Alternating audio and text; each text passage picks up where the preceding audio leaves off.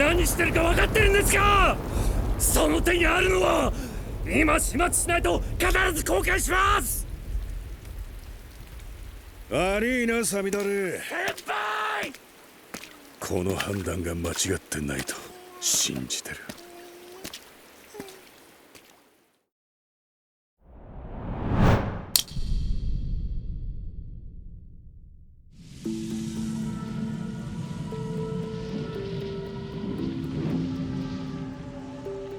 昔々恐ろしく残酷な鬼がいた。鬼は人々を殺し全てを破壊し尽くそうとし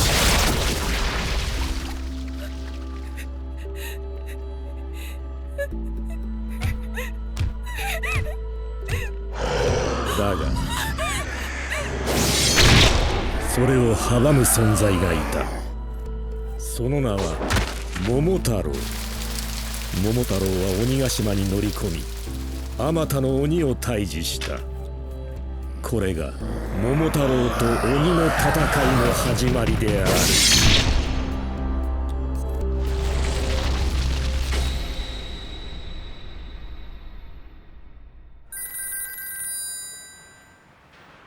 腹減ったな。今日何食べる？やっぱラーメンでしょ。昨日食べたじゃん。昨日のは豚骨、今日のはんだよ電話なんか。あ聞いたのか。そうそう退学だってよ。笑っちまうよな。気にすんなって。俺もあいつらにムカついてたんだよ。逆にお前一人で平気な喧嘩だったのに横取りして悪かったな。神経臭いな。切るぞ。じゃあな。退学か。どうすっかな。まあいっか。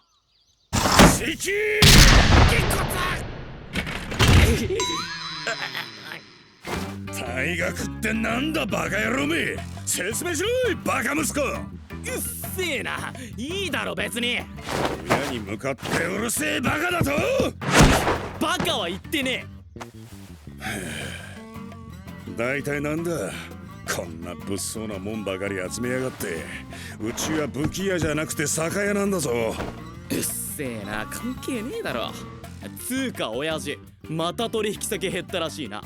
うるせえ。アダルトな話に首突っ込むな。何がアダルトだ。みっともねえ。はっ大学野郎が偉そうに。俺はお前みてえには絶対ならねえ。お前と血つながってねえのが本当に救いだわ。おいシキ、そういうこと言うんじゃ。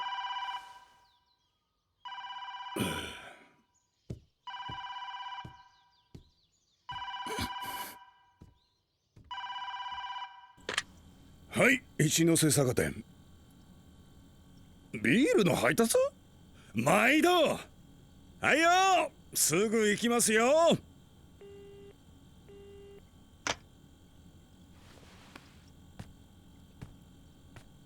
たくバカ息子が。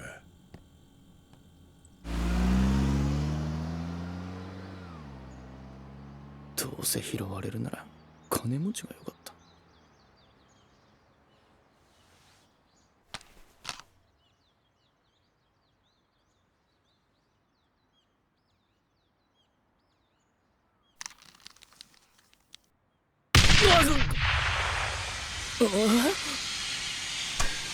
なんだ。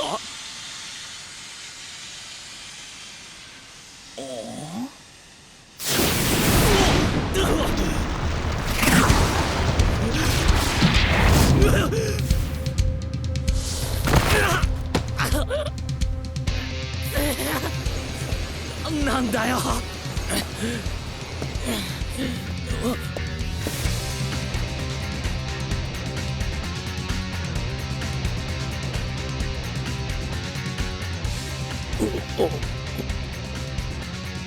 お前が一ノ瀬四季か。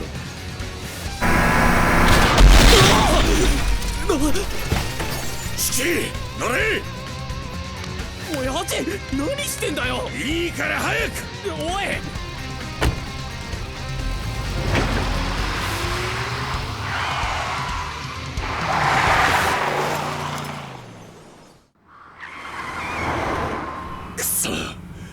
海外に逃げるしかねえか。親父、なんかやべえところから借金したか。だからって引き殺してどうすんだ。違う、あいつは死んじゃいない。どう見ても死んだだろ。ああ、時間がねえ。よく聞け、一回しか言わねえぞ。バカ、おい、前へ。シキ、お前は鬼の血を継いでる。そしてさっきのあいつはな、桃太郎の血を継いでる。は？こんな時に何ふざけてんだよ。信じられねえのは分かってるけどな。親父、もう追いついてきやがってなんだよこれ。くそ。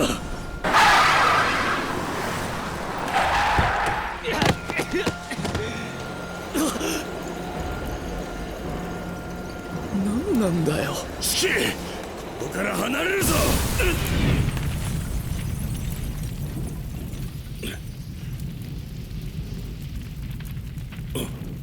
シキ、シキ。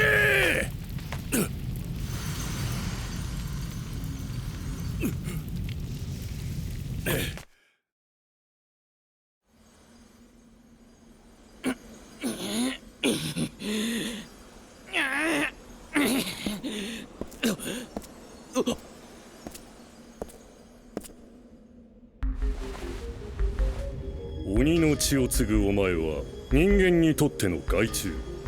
その害虫を駆除するのが我々桃太郎機関だ。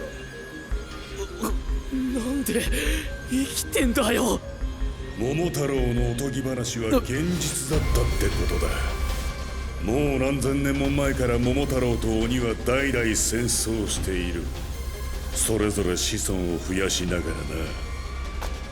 いつからか桃太郎たちが集まってできたのが桃太郎機関だ。鬼は桃太郎機関を恐れて人に紛れて暮らし始めた。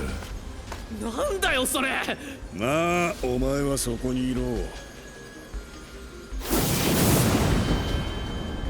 こっからはアダルトの時間だ。ああ、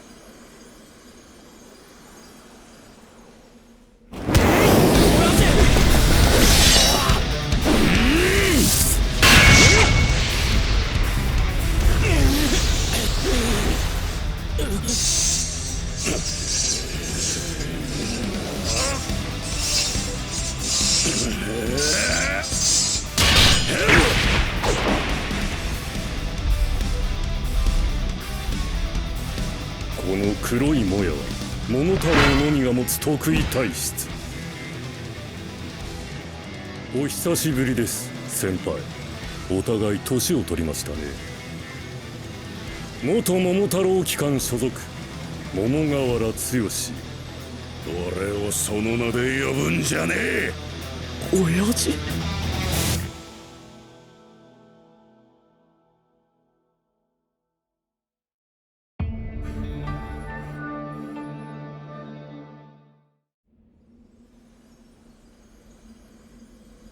親父が桃太郎。俺は一ノ瀬剛だ。名を変えても剛先輩が桃太郎であることに変わりはありません。忘れたわけではないでしょう。鬼がどれほど危険な存在かを。鬼をかくまった先輩も一緒に処分させていただきます。させるかよ。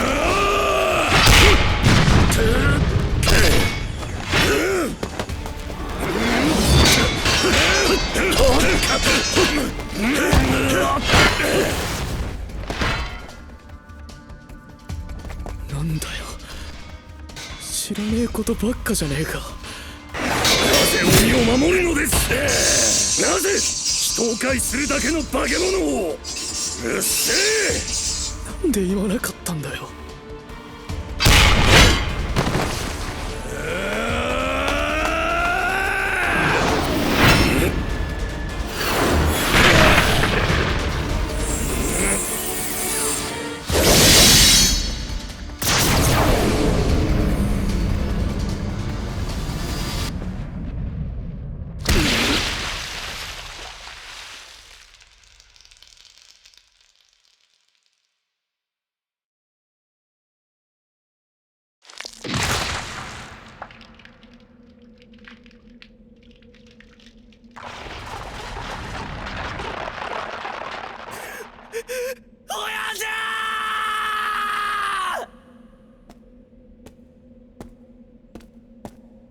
先輩、あなたが去ってからも視線をくぐってきた私にかなうと思ったんですか？おいてめえ、こっち来い、ぶっ殺してやれ。言われなくてもすぐに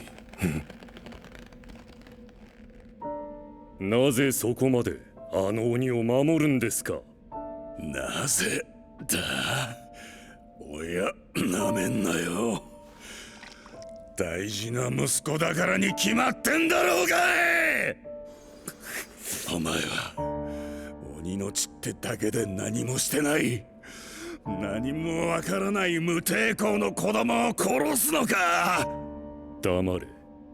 なあ、殺しまくったその手で我が子を抱けるのか。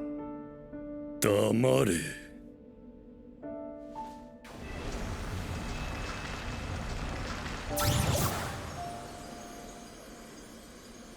親父、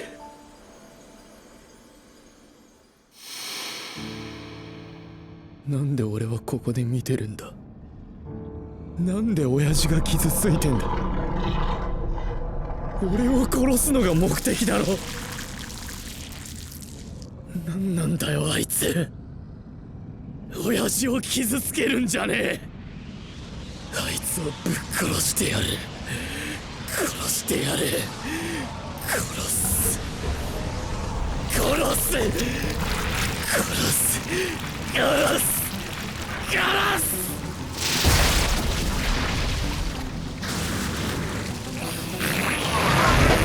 ぶっ殺してやる。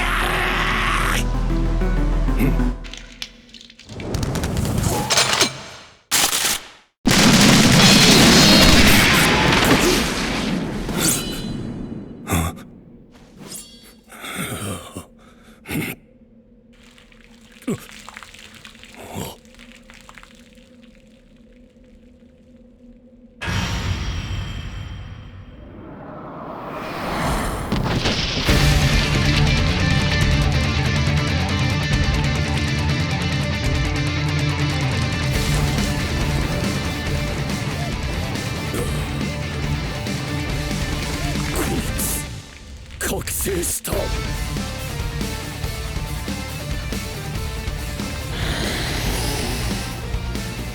は血を操って戦う。しかし本当に恐ろしいのはそれじゃない。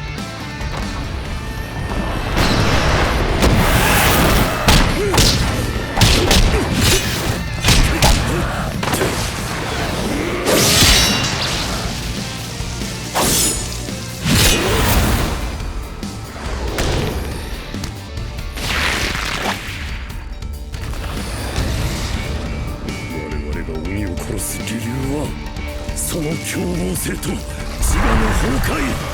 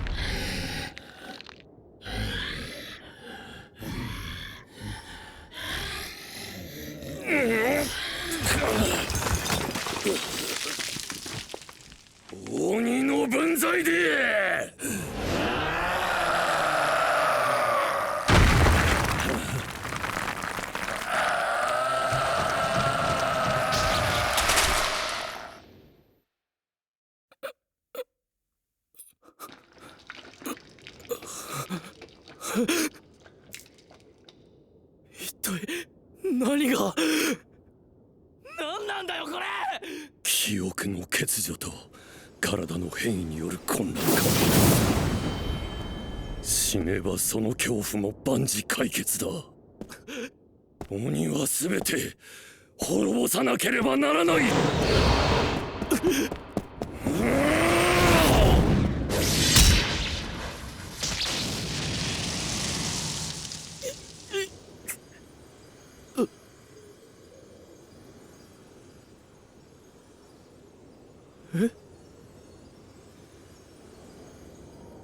あの鬼を見ても先輩の判断は正しかったと言えますか。父ちゃん。親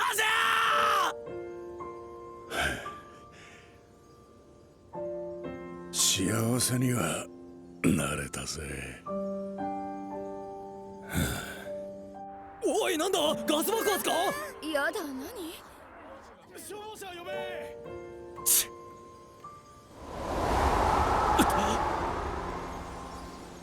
おい待てよ。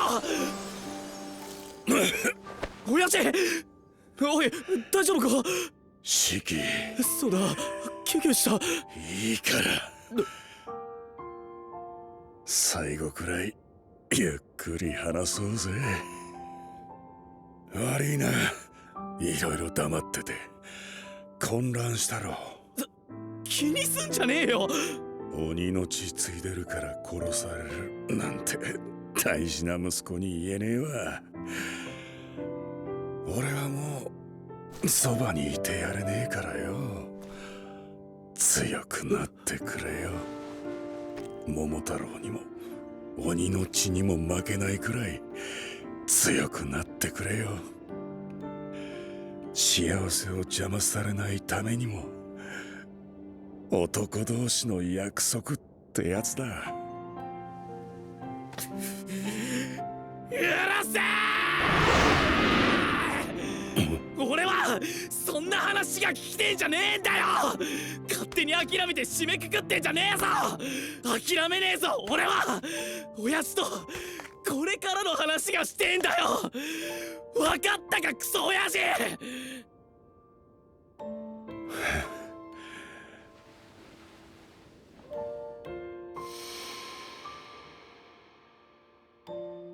鬼と桃太郎もこうやって肩組んで生きられたらいいのにな。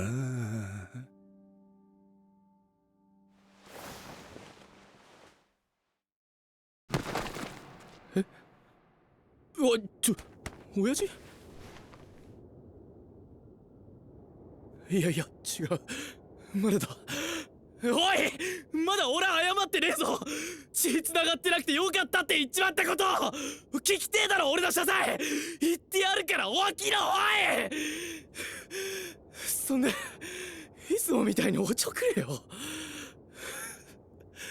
おい親父なあ、返事しろよ父さん。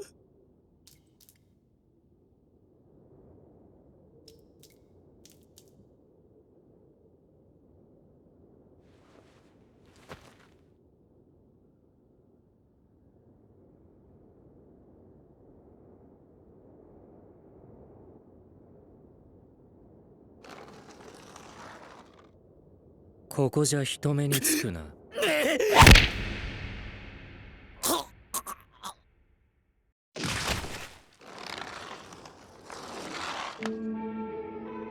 簡単に背後を取られるなんてな。減点。さみだれめ、しくじったな。勝手に一人で動きよって情けない。最近の桃太郎は弱くなったのではないか。致し方ないだろう。我らの存在が人の目に触れるのは避けねばならん。薄汚い鬼どもが未だこの世にある恐怖を民が知る必要はない。そのためにもあの鬼の子が目覚める前に殺せ。人の世に紛れし鬼どもを見つけ出せ。全ての鬼を滅ぼすのだ。ナイト君おかえり。ご用は何ですか、校長。君さ、合格者出したんでしょ。それが何か。だってナイト君さ、ここ数年間合格者0人だったじゃん。何があったの？不作が続くと急に豊作になるって言うけどさ。まだどうなるか分かりませんよ。でもさ、なんか声ちょっとワクワクしてない？耳衰えたんじゃないですか。ツンデレだね。まあ死なないように死なないくらい強く育ててあげてよ。せっかく十数年に一度の粒揃いなんだから。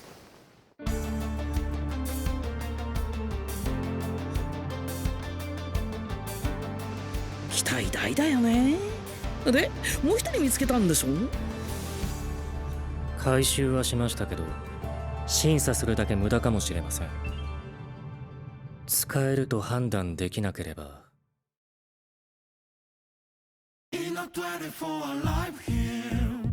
血みどろの日々焦燥感と覗き込むそのあいつに芽生える夢無我夢中でSo far so far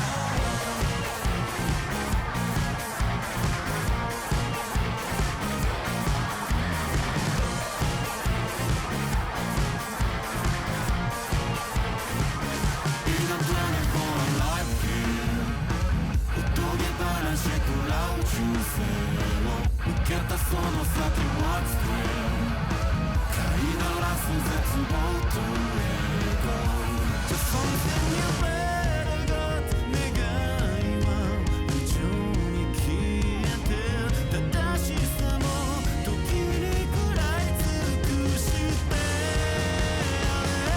スワップロープを忘れた方が誰かを思いやれるんだって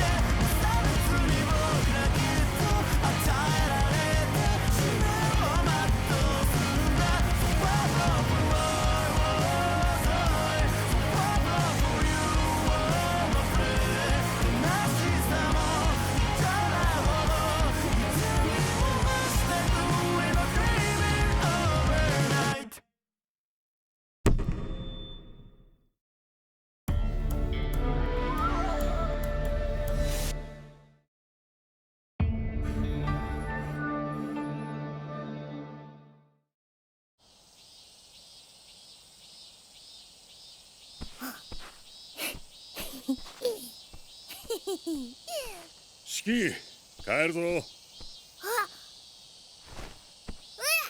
ちゃん抱っこし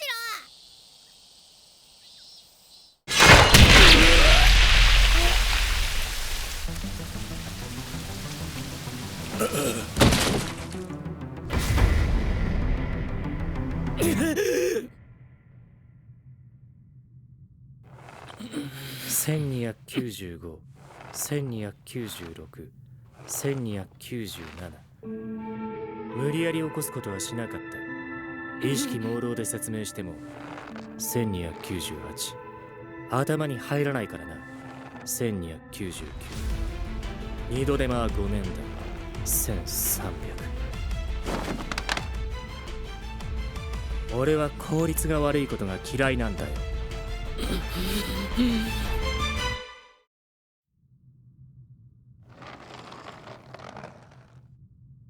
俺は無駄のないと。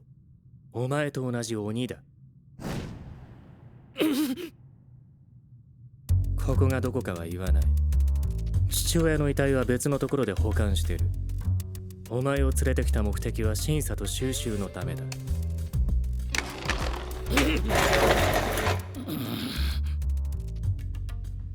ローラースケートは早く動けて効率がいいからだ。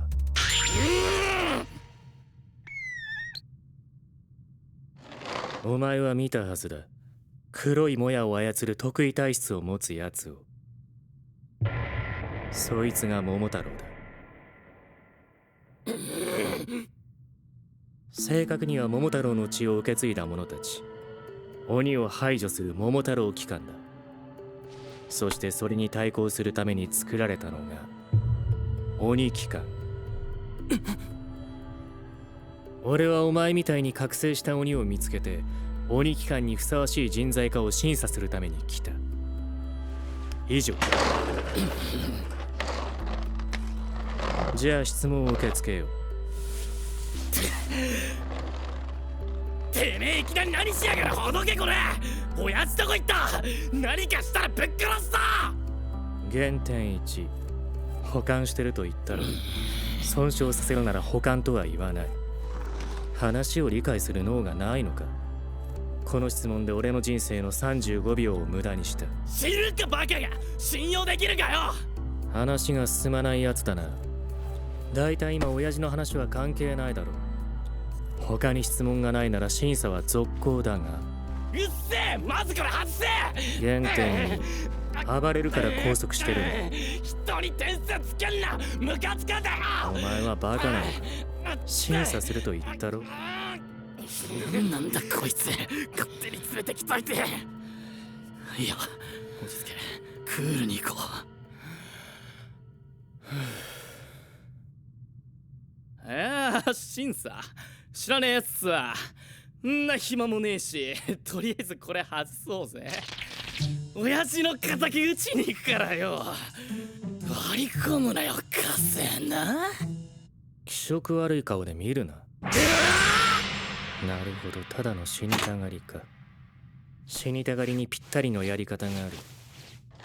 前から通常の審査は効率が悪いと思ってたんだよ。お前ネクタイ似合わなさそうだな。何言って。要は使えるやつか否か。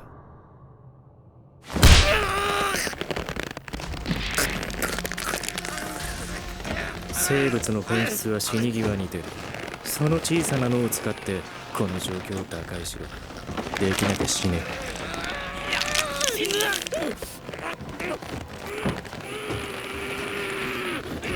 なんで死ぬんかよ。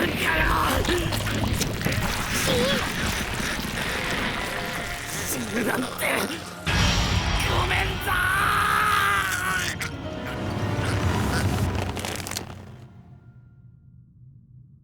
やはりただのバカか。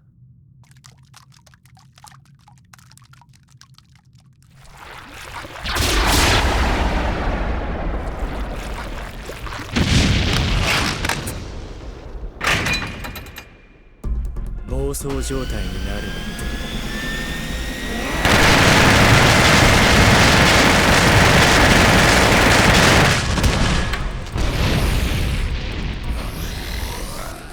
原点100だ。鬼の血の使い方も知らないんだな。せっかくだから見せてやるよ。正しい鬼の血の使い方を。まあ暴走状態じゃ何も覚えていないだろうがな。油断してるやつなら致命傷を与えられたかもしれないけど俺は油断しない。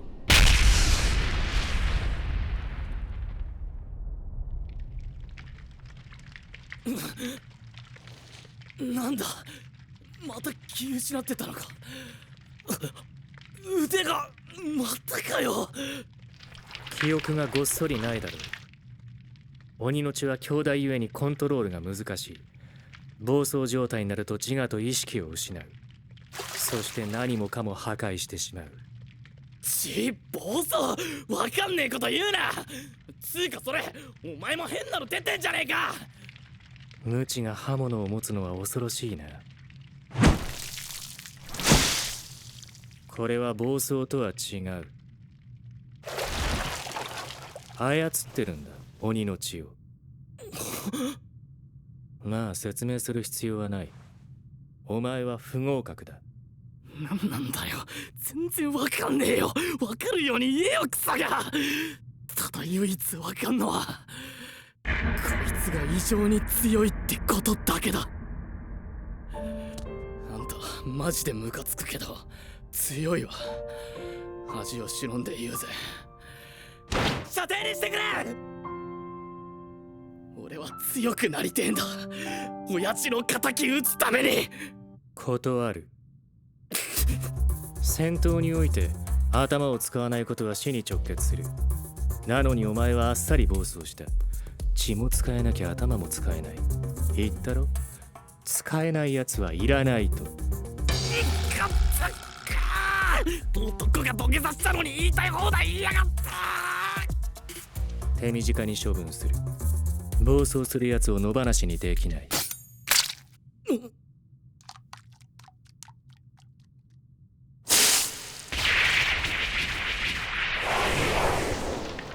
なんだ今の。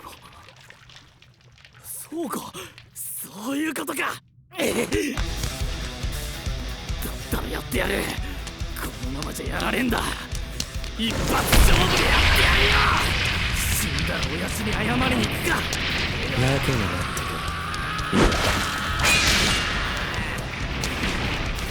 てる。ウラン大敵金婚市場。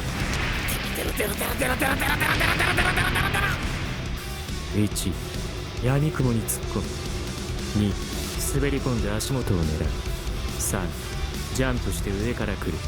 4、フェイントで逃げる。どれで来る？3か。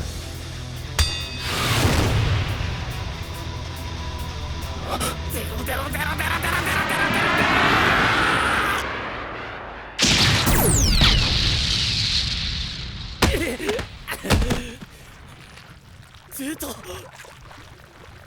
だのまぐれか。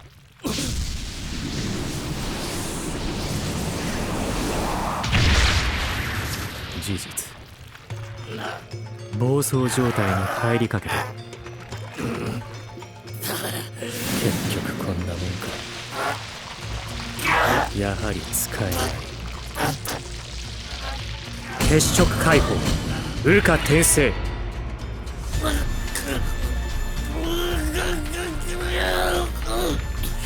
飲まれてねえぞ。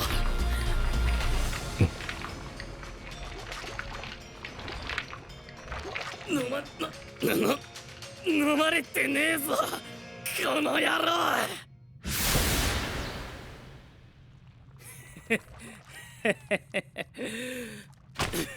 できたぞ。おいどうよ。こいつ血を制御して操ったのか。いや、操れただけじゃなくて暴走も抑え込んだ。まぐれじゃない。どうやった？教えてほしけりゃ射程にしろ。考えてやる。嘘くさ。まあいいや。ぶっちゃけ鬼の血とか知らねえけど、お前血を操るとか言ったらどうやんだよって思ったら、お前が指切ってそっから血で傘作るのを見たんだよ。そん時ビビッときたね。同じ鬼なら真似すりゃ俺にもできんじゃねってな。まあね。やり方とか知らねえからよ。とりあえず脳みそフル回転で武器出ろって念じまくったんだよ。そしたら出たぞ。どうよ。なんだそのバカの発想は。んだとてめえこっち来い。そんなバカ発想で操れるわけがない。こいつみたいにすぐ感情的になるやつは理性と精神力が必要な血のコントロールが苦手なはず。鬼の血を操るのに一番苦労するタイプ。なぜなら普通鬼の血を操るには感情が上昇しています。落ち着け。このまま行くと暴走状態になるから注意しろ。分かってる。少し鬼の血を使うぞ。了解。ここは 30% ほど使おうか。暇だ。これが普通だ。理性でうまく調整し暴走を防ぎ血を操る。だがこいつは違う。や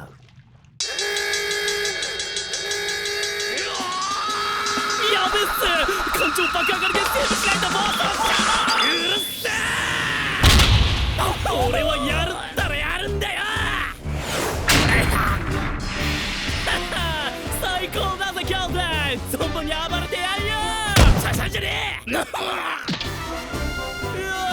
てめえちょっち力があってやめて。よっしゃ。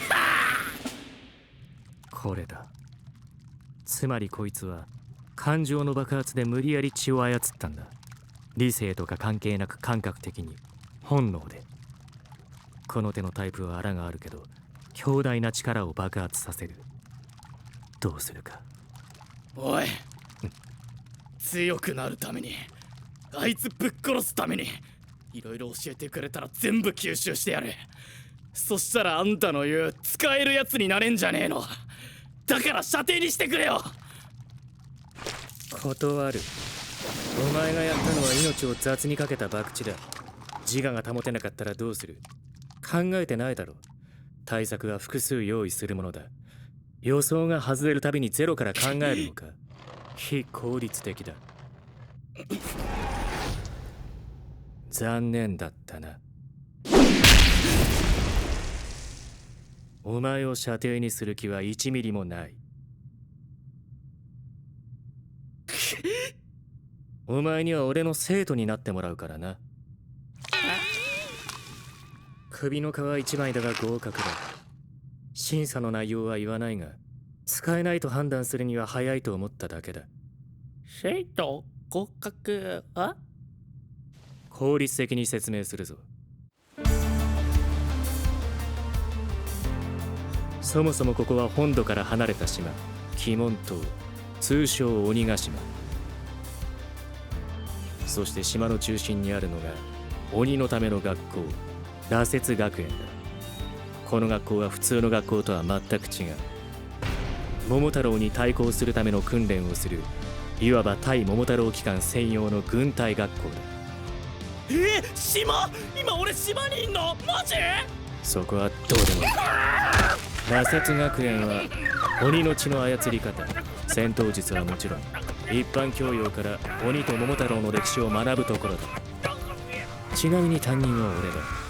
お前は寮に入って訓練を積み、桃太郎機関と戦ってもらう。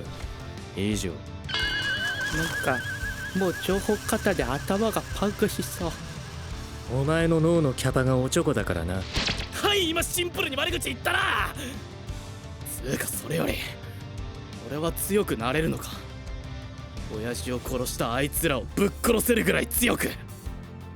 お前次第だが、そうなってもらわなきゃ退学だ。強くなれんなら願ってもね、学校でも何でも入ってやる。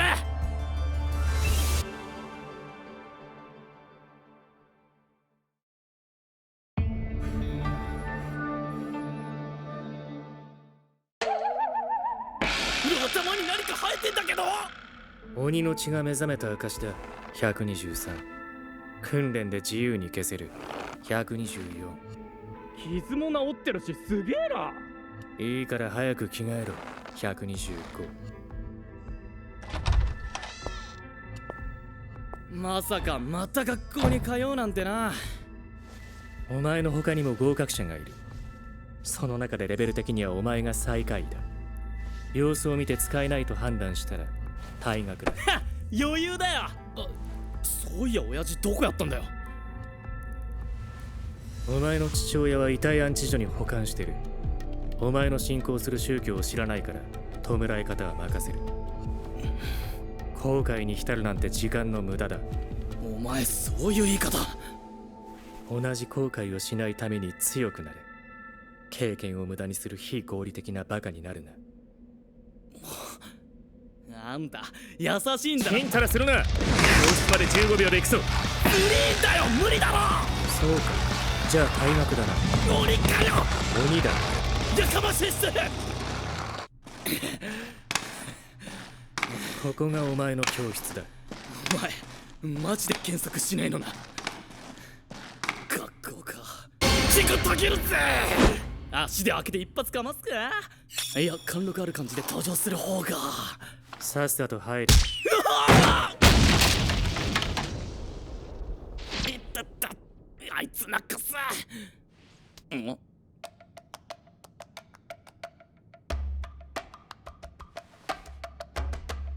わ、話してんじゃん、ダサ。なあお前ティッシュ持ってんだろ。マスクしてるし花粉症とかだろ。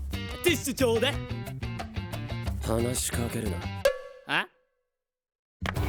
ねえ、随分な口聞くじゃんか。お前ツボねえじゃん。まだ覚醒しない赤ちゃんか。知ってっか、訓練で消したり出したりもできるんだぜ。こんなもん出してるやつはルーキー丸出しのバカだ。おい、そのバカってのは俺も含まれてんのか？逆になんで含まれてないと思えるんだ？男ならその喧嘩買う一択だろ。いいぞ、やれやれ。お三方、これ以上規律を乱すのはどうかと思います。ハンケチーフなら僕が。すみません、ティッシュなくてすみません。胃が痛い。死ぬのか？この本を破るしか。いや、いいよ、遠慮は無用。これで規律が保てるならはあ、使ってくれ。それ詰めたら痛そうだからいいや。俺の鼻じゃもうええ。お前の見下し感ムカつくんだよ。実際見下してんだよ、鼻血くん。おい、ここに遊びに来たわけじゃないよな。あれ、俺机に座ってたよな。いつの間に後ろに。どうした？そんな顔して。何か驚くことでもあったか？席変わる、こいつ嫌い。そうか、仕方ない。本来今日は学校説明と案内だが、別のことをやるか。お前ら鬼だろ。じゃあ鬼ごっこに決まってる。遊ぶの？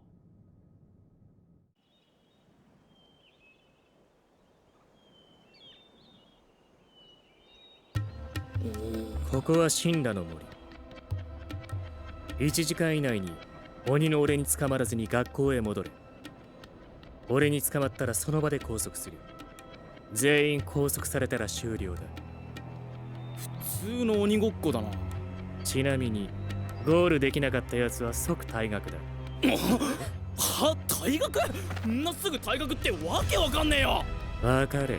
ここが普通の学校と思ってるなら一回死ぬか。これは訓練だ。卒業後お前らは最前線で桃太郎機関と戦うことになる。無論命がけだ。俺は血を使わないがお前らは好きにしろ。ただお前らが暴走したら俺も血を使う。あんたを殺しちまったら血使わないナメプして向かってくるならそうなるぞ。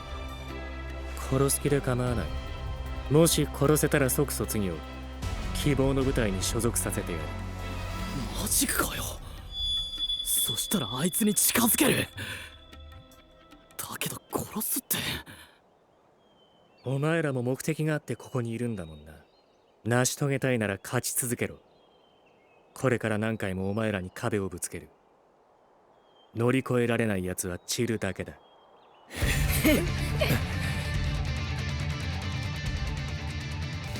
覚悟はできてるみたいだな、少年少女。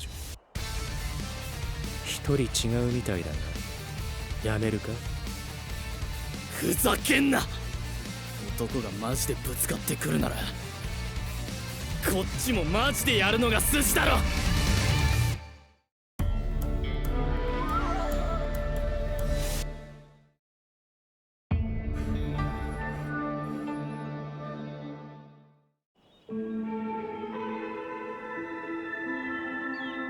ゴールできなかったやつは即退学だ。退学？んなすぐ退学ってわけわかんねえよ。わかれ。ここが普通の学校と思ってるなら一回死ぬか。これは訓練だ。卒業後お前らは最前線で桃太郎機関と戦うことになる。無論命がけだ。俺は血を使わないがお前らは好きにしろ。ただお前らが暴走したら俺も血を使う。あんたを殺しちまったら血使わないナメプして向かってくるならそうなるぞ。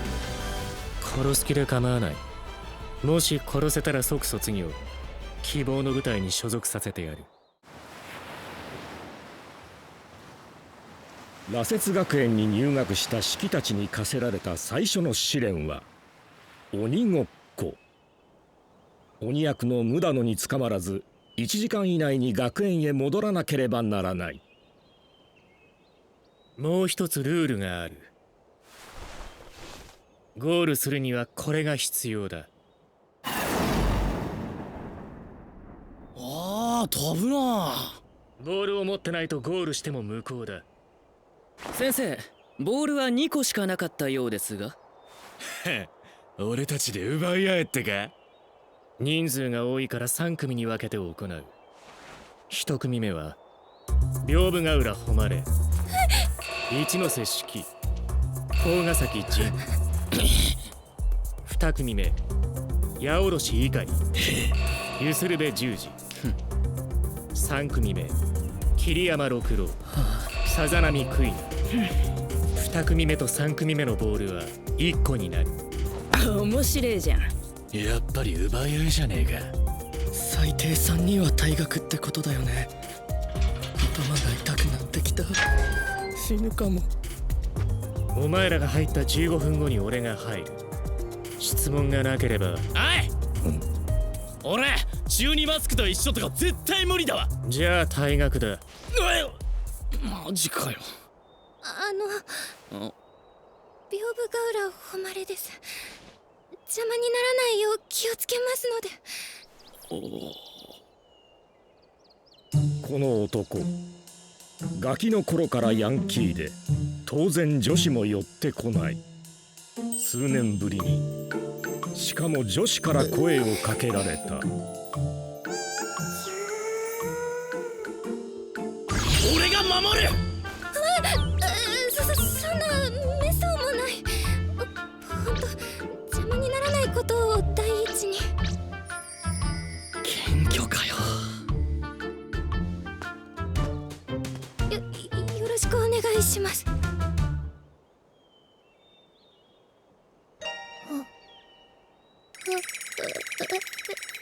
みません。私みたいなトブが話しかけてしまってもう土に帰ります。泣かした死ね。泣くなってな。可愛い顔が台無しだぞ。あ、いや泣き顔も可愛いな。あ、でも笑顔のが可愛いぞ。可愛いって言わないでください。キャワ協力して俺ら2人でクリアしようぜ。残念だったな。お前ここで終わりだ。いちいち絡むなよ。かまってちゃんか。あ？どうせ退学なら痛い目見る前に消えろよ。ふざけんな。目的があるんだ。やめてたまるか。どうせくだらない目的だろ。いい加減にしろ。何分無駄にする気だ。1組目始めるぞ。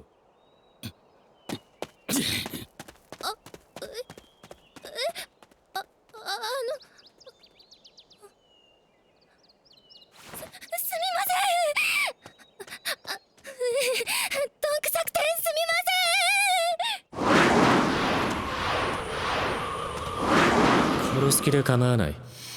もし殺せたら即卒業。希望の部隊に所属させてやる。これはチャンスだ。希望の部隊に行ければあの野郎に会える。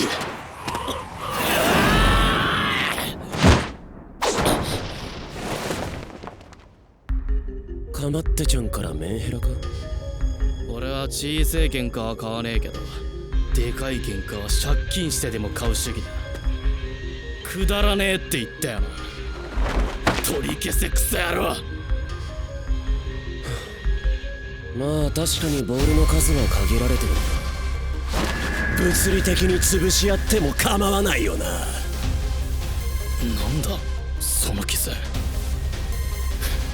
古傷見せびらかすやつは大体雑魚だ。じゃあ雑魚に負けるお前はカースだな。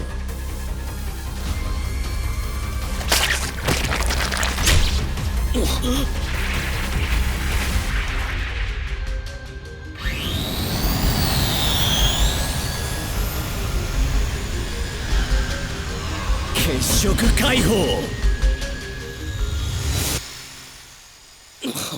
なんで普通に出せんだよ。逆になんでできないんだ。ビビったなら逃げてもいいぞ。ふざけんな。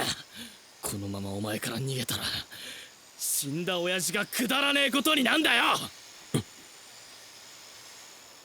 父親の仇でここに来たのか。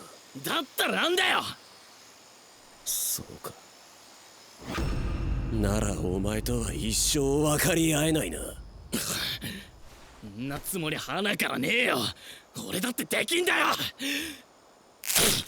出ろ。くそ、なんで出ねえんだよ。笑ってんじゃねえ、殺すぞ。これ以上は無駄だ。時間の対価は支払えよ。くそ、なんであんな余裕でできんだよ。出ろって念じりゃ出るんじゃねえのか。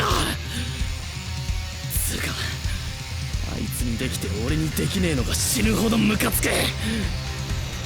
教師をやる前のアップくらいにはなるよな。こうなったら力ずくで聞き出してやる。強くなれるかどうか、これが俺の初めの一歩だ。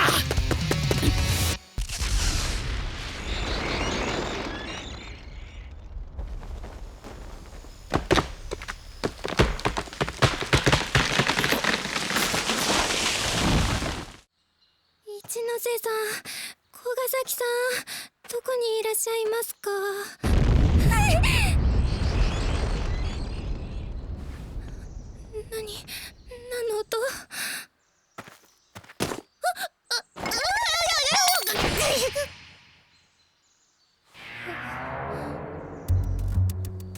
私なんかが来ちゃいけなかったんだ。こんなゴミ女がいられるところじゃないのに。でも一ノ瀬さんが協力しようって。ああ、そうやってすぐ頼るため人間。とりあえず音の方に行ってみよ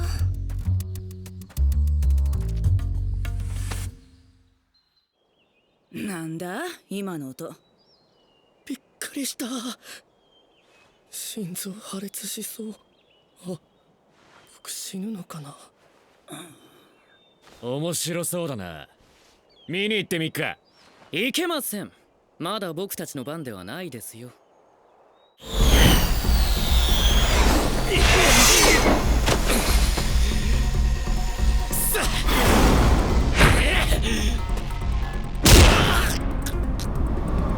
いつクソ強え。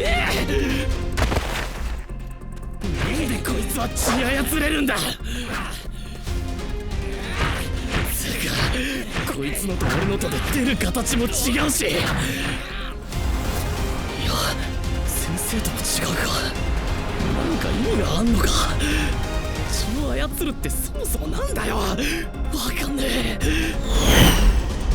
どこを見ている？しまっ。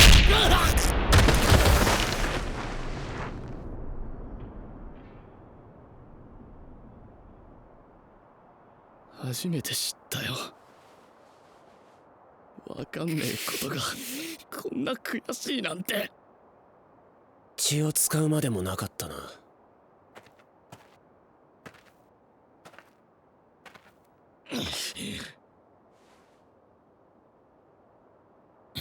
待てこら。ちょっと寝てろ。う。やっと見つけました。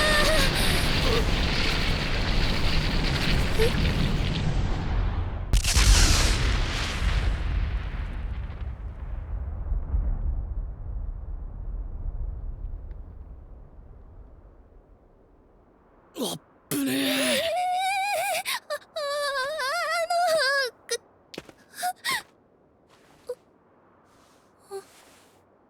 危ねえだろ。謝れ。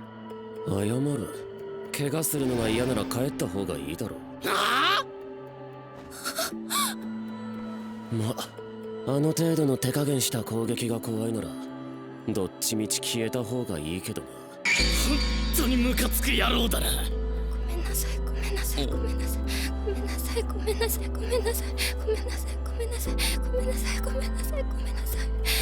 私のせいで怪我させて本当にごめんなさい。いやいや、これはあのバカがやったことだから。ごめんなさい、本当に。死んで詫びるしかもうないです。おい、そんな謝んなくったって。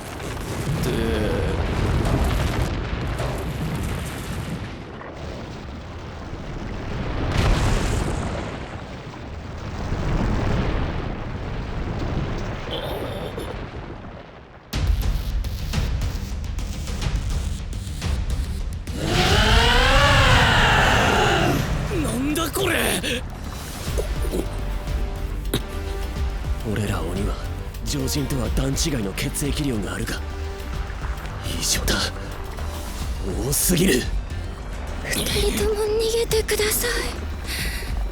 じゃないとこの子が殺しちゃうので。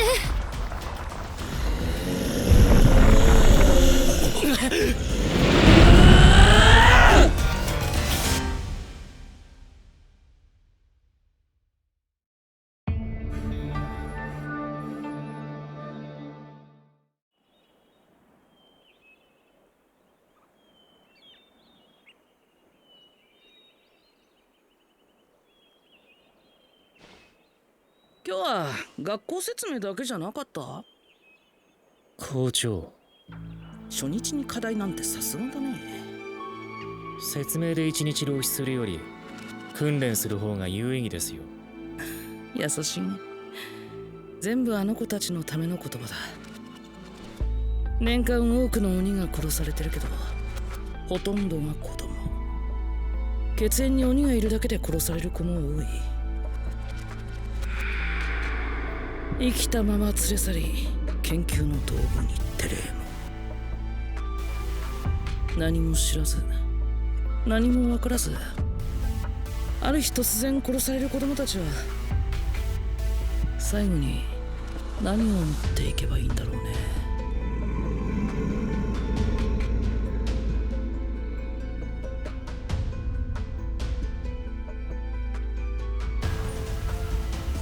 せめて全てにおいて平等な天国があることを願うよ。天国なんていりませんよ。強ければ死なないシンプルな話です。やっぱ君は優しいよ。強くしてあげてね。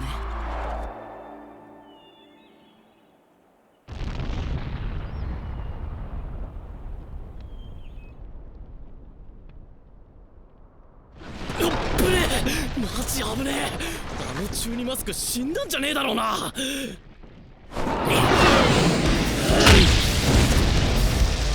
そ、でかすぎる。おいビョブガウラ、お前ちょっとこれ止められねえの。ごめんなさい、ごめんなさい。私じゃどうにも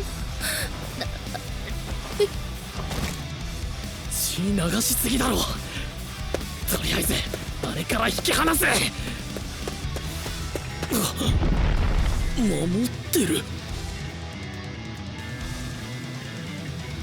血そのものに意志でもあるのか。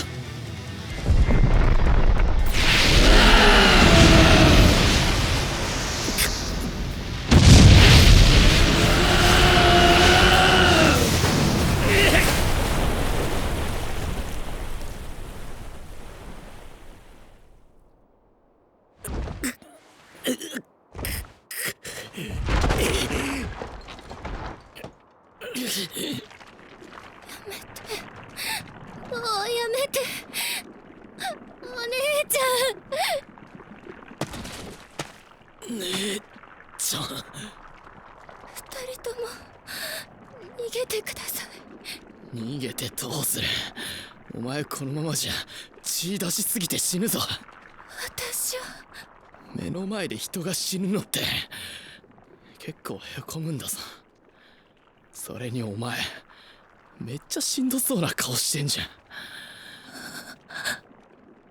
ほっとけねえだろ。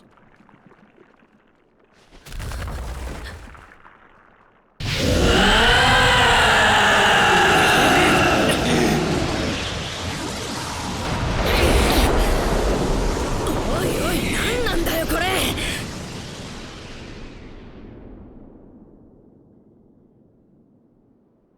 屏風ヶ浦の血色解放か。あいつらどう切り抜けるか。テロテロテロテロテロテロテロテロ。なんで出ねえんだよ。出るわけないだろ。あんなの100回中1回できるかどうかの荒技だ。まああの場でできた強運は認めるん。く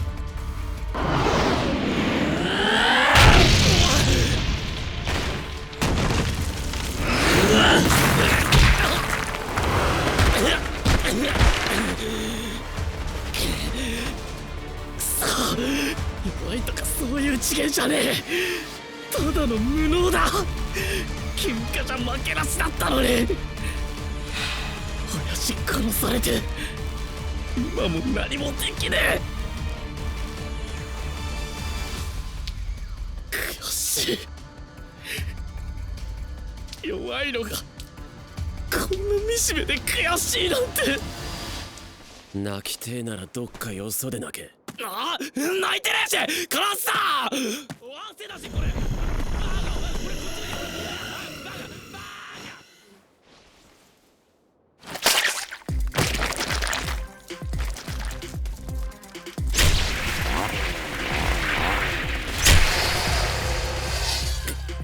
さっき受けたダメージがまだ残ってやがる。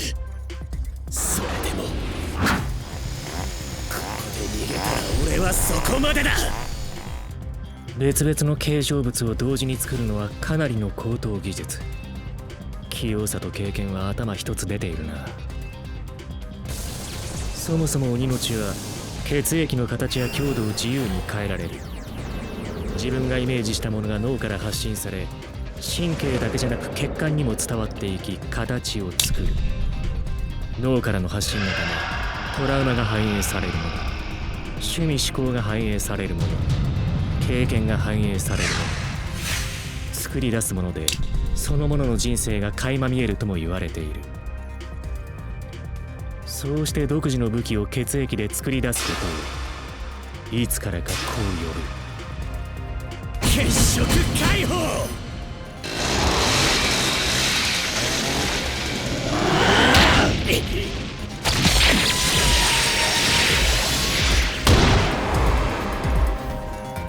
首もらうぞ。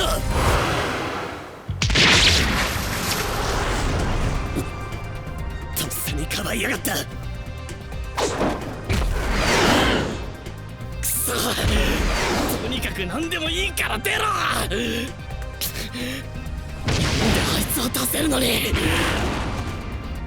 俺待てよ、さっきから切断するものばっかだしね。あれも屏風ヶ浦の姉ちゃん。そうか。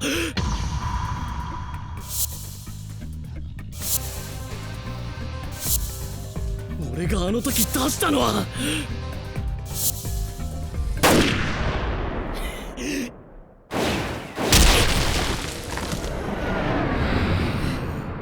た自白か。ここらが限界か。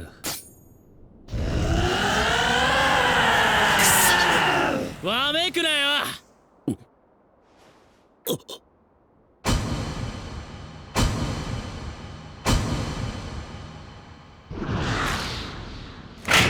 血色解放。掴んだのか。俺はここからだ。すげえ、自分の体の一部みたいな感覚だ。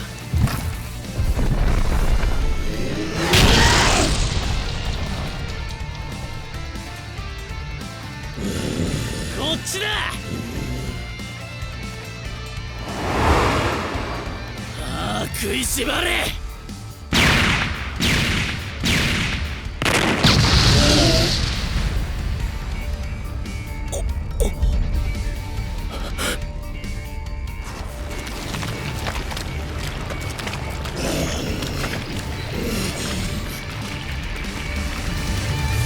どうだ。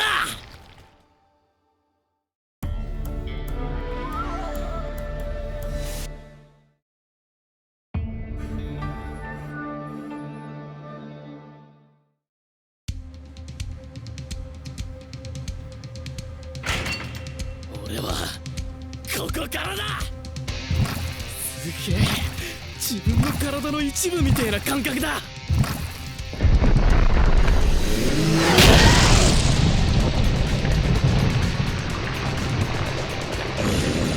っちだ。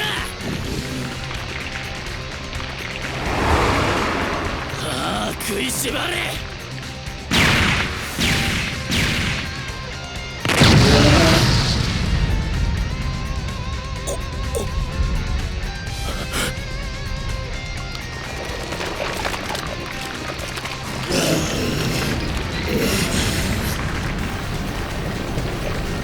どうだ。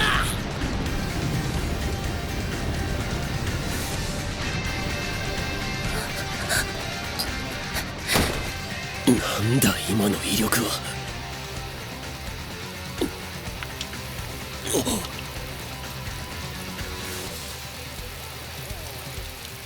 あの巨人を倒すどころか天候を変えやがった。屏風瓦、大丈夫か。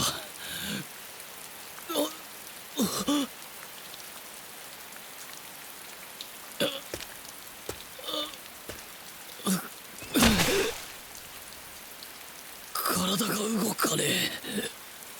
脱力感で動かないだろう。あれだけ高濃度の血を打ち込んだんだ。無理するな。目も霞んでいるだろう。全然い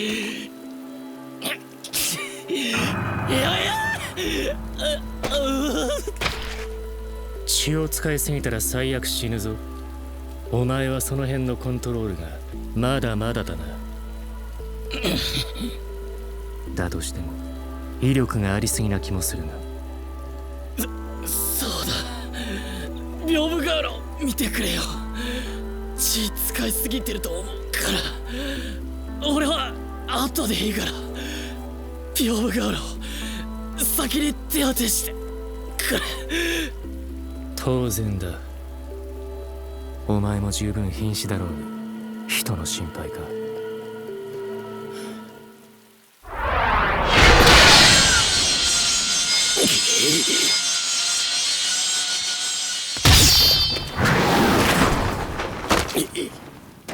そんな奴らどうでもいいだろう。時間がもったいねえ。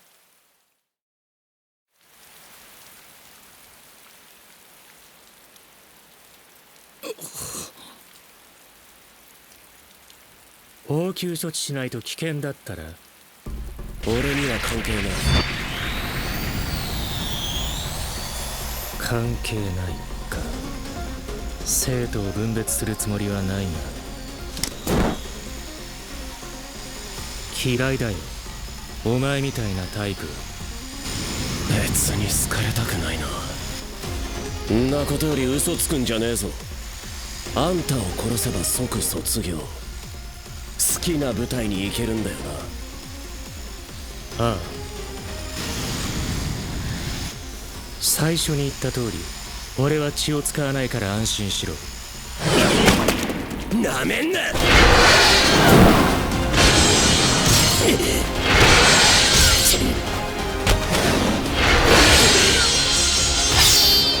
半端な刃じゃ切れないぞ。この傘はただの傘じゃない。煙幕、仕込み傘か。毒じゃないから安心しろ。煙に紛れて仕掛けてくる気か。近づいた瞬間切ってやる。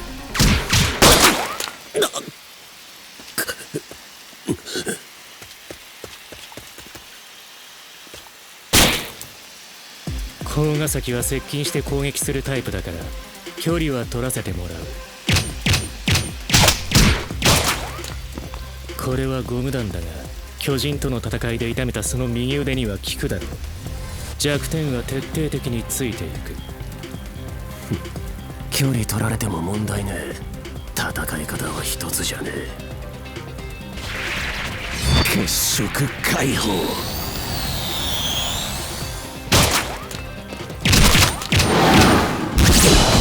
冗談血しぶきの舞。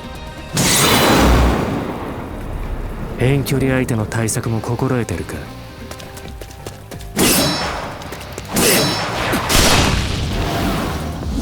もらった。爆弾。くそ、また煙幕か。あの傘いくつ仕込んでんだ。また遠距離から狙ってくる作戦か。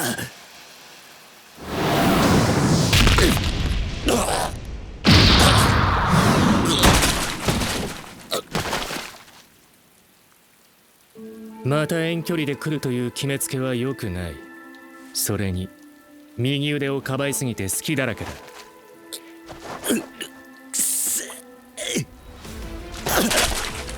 そもそも負傷状態で勝てると思ったか。相手の力量はしっかりと見極めろ。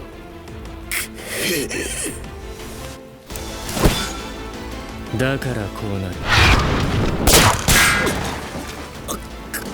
血の消費しすぎだ。もうろくに力は使えないだろう。すげえ。くそ。これが実戦ならお前は死んでるぞ。まだだ。まだ終わってない。必死だな。そんなに父親に会いたいか。父親？なんで知ってる？ある程度調べさせてもらった。他にも知ってるぞ。例えばお前の父親が桃太郎ってこととかな。あいつの親父も桃太郎だったらなんだ。そうだよ、俺の父親は桃太郎だ。そして俺から全てを奪ったクズだ。家族も憧れも全部父親に刻まれた全身の傷のおかげで一瞬だって憎しみが消えたことはない。ゴミを食らってでも生きることにすがりついた。全ては父親を殺すために。そのためなら死ぬのなんて怖くないんだよ。ガキが何言ってんだ。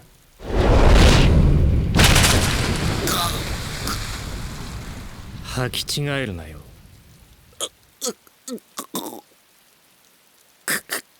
俺は絶対目標のために死ぬな。目標のために生き抜け。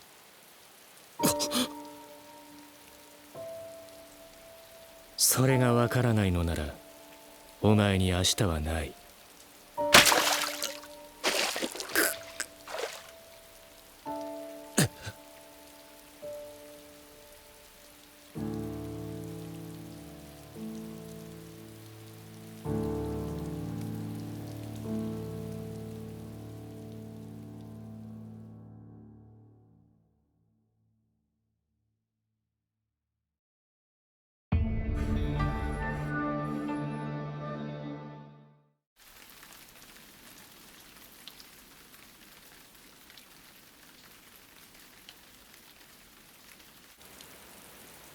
ああ、保健医をこの場所に送ってくれ。屏風ヶ浦はここでリタイアだ。甲ヶ崎も拘束した。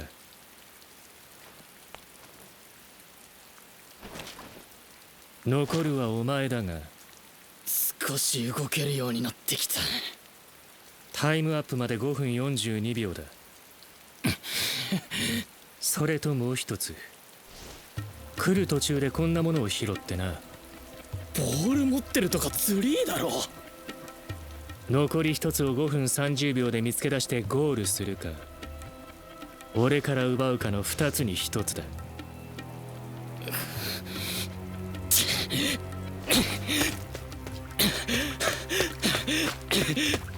逃げたか。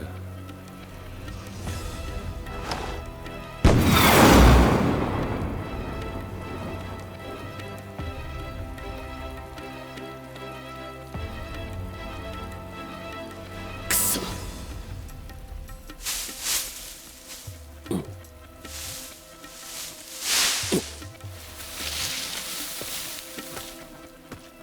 お前。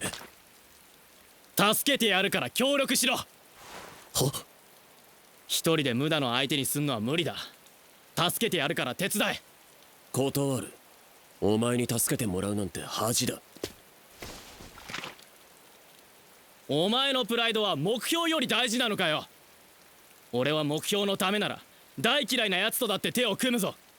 お前には関係ないだろ。ないわけじゃねえよ。俺の親父も桃太郎だ。だからなんだっつう話だけど、共通点がないわけじゃねえ。ただそれだけだ。いいから手を貸せ。断る。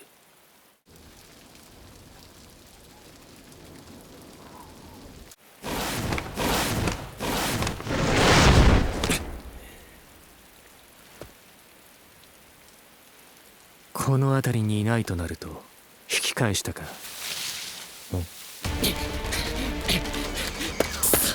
さあ、あのバカふさきやがって。急いでどこへ。どう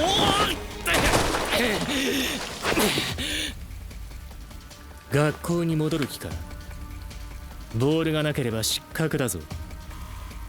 甲ヶ崎のバカ野郎。助けた俺におとりをやれとかふざけんなよ。断る。おい、なんで。お前に協力するんじゃない。お前が俺に協力するんだ。偉そうなこと言ったんだ。しっかり決めろ。手を組んだか。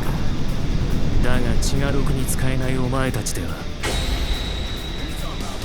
甲ヶ崎を拘束した縄か。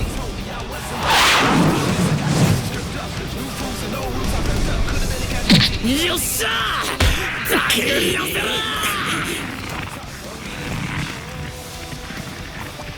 コンクラブか。甲ヶ崎、もっと引っ張れ俺。もっともっと。お前ほんとうるさい。体力がマックスなら希望はあったな。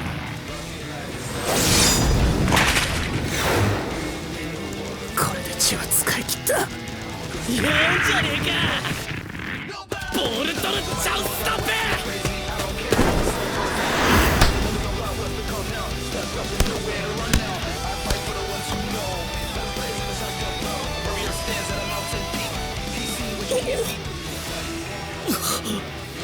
残り3分弱。全力で走ればゴールに間に合う可能性がある。甲ヶ崎がボールを持って走ったらおそらく指揮も奪おうと追いかける。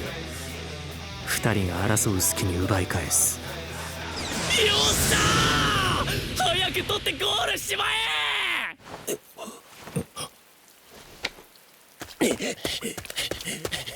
いけいけ。どうよ、先生からボール取れたぜ。あのままゴールしたら甲ヶ崎だけ勝ちだぞ。失格者は退学だ。忘れてた。ボール奪えて満足しちまった。こいつのバカさは計算外だったな。言い方を変えれば損得を考えない。目の前のことにまっすぐなやつだ。おい、ちょっと待てって。いける。このまま走ればギリ間に合う。助けてやるから協力しろ。早く取ってゴールしまえ。戻っ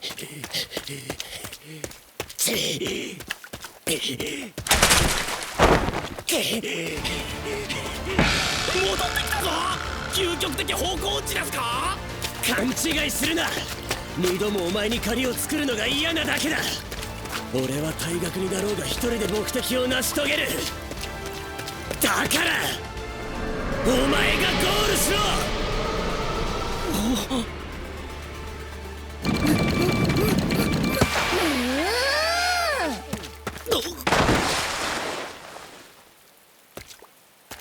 なんだこの丸っこいの。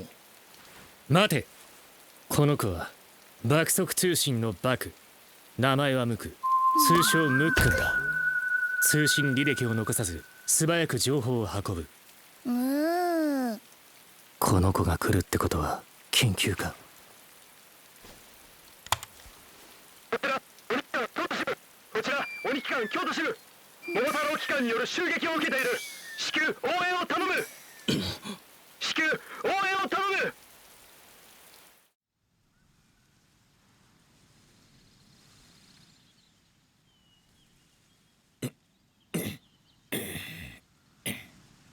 遅えな。1時間過ぎました。3人とも失格になってしまったのでしょうか。次は俺の番だな。ああ、雨に濡れたせいで熱が出てきたような。おーい戻ってきたか。お、屏風ヶ浦さんがいませんね。屏風ヶ浦は血を使いすぎて保健室行きだ。数日は休まないと動けないだろう。なあ、京都がヤバいんだってよ。え、実習は中止だ。どういうことだよ。鬼機関の京都支部から救援要請が来た。俺たちは直ちに京都へ向かう。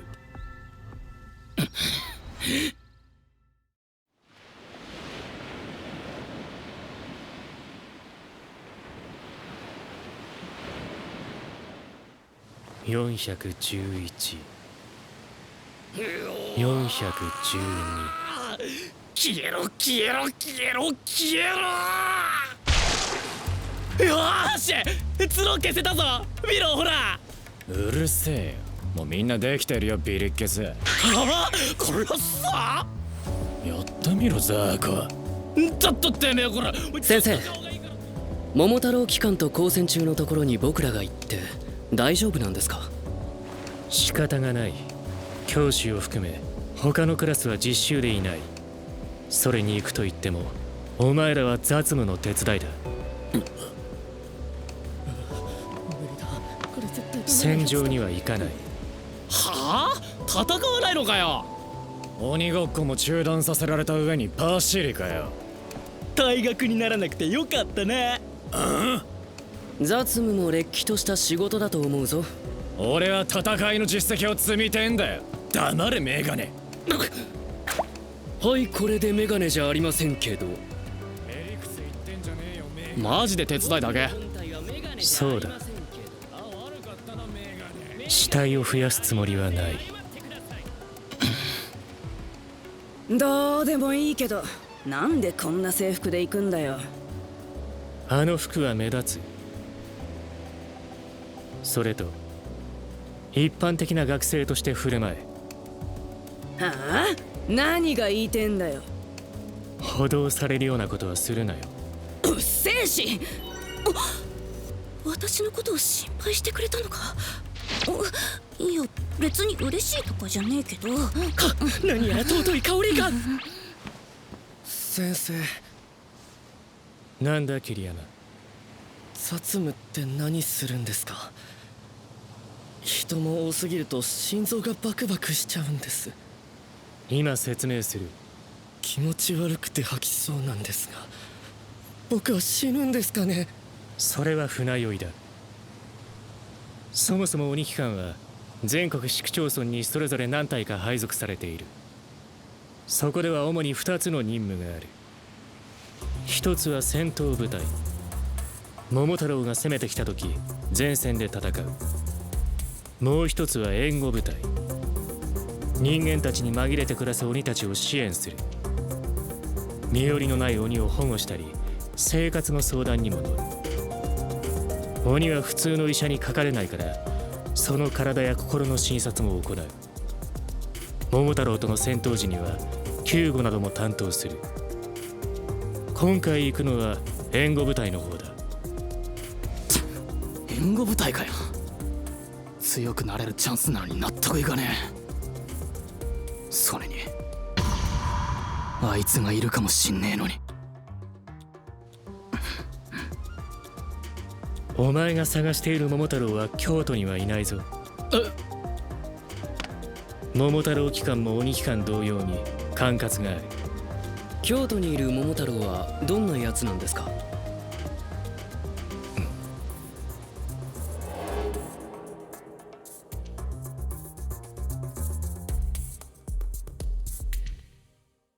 一言で言うとやばいやつだ。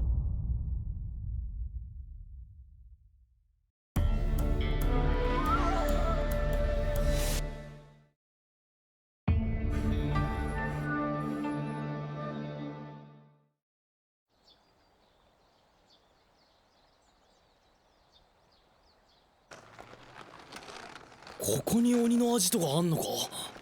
この辺は確かイリューダ寺がある場所ですね。そうだ。これからイリューダ寺の地下に行く。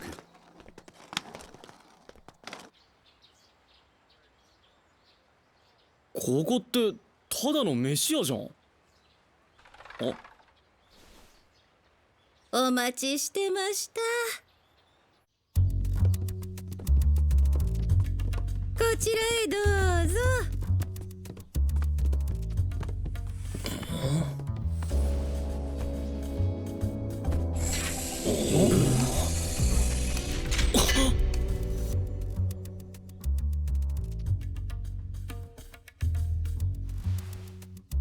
おいでやす。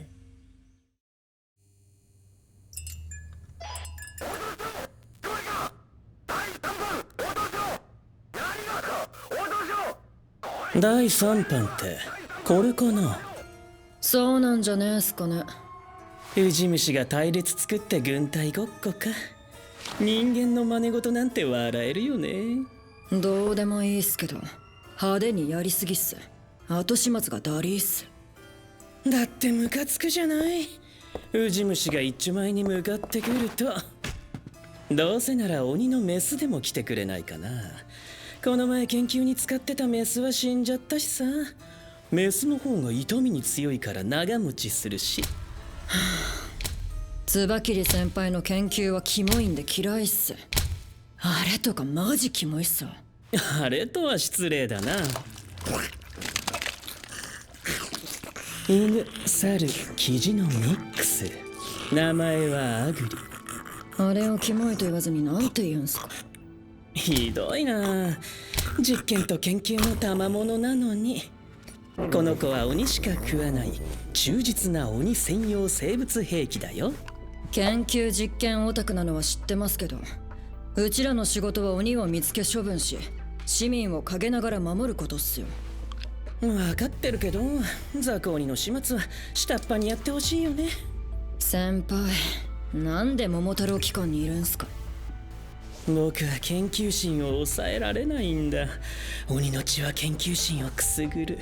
あの回復力、血で作る兵器、暴走による変異、最高じゃない。うちは危険な鬼を殺すだけっす。暴走して市民を傷つける前に全滅させるっす。てかその研究も機関にいるからできるんすから、貢献した方がいいんじゃねえっすか。鬼の血を研究して僕らが操れるようになれば戦力になる。何より回復力が高い鬼の血を薬にできたらお金になると思わない？十分すぎる貢献でしょ。まあ僕はお金に興味ないけど。でもうちらも似たような力持ってんじゃねえすか。何言ってるんだい。似た力があるなら殺してもいいウジの方が存分に実験できるじゃないか。まあそうっすね。あんなウジ虫ども研究材料以外存在価値ないでしょ。さあ行こうか、よもぎくん。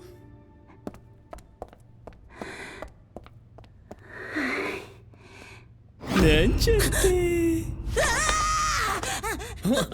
子供のには不足してたんだよ。ラッキー。持ち帰るなら気絶させるっす。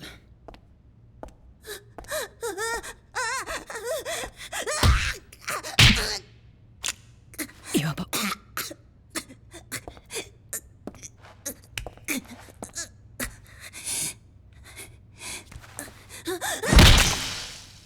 僕は研究時に使い捨て白衣を着るんだ。鬼の血に興味はあるけど、所詮汚い血だからね。これ制服に血がついたよ。君の親はここにいるの？親の顔が見たいんだけど、死体がありすぎてわからないんだ。なあ、教えてくれないか？ここに君の親はいるのかな？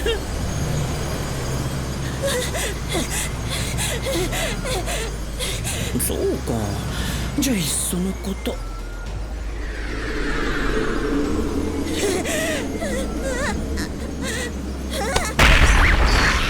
これ全部一つにまとめちゃえばいいか。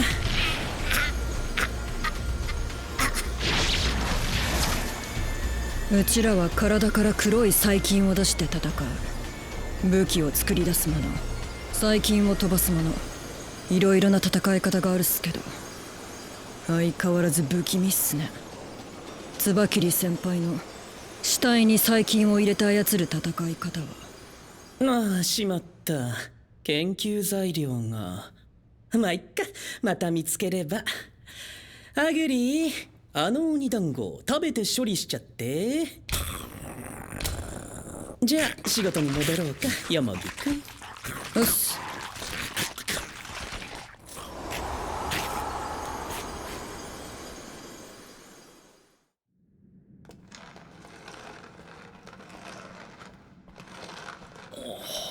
すげえ、京都の地下はこんなになってんのか。周辺のいくつかの店にはイリューダ寺の地下に続く通路がある。ああ、着いたぞ。イリューダ寺のさらに下。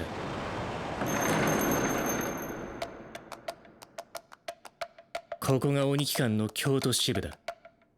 屋敷かよ。イリューダの地下にこんなのが。先生、こっちお願いします。その後こっちもお願いします。はいはい、カリカリせず悠々と行こうよ。そんな余裕ありませんよ。あれ、ダノッチじゃん。早いね、いつ来たの？メッセしてよ。今着いた。うっそ、可愛い子いるじゃん。俺前髪大丈夫？ちゃんとセットして。とりあえずメッセ教えて。チャラいやつマジ無理。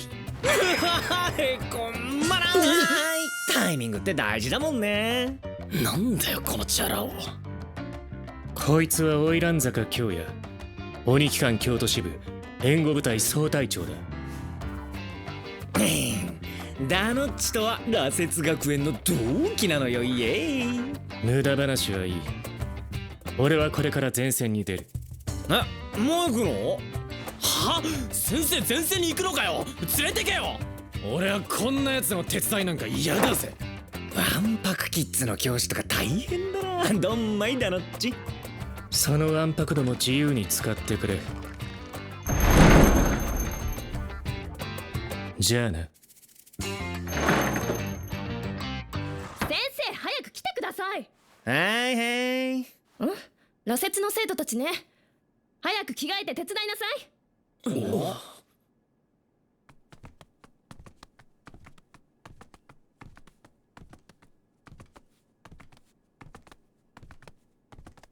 なんだここ。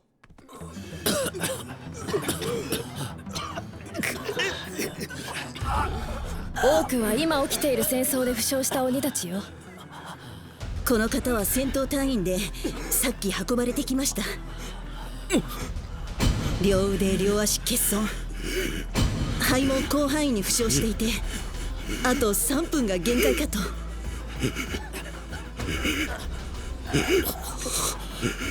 大丈夫っすよ旦那。死なないし知らせないっす。おい、どう考えても無理だろ。無責任なこと言ってんじゃねえよ。優しいね、四季君だっけ。俺こう見えて結構偉いのよ。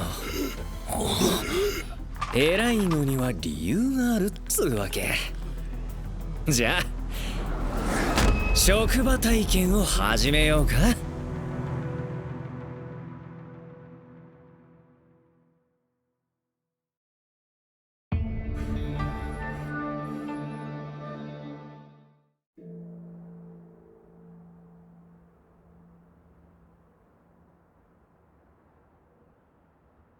わざわざご苦労なこと。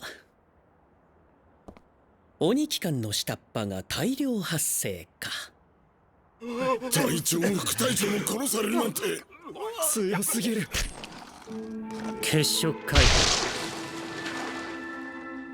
あれ放羽化転生。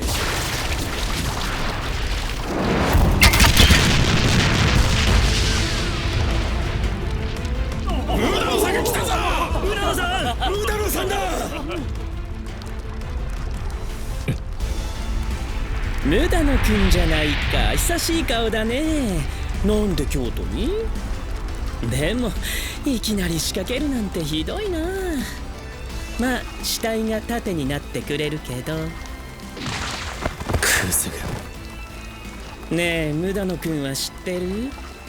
京都の鬼がこそこそ集まっているところがあるって。そこ潰せたら京都の鬼は減ると思わない？知らないな。そっか。無駄野くんも知らないとなるとないのかな。もう観光でもして帰ろうかな。意外と目立つ観光名所に何かあったりして。こいつの勘はバカにならない。お前にぴったりの観光地があるぞ。どこ？地獄。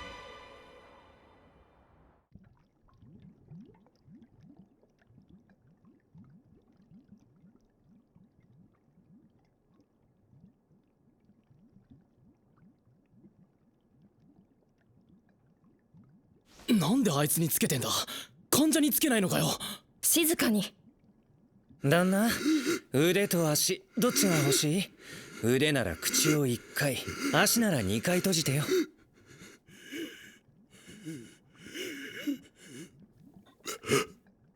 腕ね、了解っす。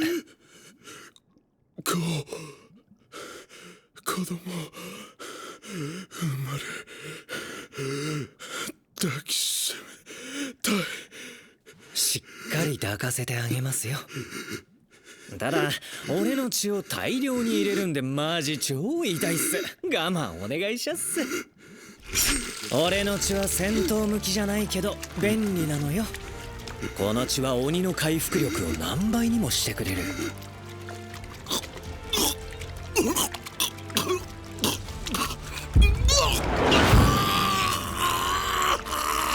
あんたたち抑えるの手伝って。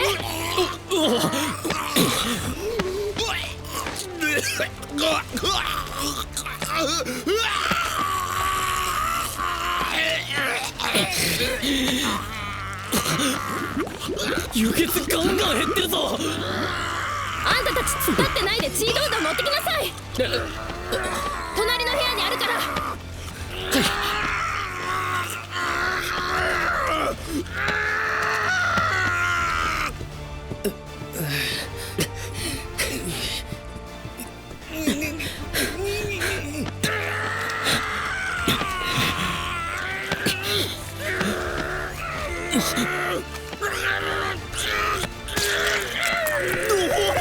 なんだ。何これ。細胞が再生され始めた。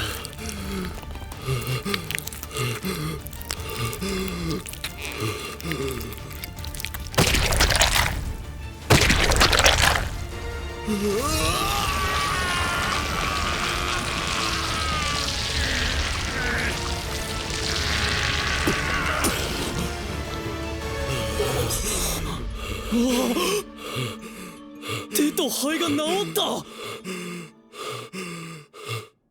なあ、時間置いて足も治せないのかよ。少量なら何回でも治せるけど、一度に大量に摂取すると抗体ができちゃうんだ。そうなるともう足の再生まではできない。これ以上摂取したら体が持たないしね。旦那、あなたはもう戦闘部隊から外されると思うっす。でもこれからは援護部隊で一緒に戦いましょうよ。子供と走り回れるようにバチバチにいい義足作らせますせ。まあとりあえずリハビリ頑張りましょうね。ありがとう。感謝しきれない。よいしょっと。これが鬼と桃太郎の戦争だよ。この隊員が未来の君たちかもしれない。いろんな理由で前線に行きたい気持ちもマジでわかるけど、前線だけが戦場じゃない。前線で前を向いて戦えるのはその背中を守ってくれる人がいるからってことを覚えときな。戦う人の後ろで傷ついた鬼を全力で助けるのが俺の援護部隊の仕事だ。ここが俺の戦場だよ。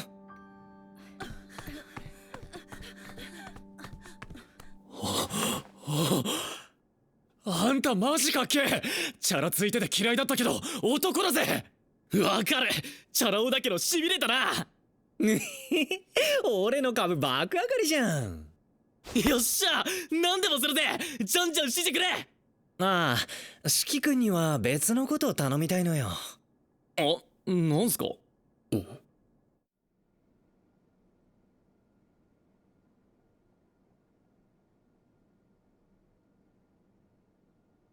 あそこにいるメイちゃんのケアを頼みたいのよ。あいつ何かあったのか？昨日運ばれてきたんだけどね。桃太郎に襲われたらしく、両親がまだ見つかってないんだ。四季君見た目に反して優しいし、頼むよ。おお、まあいいぜ。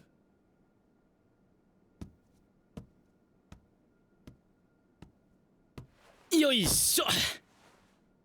すげえな。地下なのに庭あるとかびっくりじゃね？俺四季、メイって名前的に父ちゃん母ちゃんジブリ好きっしょ。無視かよ。どうすりゃいいんだ。何すりゃいいんだよ。イリューダ寺でも行くか？何それ？喋った。イリューダ知らんの？教科書に載ってるべ。学校行ってない。そうなの？意外と不良なのか。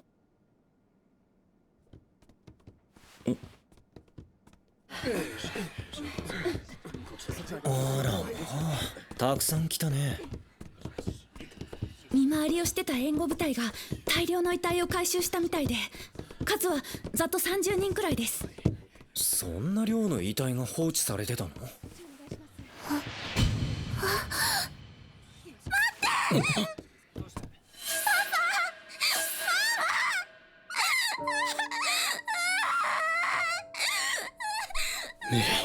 てメイちゃんのご両親だったのか。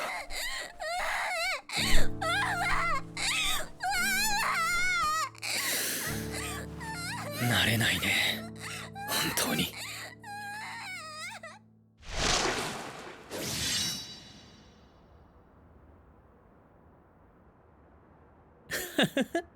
地獄は嫌だな。まったく面白いな、無駄野くんは。そういえば僕からのプレゼントはちゃんと届いたかな？正確には届いたじゃなくて運んでくれたかな？何の話だ？僕が最近を入れた鬼の死体をそこら中見つかりやすいように置いておいたのよ。鬼の死体がそのままあったら大変だから君らは回収するだろう。いつでも僕が操れる死体を君たちは自分たちのアジトに運んだんだよ。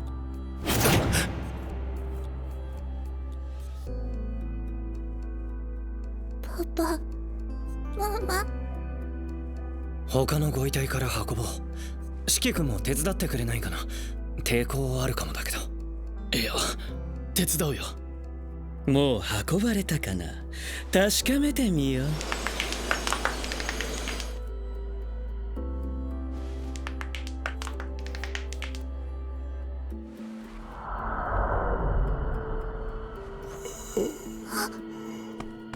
パパ。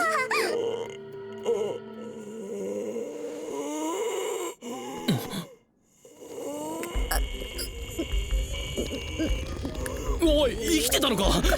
つうかあんた娘に何して。こ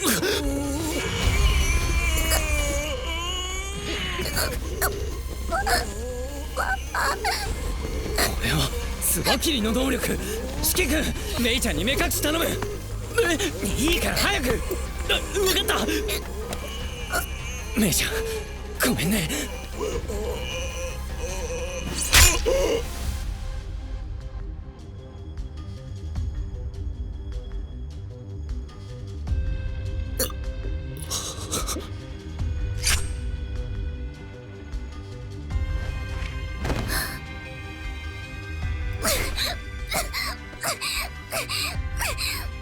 止めるには脳を破壊するしかない。首を跳ねるだけじゃダメなんだ。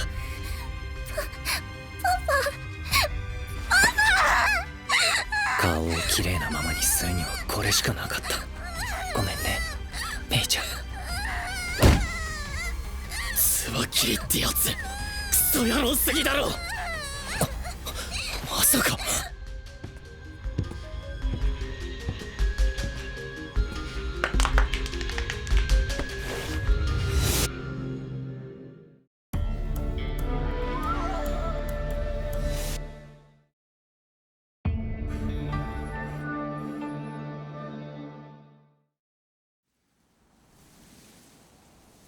ああ、そういえば僕からのプレゼントはちゃんと届いたかな。正確には届いたじゃなくて運んでくれたかな。何の話だ。僕が操れる死体を君らのアジトに運んでもらおうと思ってね。もう着いたかな。試してみようか。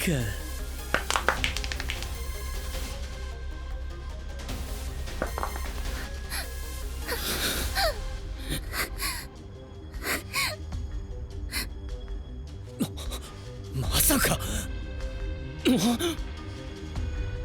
さっき運ばれてた死体は。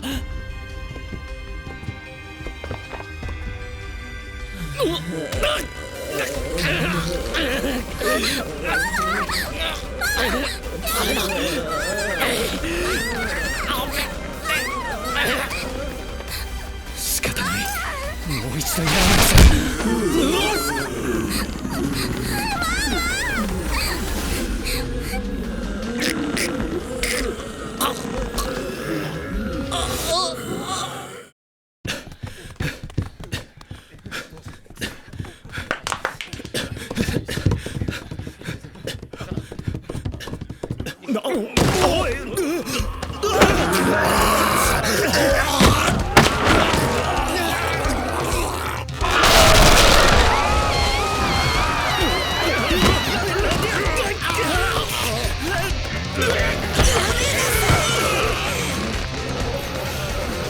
この死体全部ツバキリが操っているのか。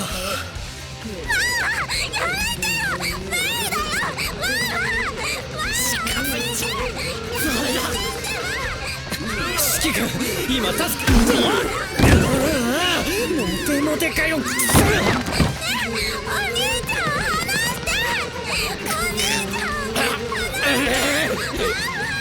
四季、お前はこれを使え。おお、ハンドガンじゃん。お前はまだ血のコントロールができていないからな。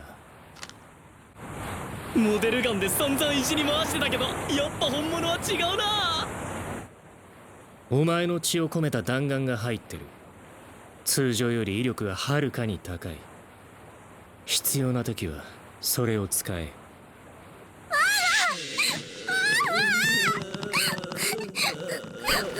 メイ、悪い。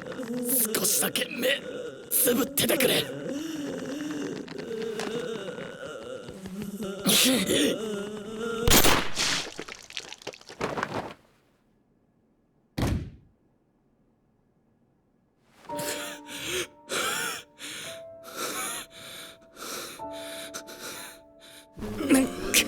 これはまずいな。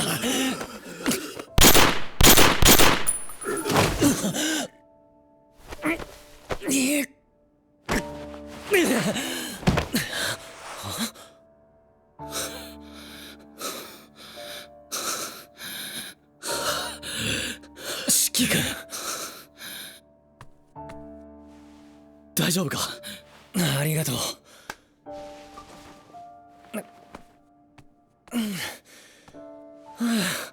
援護部隊は戦闘はからっきしなんだ。患者を安全な部屋に避難させたいから大広間の対処をお願いできるかな。分かった。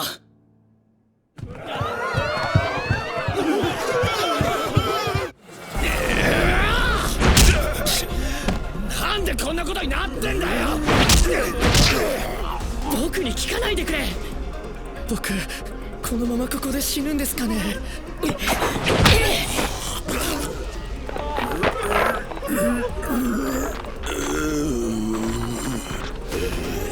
なんだよ。何度殴っても動きが止まらない。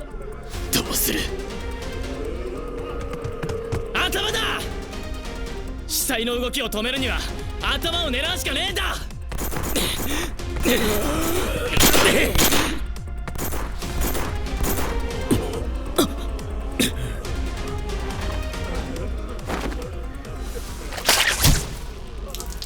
血色解放。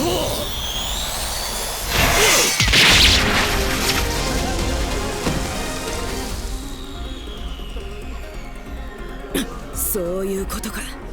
早く言えバカ。援護部隊、早急に患者の避難と二次被害の回避に努めろ。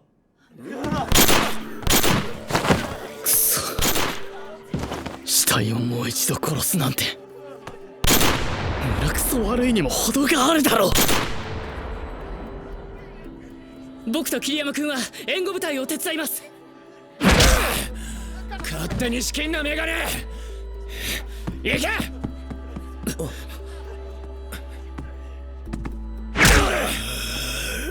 待てこら。っ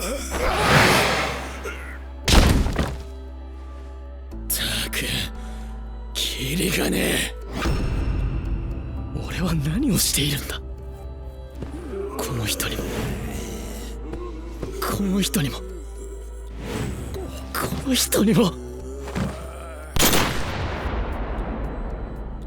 この人にもこの人にもこの人にもこの人にも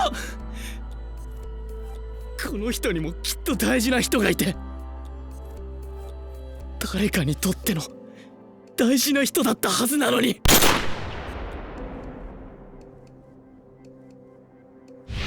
指揮君たちが食い止めてるうちに急いで患者を退避させて。はい。そんな人たちに俺は銃弾をぶち込んでるんだ。いろんな感情がごっちゃになってる。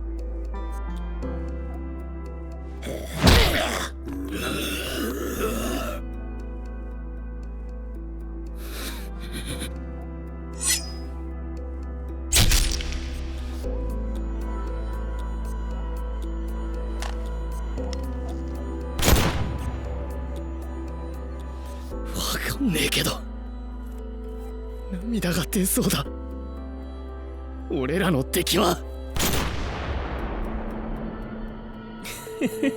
桃太郎だろ。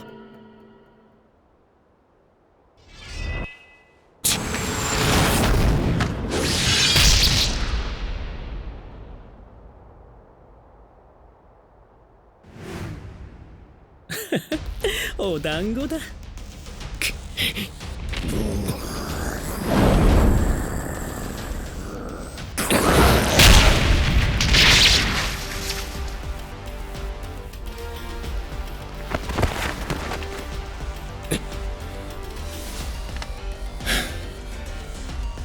悲しそうな顔してどうしたんだい？宇治が減って喜ばしいだろう。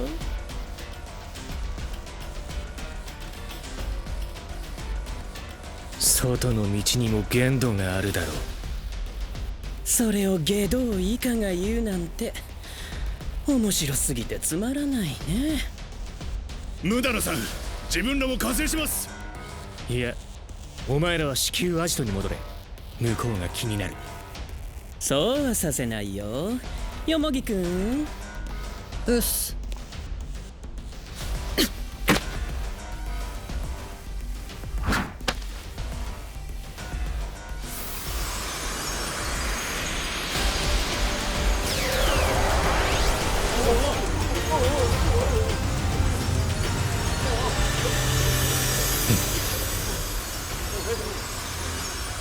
ご苦労、よもぎくん。うっす。何のつもりだ？君がそこにいる間に僕らは君らのアジトにお邪魔させてもらうんだ。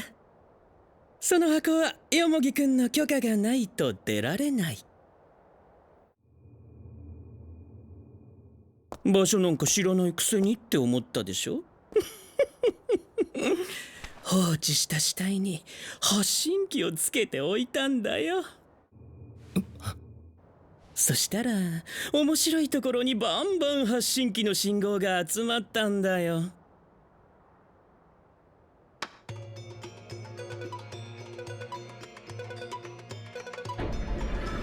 イリューダ寺の地下にね。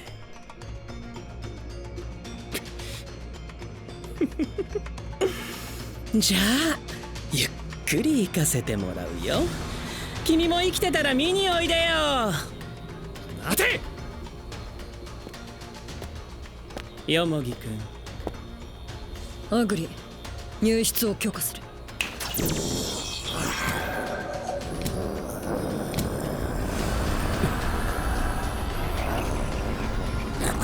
入ってきた。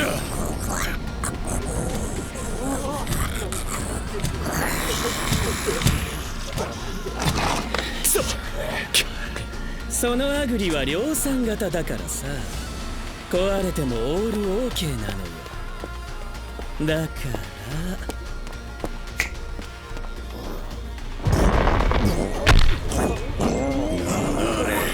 キモいな。何をするつもりだ。君たちにあげちゃう。お前ら強い。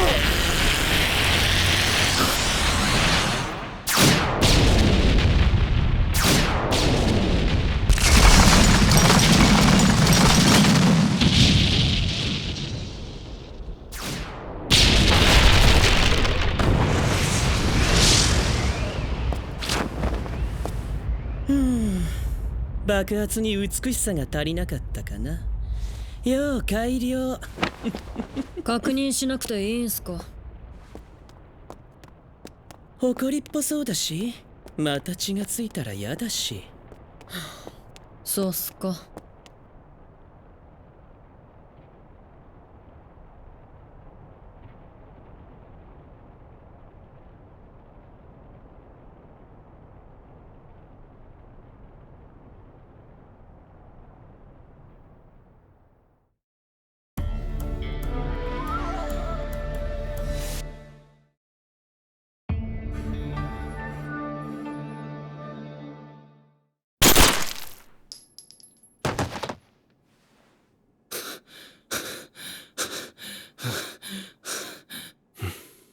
終わりか。みたいだね。ようやくかよ。患者たちは別の広間に移せたよ。君たちがいてくれてマジで助かった。そうか。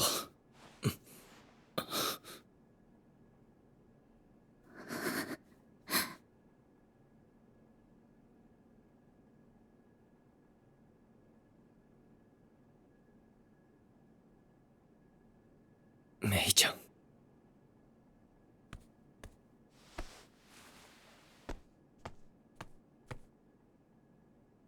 怖い思いをさせてごめんね。もう大丈夫。メイ、ごめん。俺がお前の母ちゃんを。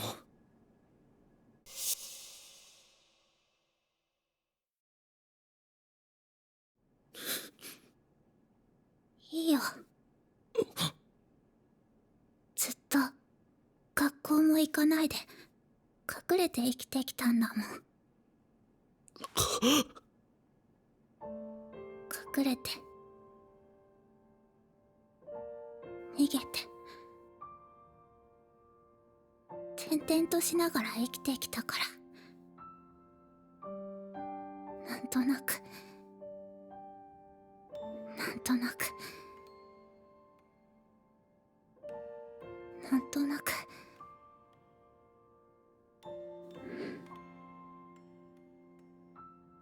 いつかこういう日が来ると思ってた。だから気にしなくていいよ。気にしなくていい？それが目の前で親が殺された子供の口から出る言葉かよ。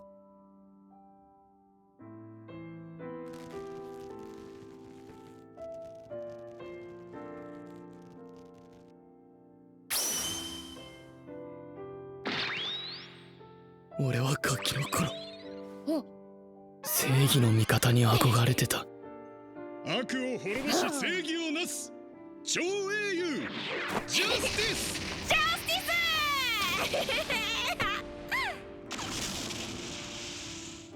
いけそこだやっちゃえジャスティス桃太郎って正義の味方じゃねえのかよ。これが童話で英雄とされるやつのやり方かよ。だったら俺は悪でいい。悪として英雄をぶっ潰してやる。大丈夫だ。俺がこの先笑って暮らせる世界にしてやろう。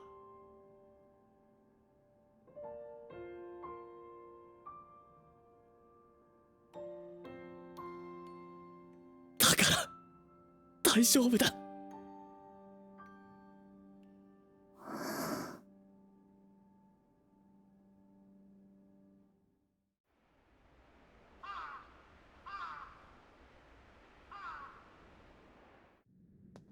仲間たちの遺体を弔ってやりたくてね。今から案内する火葬場に運んでほしいんだ。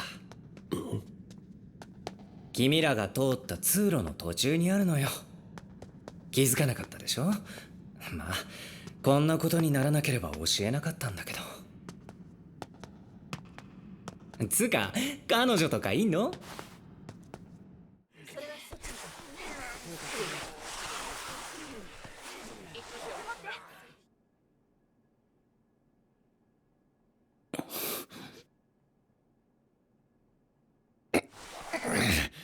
重すぎる。あのチャラをこき使いやがって。おい、メガネのくせにサボってんじゃねえよ。サボってるわけじゃないし、すごい偏見だな。じゃあ何してるってんだよ。攻め込まれたってことはここも安全じゃないって思ってね。警戒しとこうかと。僕の能力は警備にはもってこいだから。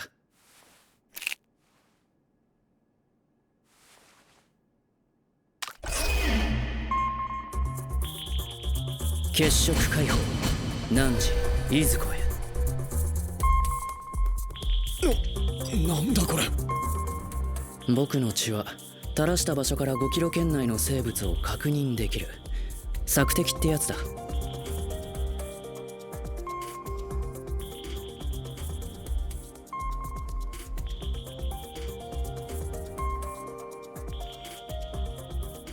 桃太郎かどうかも分かるようになってる。マジか。まあ熟練度が低いから力量や顔の確認まではできないけどね。これってなんだよ。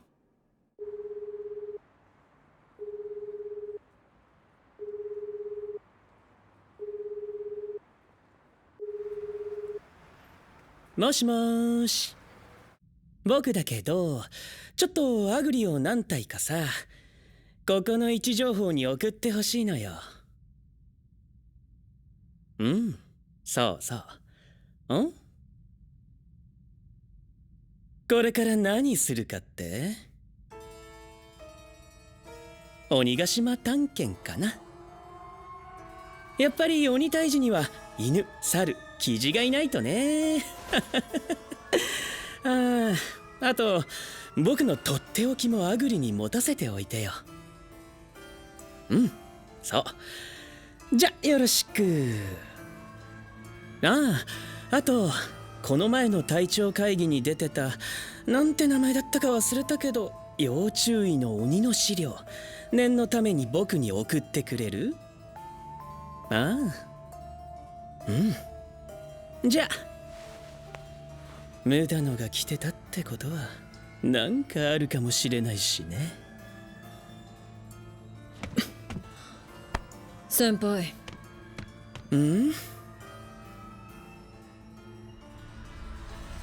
音の広がり的に結構広いっすよ。何人いるかわかんねえっす。毒ガスぶち込みますか？それも悪くないけど。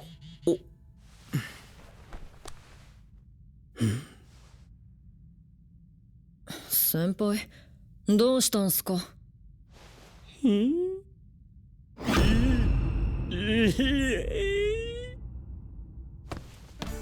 やっぱり直接行こう。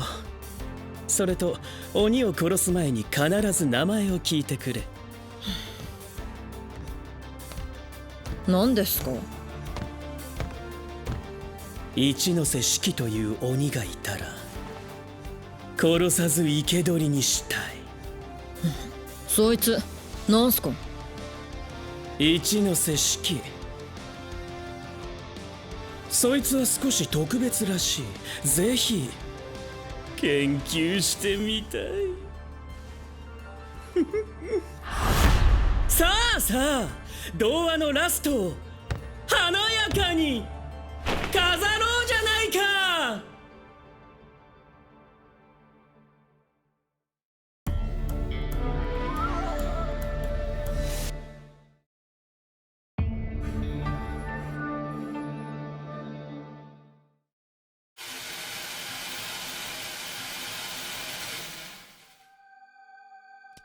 メイ、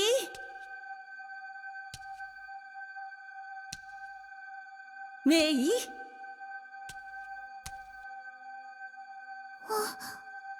お外も暗くなってきたし、そろそろ遊びに行きましょうか。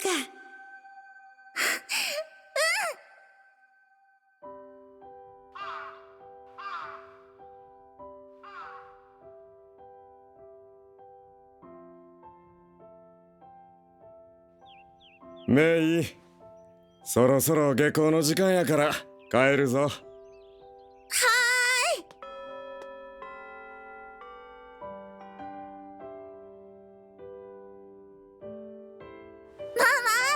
このお花あげる。ありがとう。本当綺麗ね。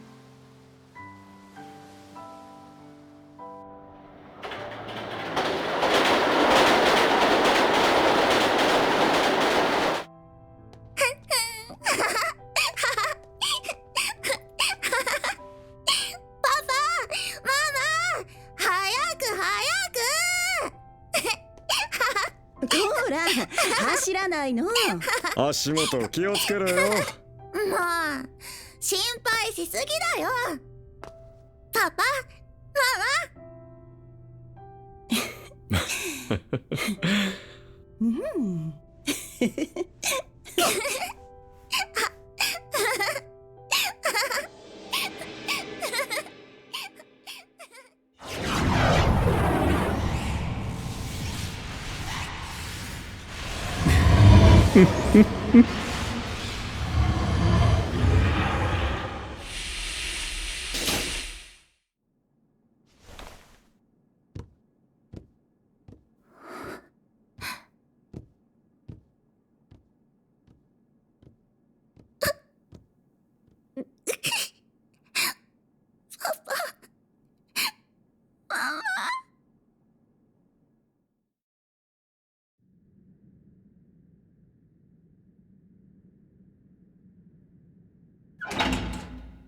やり方は今言った感じ。じゃあ戻って遺体運びますか。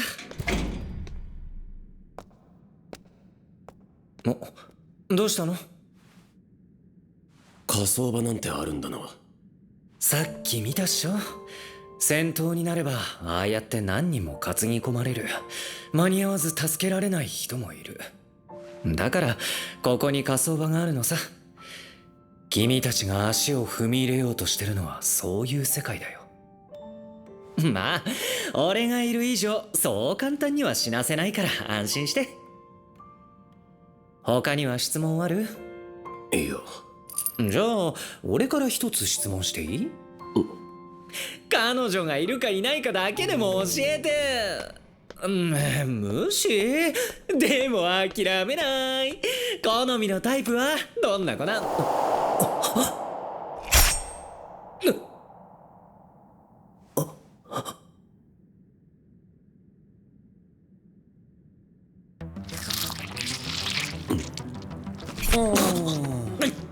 こっち向くからずれたじゃん。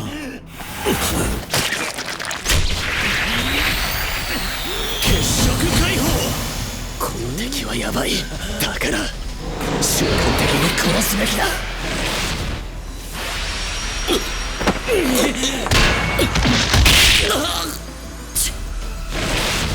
小ヶ崎君、心配いらねえよ。少ししたら治る。鬼の血の回復力で治りはするけど、痛みで思考が鈍り上がる。二人とも負傷者。どうする？状況的に最悪。小ヶ崎君、四季君たちに椿霧が来たと伝えてくれない？患者含め全員逃げられるように先導してちょうだいな。あんたは。まあなんとかなるっしょ。応援も呼んでくる。優しいね。やっと終わった。それじゃあよもぎくん。うっす。なんだあれは。さっきの箱があの桃太郎の能力だとすると、最近で壁を作っている。こいつらも内側にいるってことは、誰一人逃がさずに殺すつもりか。入生寺の地下はほぼ囲ったっす。文字通り袋のネズミっすね。ほんと美女って手強いよね。おそらくこの地下一帯は囲まれて逃げ場はない。中にいる戦闘可能なものは生徒のみ。外からの応援は絶望的。そんで今目の前にいるのは引いちゃうほど強い二人。ああ、死ぬなこれは。一つ聞きたいことがあるんだけど。一ノ瀬四季って知ってる？四季君、こりゃますます引けないね。トリカブト、有毒植物の一種で呼吸困難、臓器不全を引き起こす。君は逃げないんだ。まあ逃げ場はないけどね。ぶっちゃけ逃げたいけどね。そういうわけにはいかないじゃん。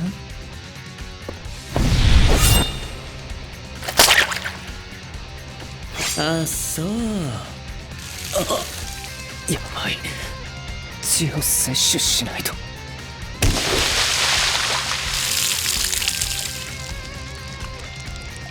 鬼のくせに血の色だけは綺麗だな。ああ、くっそ。どうせなら美女に殺されたかったな。ありゃ、もう死んじゃった。手持ちないし、この死体使うか。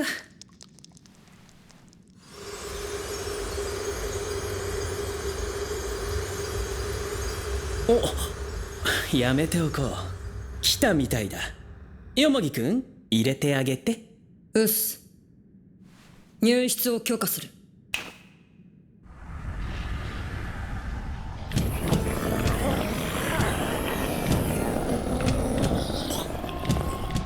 持ってきた例のもの。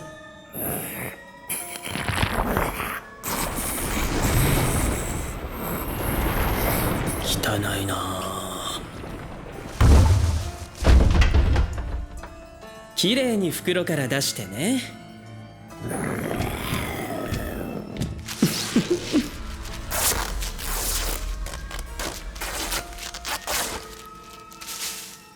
さて、準備は整った。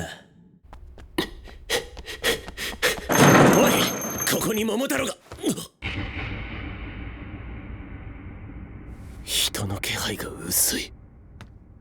おいなんだよ、お前かよ。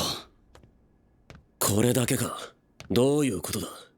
ユスルベの索敵で桃太郎が来てるのを察知して急いで患者を地上に逃がしたんだよ。そしたら突然黒いもやに道を塞がれちまった。運よく患者は全員逃げられたけど、俺らと何人かは逃げ遅れちまった。メイもな。で、これからどうすんだ。手分けして出られるところ探すしかないよ。さっき外につながるところは全部見たけど、黒いやつで塞がれている。逃げ場はないよ。そうか。なあ、あのチャラ船どうした？一緒じゃないのか？あいつは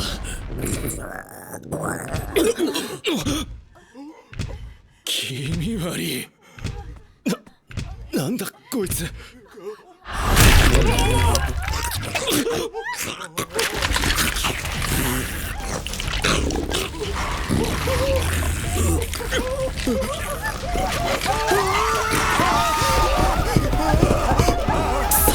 俺らも固まってたら一網打尽にされる。分かった。メイ、俺から離れるなよ。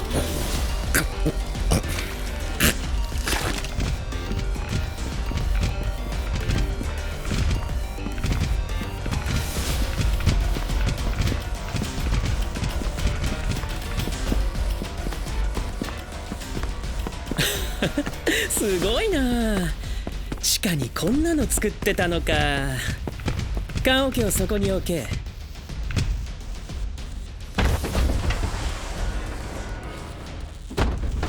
それと一ノ瀬式以外抹殺しろ。一ノ瀬式は生かして連れてこい。椿リ先輩は行かないんすか？僕はここで待つよ。研究方法を考えながらね。んじゃ自分は行ってくるっす。行くぞお前ら。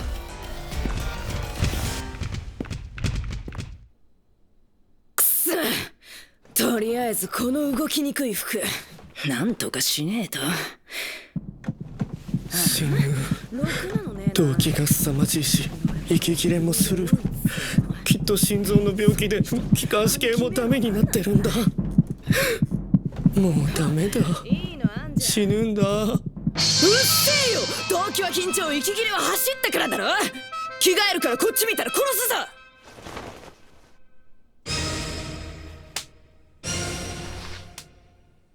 誰のか知らねえけど動きやすいじゃん。何する気なんだ。迎え撃つんだよ。逃げ場がねえなら仕方ねえだろ。すごいな。やっぱり健康体の人間は前向きだ。僕には到底考えられない思考だ。京都に来る途中も SNS で病気になったって人の書き込みを見てしまった。くそ、自分も病気になるかもって不安になってしまう。あ、そういえばなんか頭が痛い気が。ダメだ、考え出すと不安でさらに精神が痛んでくる。うっせえやつだな。勝手に不安になってるや。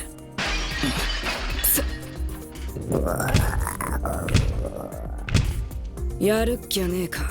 無理だ。こんな不安で死にそうな状態で戦えない。君が何とかしてくれ。僕は無理だ、頼む。私がいないとダメなのか。ああ、ダメだ、僕は無理、絶対無理。お前あそこのクローゼットに引っ込んでろ。いいのかい。私だけが頼りなんだろ。だったらお前は何もしなくていい。いいから早く隠れちまいな。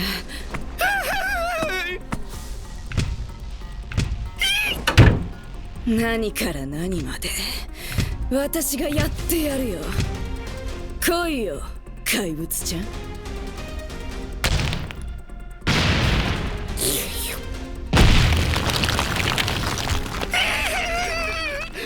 なんかわからないけどやるって言ってたし、いいんだよね。クローゼットの中暗い、不安になる。お前一ノ瀬四季喋った。四季ってあのアホ面だろ。ちげえよバカ。じゃあ死ぬ。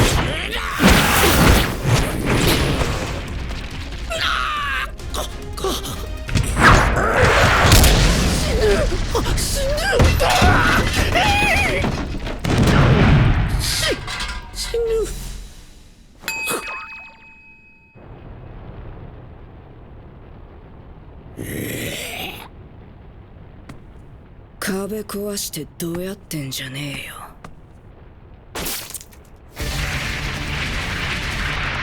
結束解放。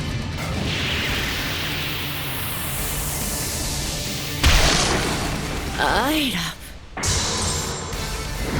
ぬまで付き合ってもらおうか。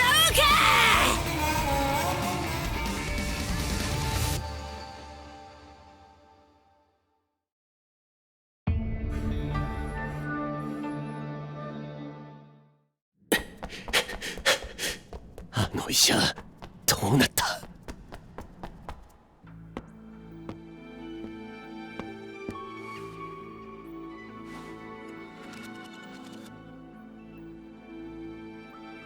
おい雑魚野郎、さっきは弱っちいのが一緒だったからな。怠慢なら遠慮はいらねえよな。お前一ノ瀬四季。はあ？あんなのと一緒にすんじゃねえ。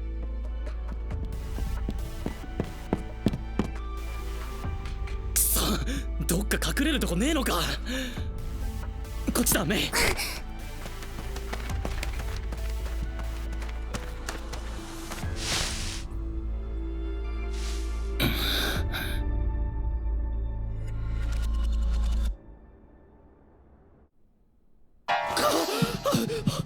今心臓止まってたよね。今心臓大丈夫？後遺症とかないよね？静かだ。なんで？そうか、今までの全部幻覚だったんだ。そうだよ、じゃないとこんな展開ありえない。幻覚見ておかしくなってクローゼットで寝ちゃったんだ。よかった。よーし、ここを出たらメンタルクリニックへ行こう。待って今ので心臓が変になったかも。タイム。今心臓おかしいからちょっと一旦見逃して。無理ですよね。何もしてこない。ほら早くこっち来い化け物やろ。ほらこの辺に頭持ってこい。言うこと聞いてる。ほらなんで？こっち見ろ。そうそこだ。ほらどう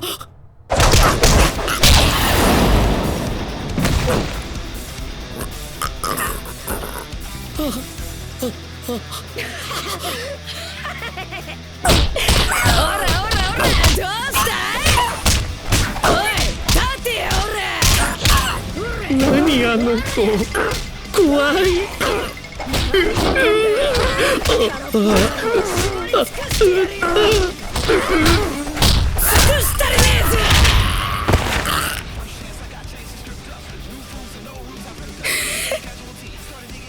さざ波クイナ、能力アイラブ。クイナの血が一定以上付着するとクイナの虜となり徐々に戦意を失い廃人状態になる。尽くしがいがねすごい、一人であの怪物をやっつけた。言ったろ、お前は何もしなくていいって。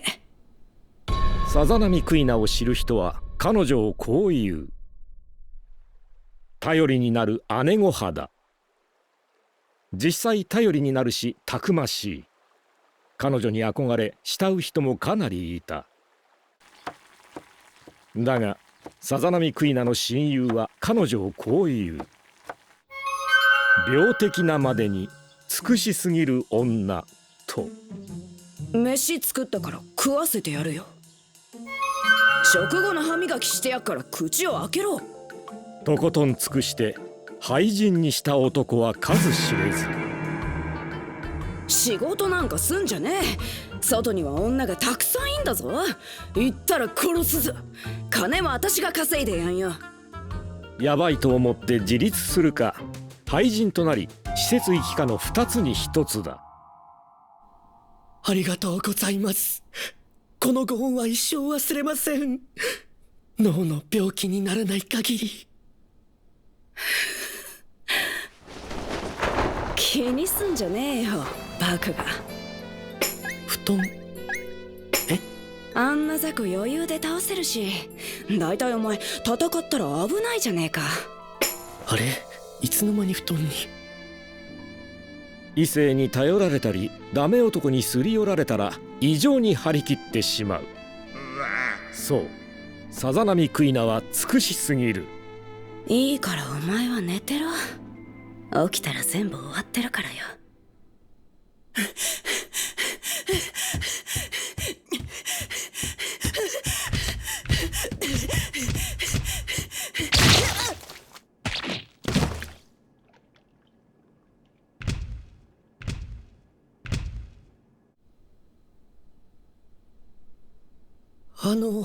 お前顔色悪いな。いや、ちか、栄養あるもん作ってやるよ。お前の好きな食い物教えろ。てか台所どこだ？なんだこの子、全部やってくれる。これはまさか。罠だ！油断した瞬間に大事な局面で僕をおとりにして、僕が食われている隙に逃げるつもりなんだ。死ぬんだ僕。おい、震えてんぞ。風か生姜湯作ってやろうか。ほら来た、死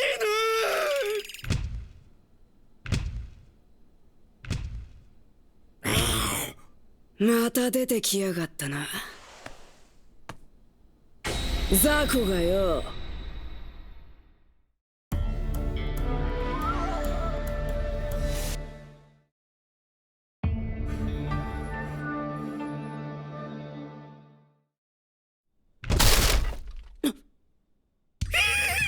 ほら来た、死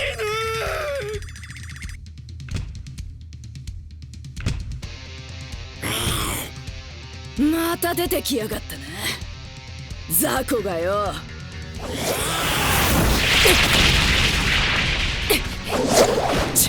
おい、隠れてろ。もう隠れてます。あの腕、アニサキスみたい。こいつさっきのやつと一味違うな。けどな、人の楽しみ邪魔してんじゃねえぞボケ。殴りつかしてやるや。ほら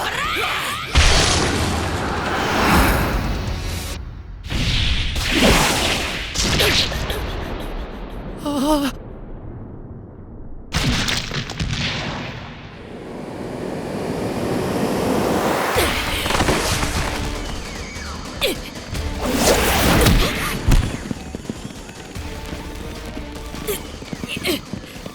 両腕封じられた。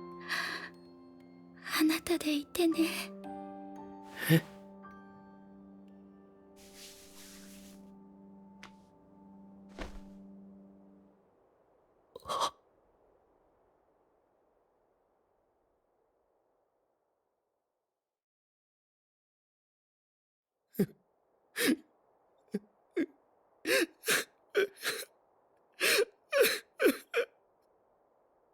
彼女は僕の防波堤だった。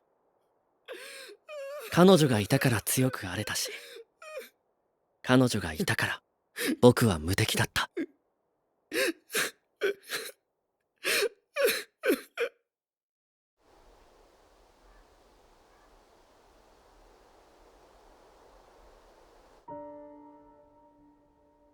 彼女がいなくなって、今まで抑えられていた不安や心配に飲み込まれていった。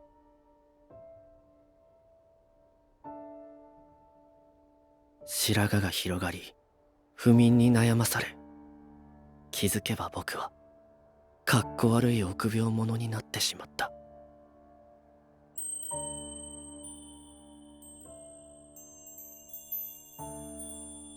そうだ、僕はあの日から変わってしまったんだ。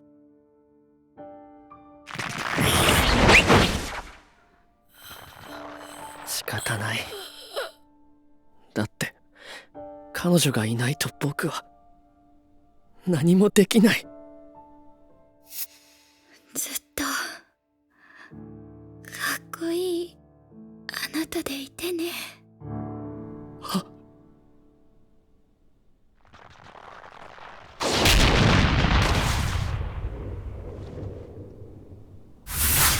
今の僕を見たらきっとルルはがっかりする。この子はこんなに頑張ってくれたのに。これじゃあダメだ。いつか天国でルルと再会した時胸を張れない。君がいなくなってからも僕はかっこよかったんだって心から言えるように強くなくちゃいけないんだ。そのためにたくさん作り上げないと僕の頼りない武勇伝を。怖い怖い怖い怖い怖い。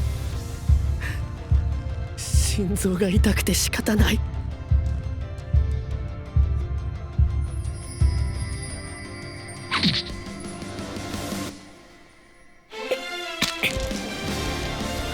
大丈夫大丈夫だ。僕ならやれる。大丈夫じゃなくても大丈夫だ。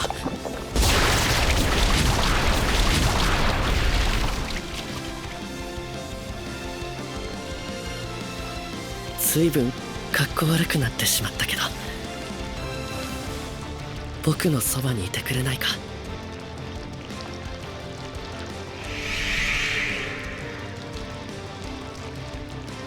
やっぱり君がいないとダメなんだ。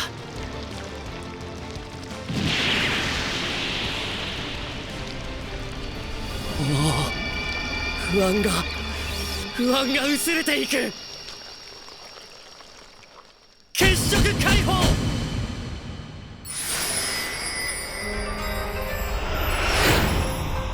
視界乱舞。メンタル回復。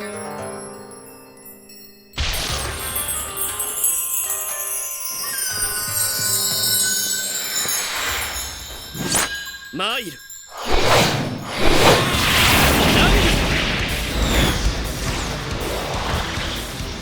地桜の舞。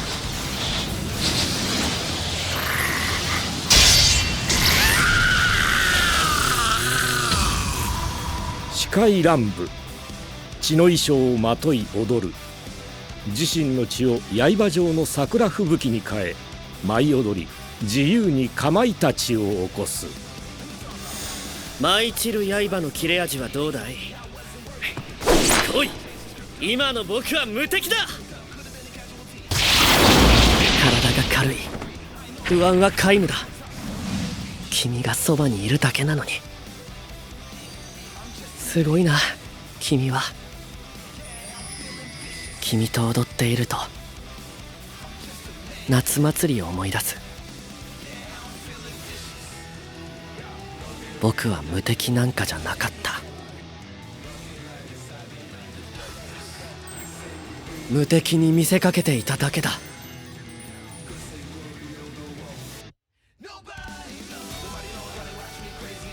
きっと君も気づいてた。それでいて君は僕を強いとかっこいいと信じてくれていた。はあ、優しいな。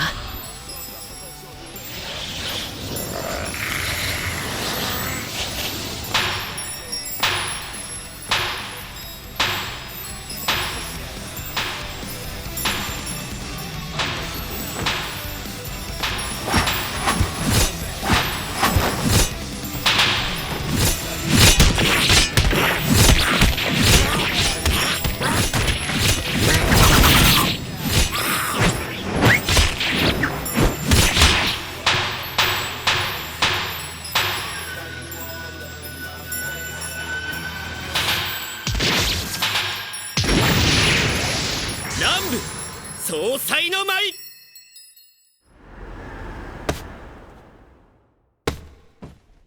君が信じてくれているなら見せかけでも構わない。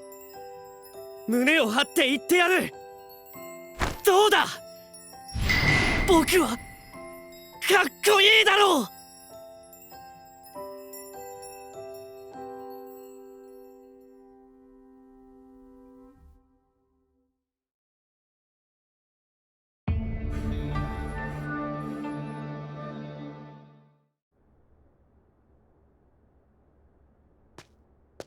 メイ、怖い化け物はもういないぞ。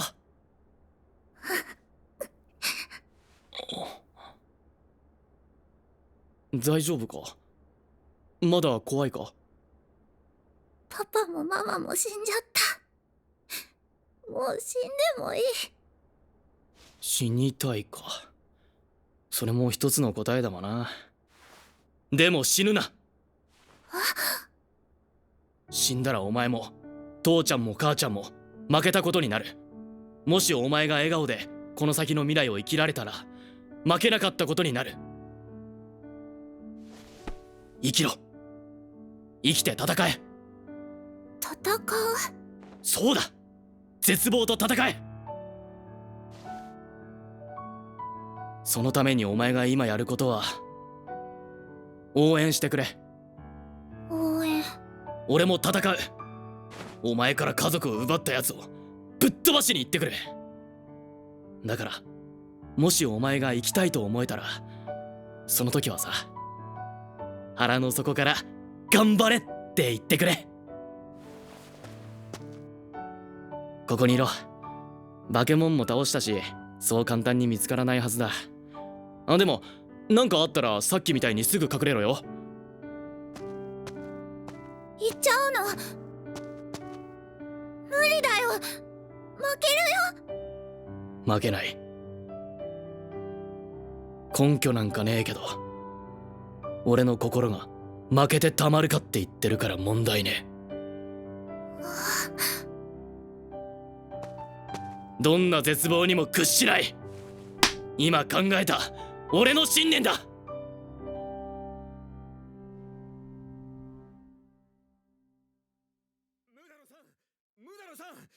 ムダノさん、ムダノさん、ムダノさん、目覚ましたぞ。どれくらい気を失っていた？15分ほどです。15分か。すみません、俺らをかばったせいで。ムダノさん一人ならなんてことなかったはずなのに。気にするな、行くぞ。その体でどこ行くんすか？イリューダ寺へ向かう。俺の生徒もあそこにいるからな。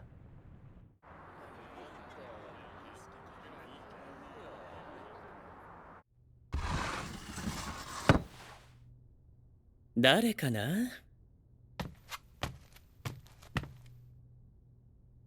お前その服桃太郎だろ。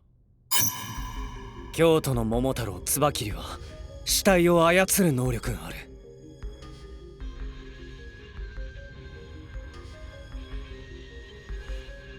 椿切ってお前か。もう一度聞く。君は誰だ？一ノ瀬四季、桃太郎どもをぶっ潰す男だ。そうか、君が一ノ瀬四季か。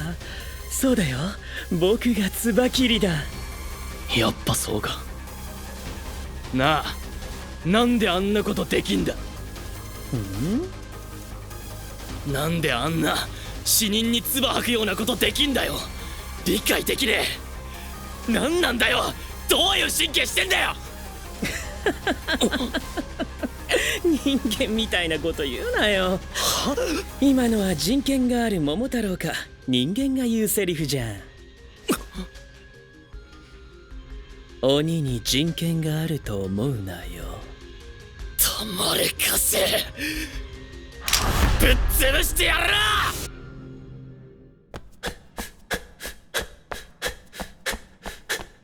な。待つっす。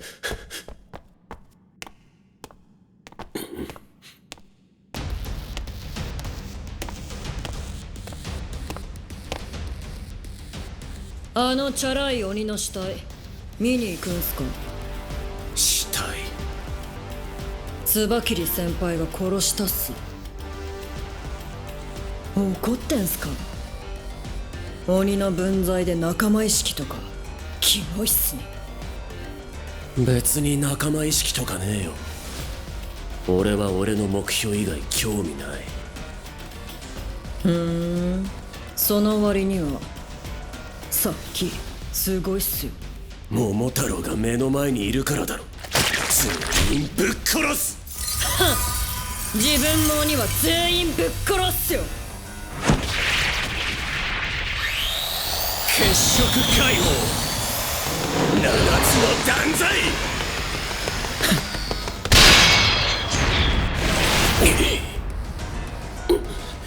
手応えが変だ。残念っすけどそんなんじゃ切れねえっす。上等。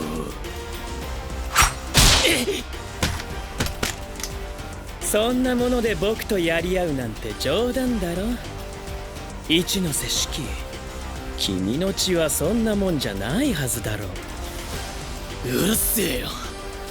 何言ってっかわかんねえけど安心しろ。俺はお前が大嫌いだからよ。全力をぶち込むって決めてんだ。いつかこういう日が来ると思ってた。そんな顔すんな。お前はまだ血のコントロールができていないからな。うるせえ。それがどうした。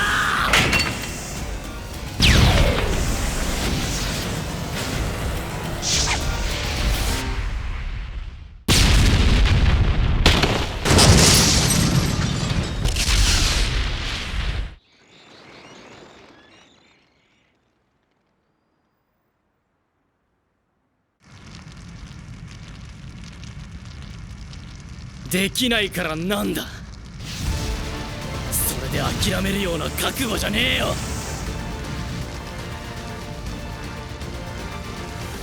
想像以上だな。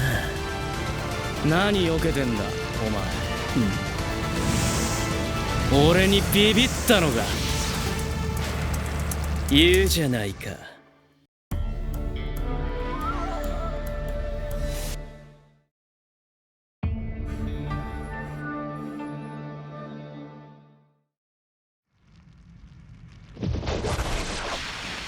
今のはなかなか良かったよ。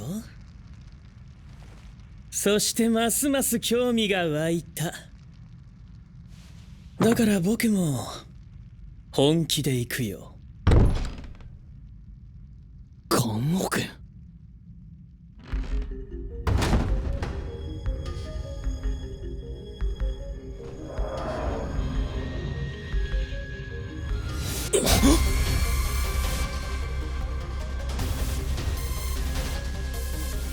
鬼完全滅殺するべし。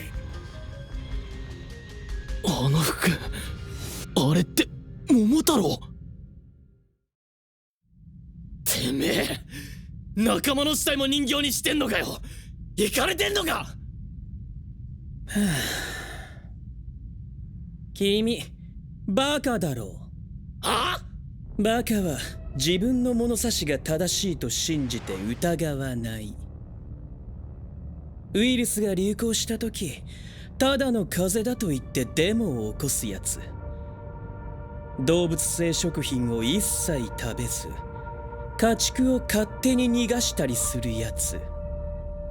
個人で信じるのはバカじゃないが、バカはそれを人に押し付ける。彼は自分で人形になることを望んだんだよ。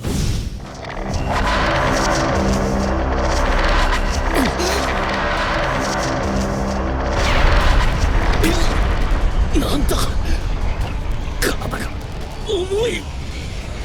これは彼の能力。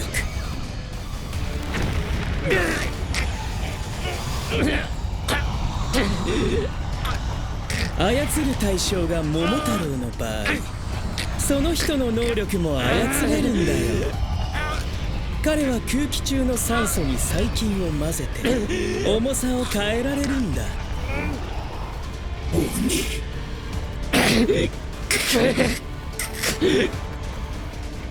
鬼完全滅殺するべし。こいこれには僕も驚いたよ。生前のこの言葉だけは覚えているんだ。鬼完全滅殺するべし。怨念か執念か、見事な桃太郎魂。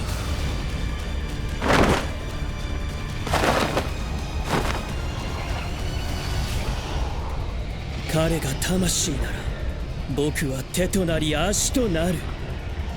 死して無念を晴らそうじゃないか。君はこの思いに耐えられるかな。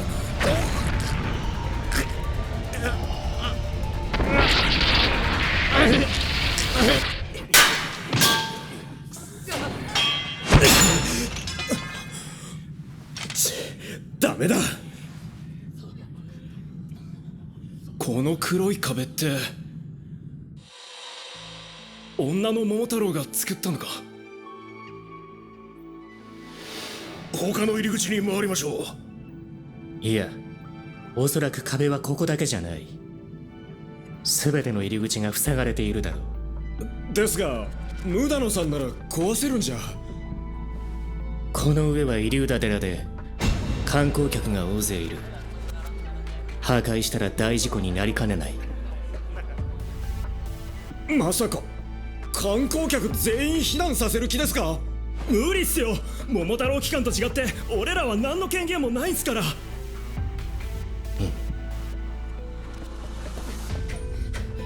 先生、ユースルベか。索敵したら鬼の反応があったので、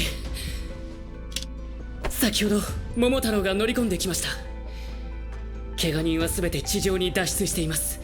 ですが援護部隊の一部、それに一ノ瀬君や甲ヶ崎君たちが閉じ込められてしまいました。大体の状況は分かった。急がないとシキたちが危ないな。どうしますか。何にせよこの壁を破壊するには観光客の避難が最優先だ。ムダノさん、なんかブツブツ言ってる女が外にいたんですけど、知ってますか？ごめんなさい。私なんかが風情ある京都に来ちゃって許してください。来たのか、屏風ヶ浦。手伝いに行けって。おや屏風ヶ浦誉さんですね。ゆするべ十時16歳です。どうも。夢は制服デートした後彼女の家で童貞を捨てることです。いやもう今すぐ捨てたいこの童貞、どうですかね僕。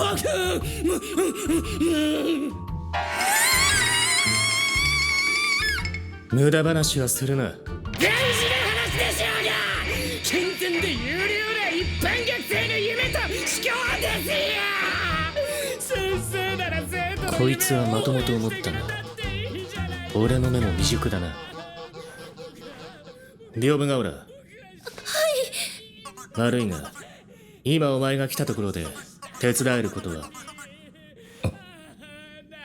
一つあるぞ。イリューダ寺から人間を一人残らず避難させる方法が。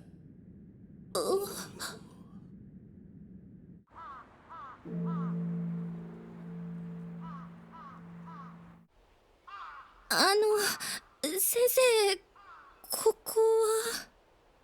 ユスレベ、通話状態のままにしといてくれ。わかりました。けど一体何を。これから小規模の地震を起こす。土砂崩れを誘発して強制的に客を避難させる。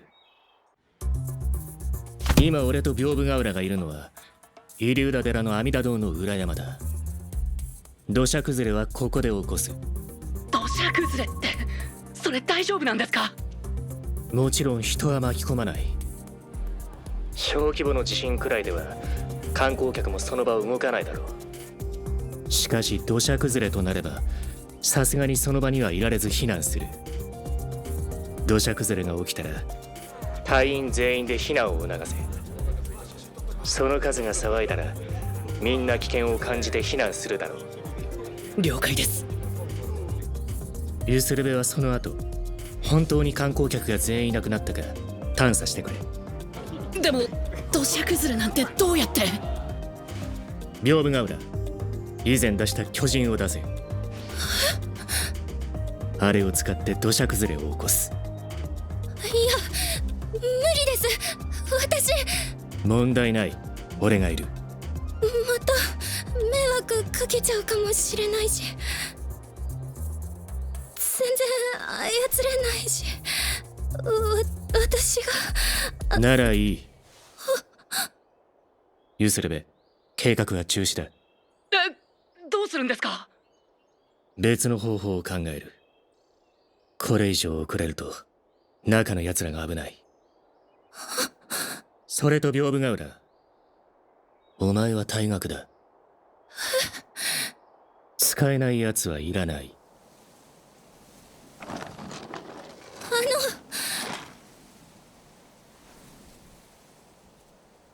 だって怖いじゃないですか。制御できない凶暴な巨人を出すなんて怖いに決まってるじゃないですか。怖がることは問題じゃない。変わろうとしないことが問題なんだ。過去にお前が起こした事件も知っている。それと同様にみんな何かを抱えている。それでも何かを変えたくて羅刹学園へ来ている。お前は何のために羅刹に来たんだ。私はちゃんと自分の血を操れるようにしたくて来ました。お前の血はお前だけのものだ。変えることはできない。なら屏風ヶ浦、お前が変わるしかないだろう。私は変わりたい。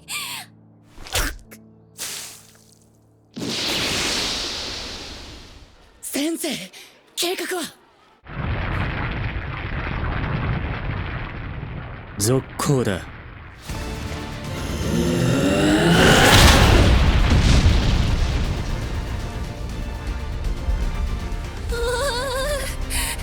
ぱり私には。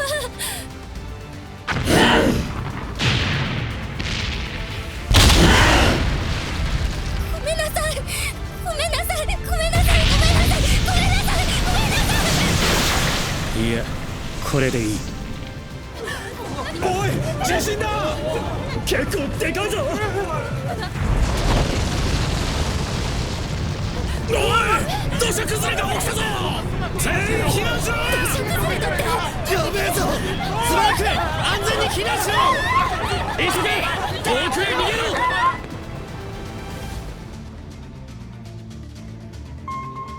先生、イリューダ寺避難完了しました。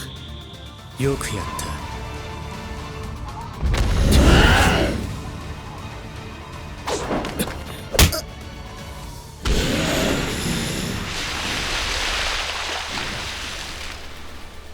ごめんなさい。役に立たなくて。お前はよくやってくれたよ。こいつの闇は深い。だがその闇から引っ張り出してくれる奴が必ずいる。そのための学園だ。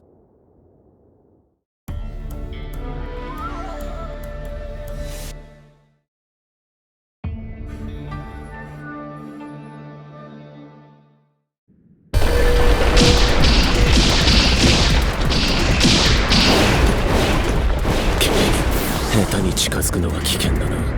どんなものか知るために距離を取るか。しまった。くそ。はい、これでもう私の許可がないと出られないっす。一丁上がりっすね。こっからが面白いっすよ。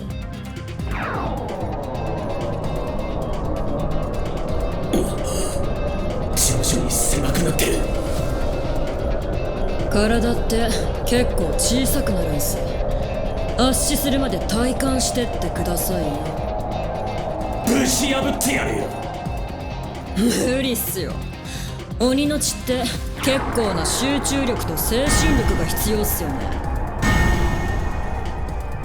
その状態で出すのは無理っすよ。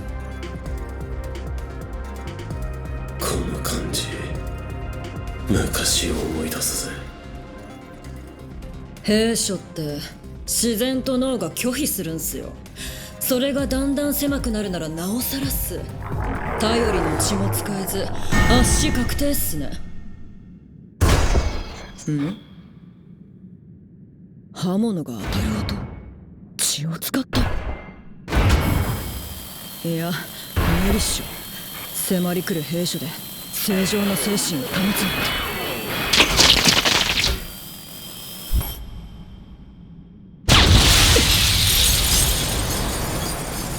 ありえない。昔廃墟ビルのダクトで寝泊まりしてた時がある。汚いし悪臭もひどかっ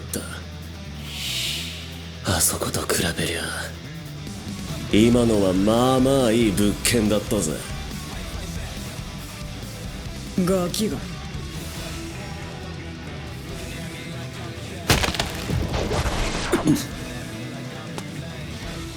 こんな雑魚で俺を殺せると思ってんのか。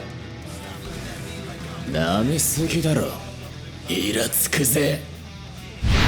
発散させろよこの怒りをよ。引っ込んだろ。あ、命令すんじゃねえよ。イラついてんだこっちは。俺があの桃太郎を。桃なん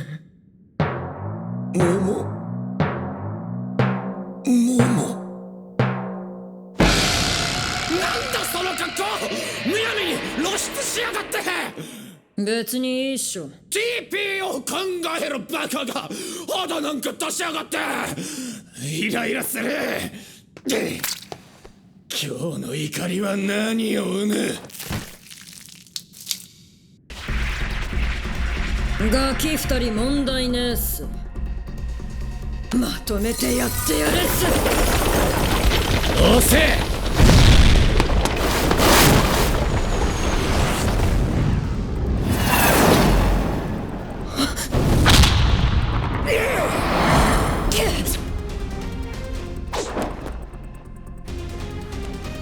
なんだ今の速さは。首持ってかれるかと思った。血色解放、ドキドキヒステリー。怒りを源にさまざまなものを生む。何が生まれるか本人もわからない。怒りの度合いによって威力も変わる。1日3回しか使えない。なんだブーツかよ。今回は外れた。怒りの質が悪いな。スピード系か。私とは相性が悪いっすね。血色解放、羽化転生。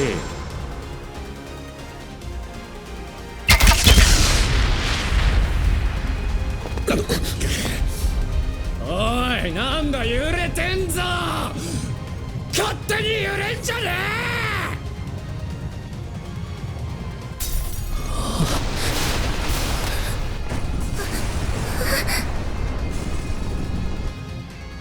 え。なるべくイリューダ寺に被害が及ばないように制御したが、支部は崩壊するだろうな。京都支部がそんな。命より大事なものはないさ。仲間たちの救助が優先だ。崩壊まで時間がないぞ。はい。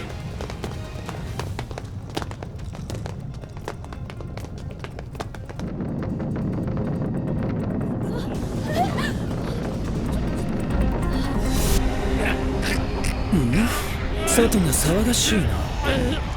おい、崩壊しそうだぞ。なんだよ、こんちくしょう。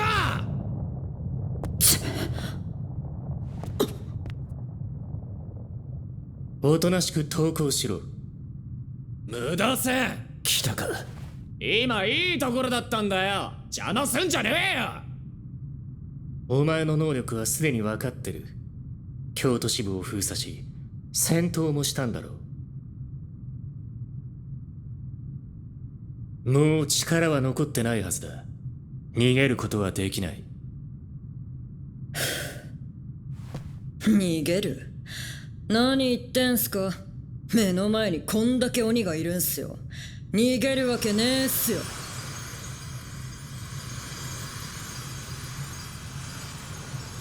私は桃太郎、鬼を殲滅する存在。全員ここで殺してやるよ。そろそろ終わりにしようか。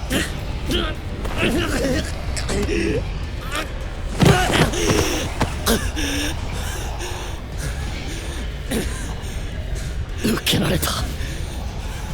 全域ってわけじゃねえのか。少し軽くやりすぎたかな。余裕かましてんじゃねえよ。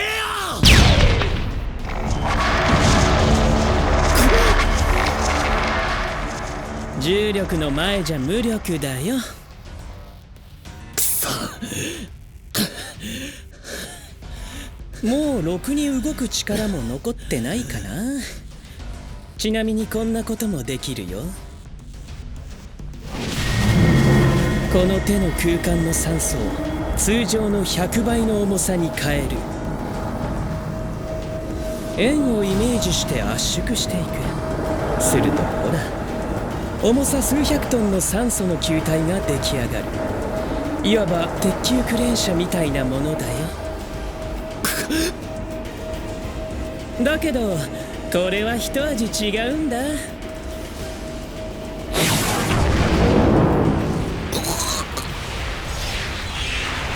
数百トンの衝撃が圧縮され、当たった場所にとどまる。すると君の体の内側には何百 G という負荷と衝撃が襲い、体の中から押しつぶされる。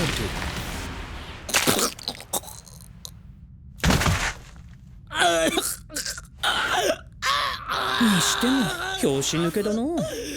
こんなのが鬼神の子なんてさ。ガセかな。あれ知らないの？かつて史上最強の鬼の武将として悪名を轟かす鬼がそう呼ばれていた。君はその鬼神の血を継ぐ、いわば鬼神の子だよ。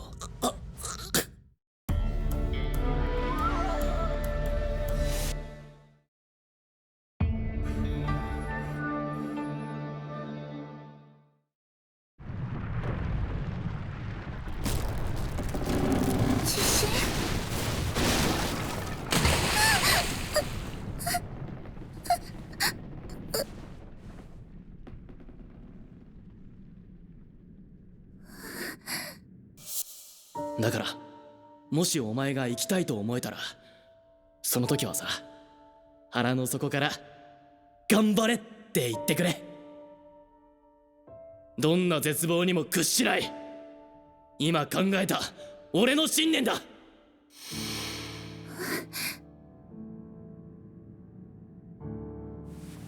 お兄ちゃん、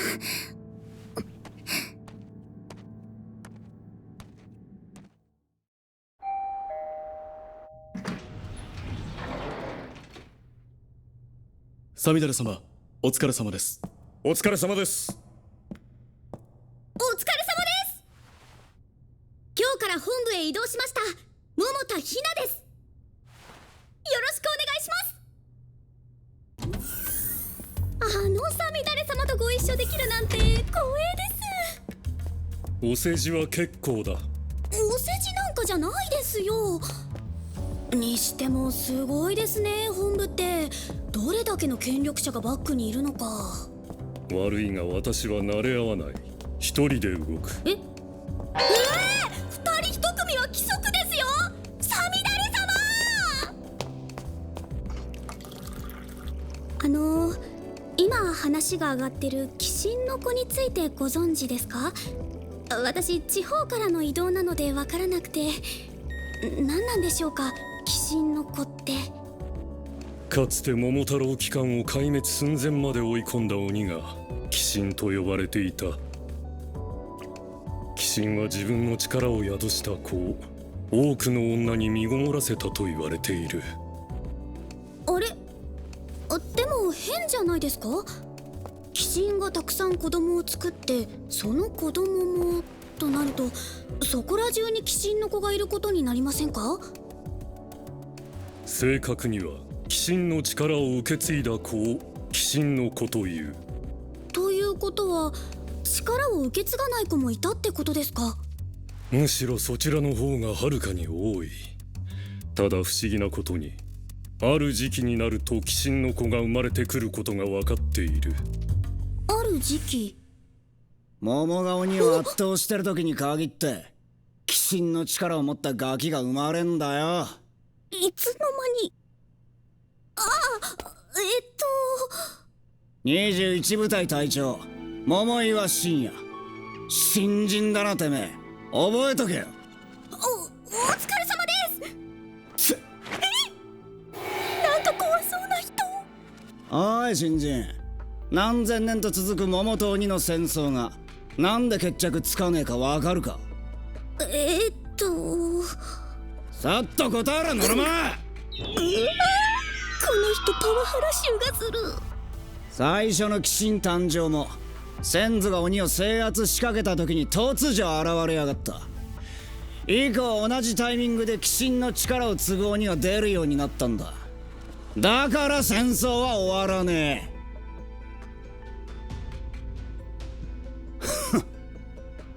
鬼神が現れなきゃ鬼はとっくに滅んでんだよ。しかも鬼どもは人に紛れて生活する知恵をつけやがった。新人、なんで鬼が人に紛れられると困るかくらいわかるよな。やだ、この人すんごい偉そう。人間を鬼から守るのが桃太郎の使命ですから。それと桃と鬼の存在は人間にバレちゃいけないから、人に紛れられると。バカ、その先の話してんだよ。鈍いやつだな。田舎に帰りたい。鬼との戦いでどうしたって人を巻き込む時があんだろ。その火消しを桃とつながる政治家どもがすんだよ。それはそうですけど。おかげで政治家連中は鬼の血で薬作れとかいろいろ要求してきやがる。鬼が人に紛れなきゃあんな連中に使われることねえのによ。そんなに声を荒らげなくても彼女も理解してるでしょう。ああ、偉い人たちも協力してくれるってことは人を守る意志があるからではないでしょうか。バカか。政治家どもが手を貸すのはいざって時に優先的に守ってもらうために決まってんだろ。脳みそ花畑だな。大変っすね。さみだれ様ともあろうお方がこんな新人と組まされて。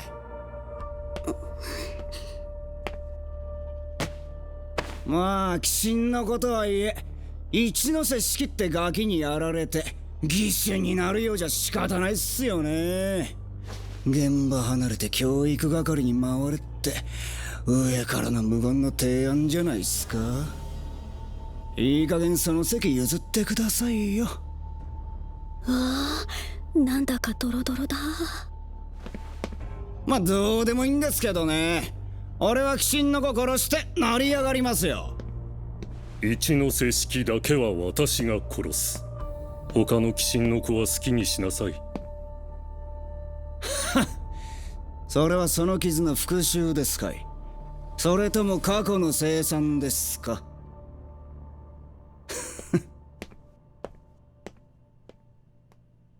鬼神の子って一ノ瀬式だけじゃ。鬼神の子は一人じゃない。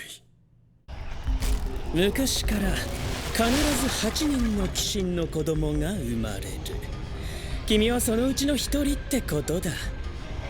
鬼神の力が覚醒したら厄介だから当然僕らは君を排除する。でも殺すだけじゃなく研究した方が敵を知れるだろう。だから今日から君はモルモット。生け捕り決定だ。生きてればいいし半殺しにして持ち帰るか。うるせえよ。鬼の回復力には驚かされるな。桃太郎にはないから羨ましいよ。鬼神だとかどうでもいいんだよ。俺はてめえを許され、やったことのけじめつけさせてやるよ。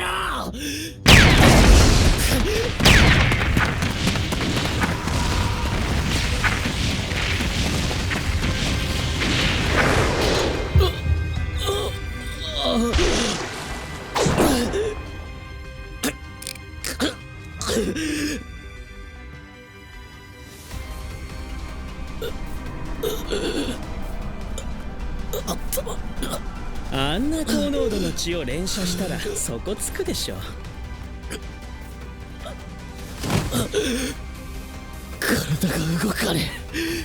血も出せない。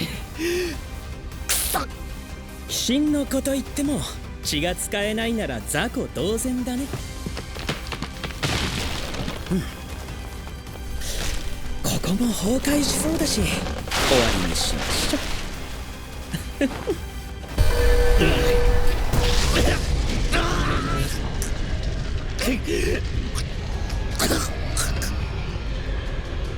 もうまともに動けないでしょう。そしたら次はそこのガキでも殺そうか。一匹も逃がさないよ。そうやってん？ねえ、嫌だ。そうやってパパもママも殺したの。どれのこと？ウジ虫殺すのに記憶力って使わないからさ。ひどい。パパもママも何もしてないのに、すごく優しかったのに。いや、鬼のくせに親子愛ごっことか鳥肌立っちゃうよ。黙れカスメイ、お前は早くメイああ、君の親ってもしかしてあれじゃない？坊主にヒゲの旦那の夫婦でしょ。メイって言ってたわ。いやー、そうか。あれは笑えたな。必死に叫んでたんだよ。子供だけは助けてくださいって頭こすりつけてさ。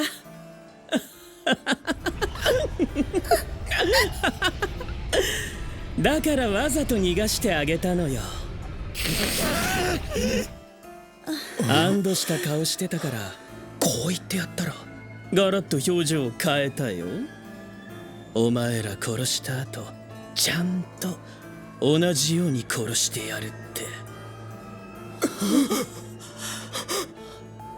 お前らの大事な子供は一人怯えて逃げ回った挙句死ぬんだよ。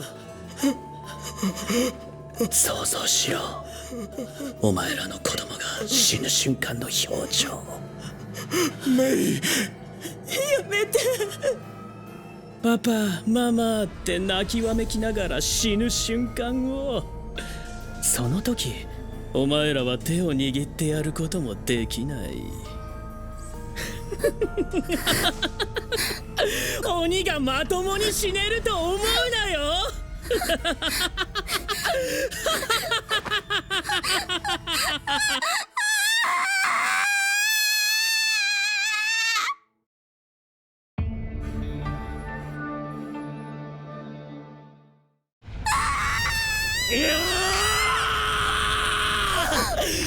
レイ、泣くんじゃねえ。こいつが喜ぶだけだ。こいつ任して一緒に泣いてやる。だからそんなところで一人で泣くから。君も泣いてるじゃないか。どうして泣けるか理解できないね。うるさい、心があるからだ。本当はメイの絶望から目を背けたいって思った。わかるから、わかりすぎるから。なあメイ、大事な人が死ぬって辛いよな。心があるからメイの痛みも両親の無念も理解できる。だから涙が出るんだ。それが理解できないなら本当の鬼はお前らの方だ。なんだと？鬼が心を語るな。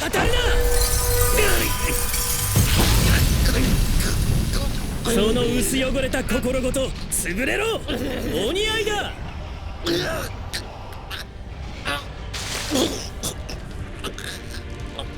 君は這いつくばって見てなよ。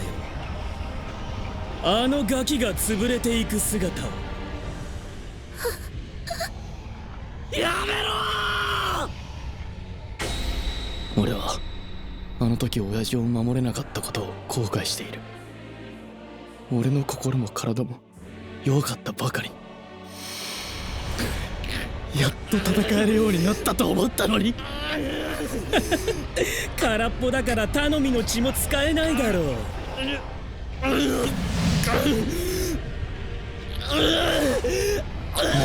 後悔したくねえ。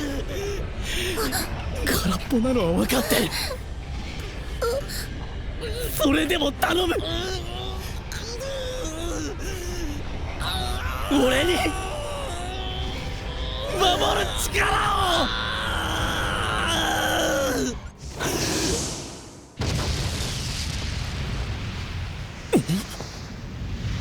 鬼神の子はそれぞれ属性を持っている。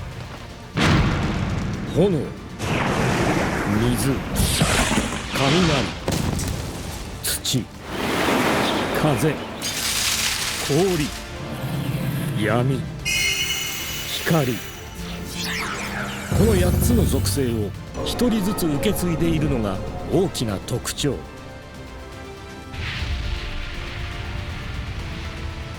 一ノ瀬式の属性は炎。炎の鬼神、名を炎鬼という。なんだこれ。これが鬼神の力？わかんねえけどまだ戦える。これで戦える。決着つけんぞクソ野郎。てめえの全部を否定してやる。これが炎鬼。威圧感でその厄介さがわかる。しかしさっきまで死にかけだった体だ。回復する前に押しつぶせば問題。も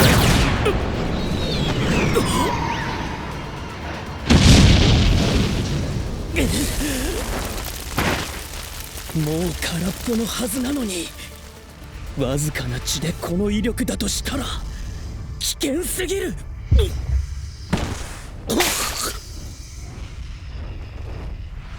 やべえ、体中が痛え。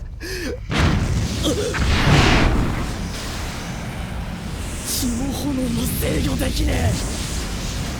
鬼神の力が目覚めても重傷の上ガソリン切れに変わりはない。万全なら違った運命だったかもな。また暴れられても厄介だからな。仕方ない。死体として持ち帰らせてもらうよ。重力増増。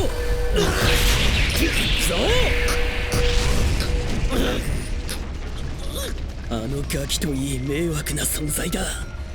日陰しか歩けない害虫が死んで喜ばれる存在なんだよ君たちは。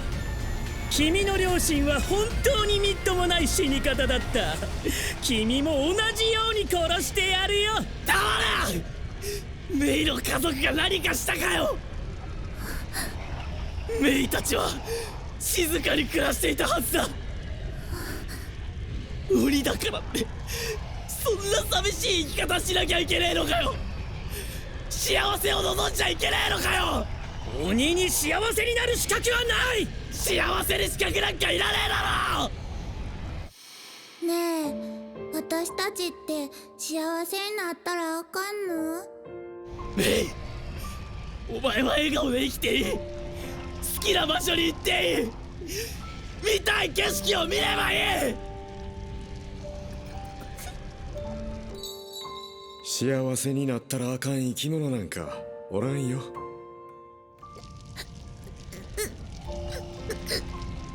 鬼が理想を語るな。お前らの未来もろとも最大級の技で潰してやる。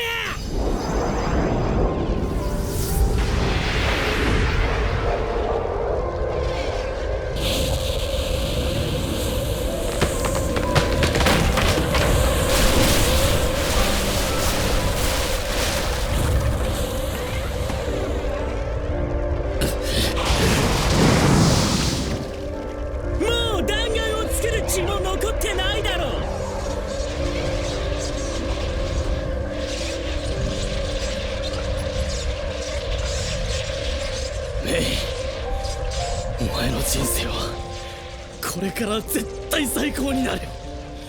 お前は幸せになっていい。お前の未来を俺は応援してんぞ。鬼に未来など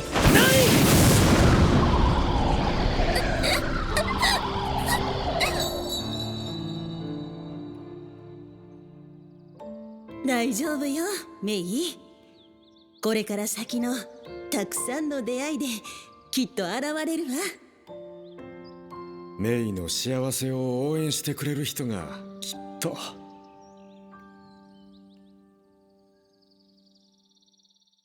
パパ、ママ。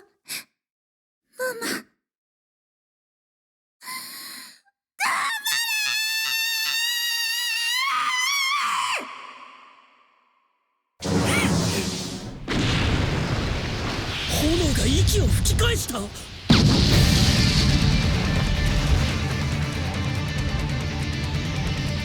さっさと潰れろ。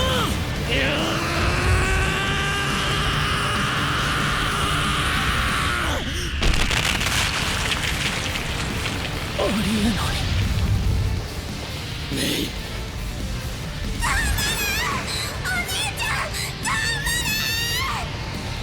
約束守ってくれてありがとうな。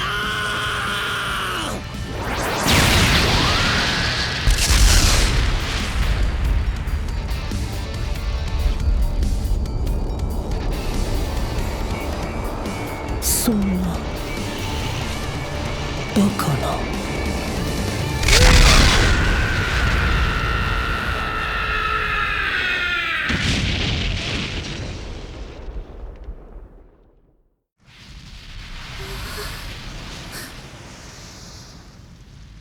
メイ、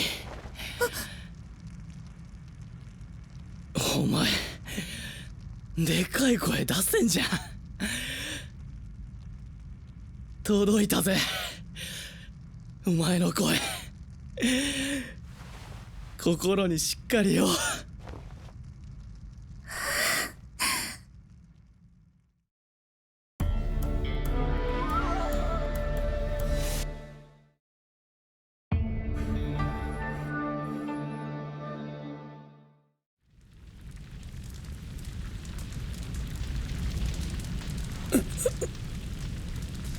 負けるわけないと思ってた。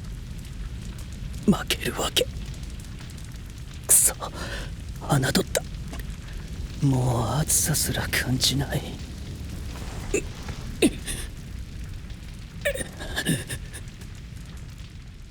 マナカ。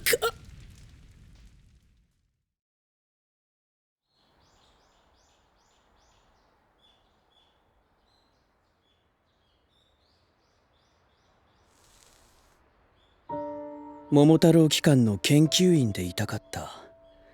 他人の死に興味がないからだ。鬼を解剖する日々を淡々と繰り返し迎える朝は心地よかった。なのに、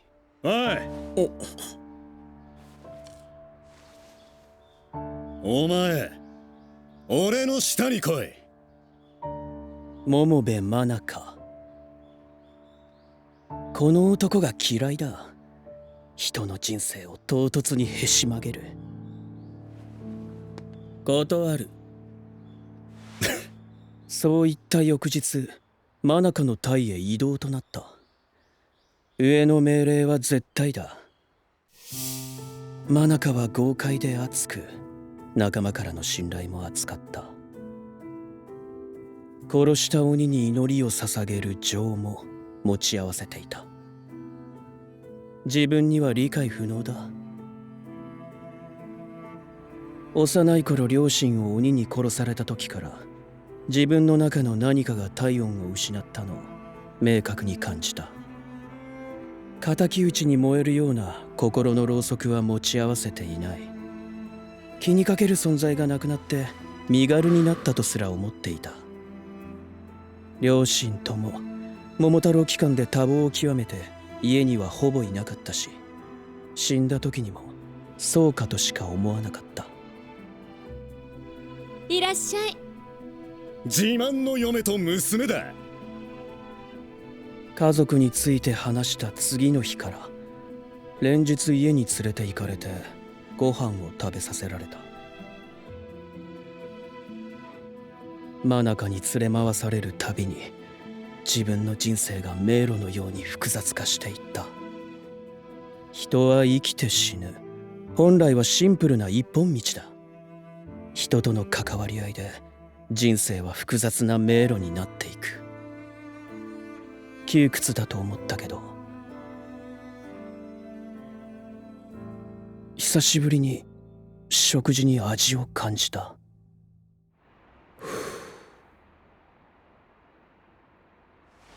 そもそもこんな仕事してるのになんで家族を作るんだ？ただの弱点にしかならないじゃないか。何言ってんだ。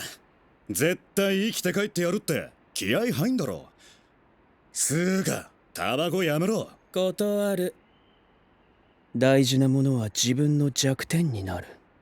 事実、それは現実になった。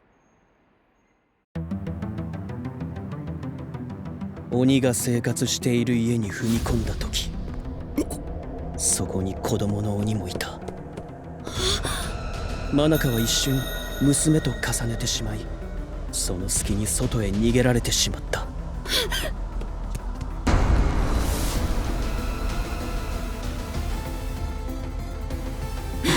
町へ出た鬼は暴走し、辺りは血の海と化した。そして不運だったの。買い物に出ていたマナカの家族がその場に居合わせていた。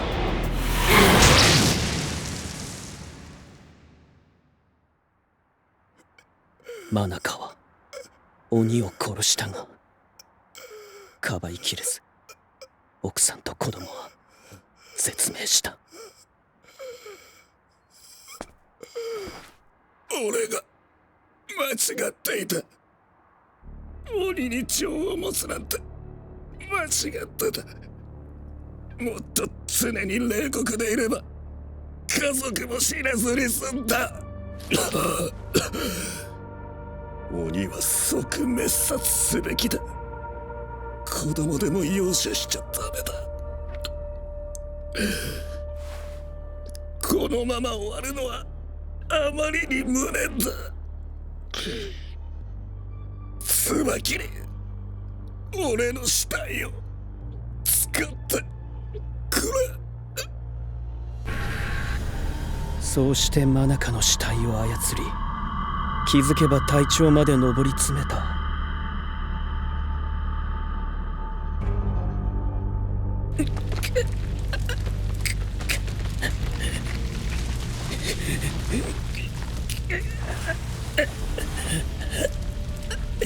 だけど大丈夫だ。まだ負けてない。そうだろマナカ。まだ終わりじゃないだろう。晴らすんだお前の無念を。鬼がこの世にいる限り、僕たちはこれからも一緒に。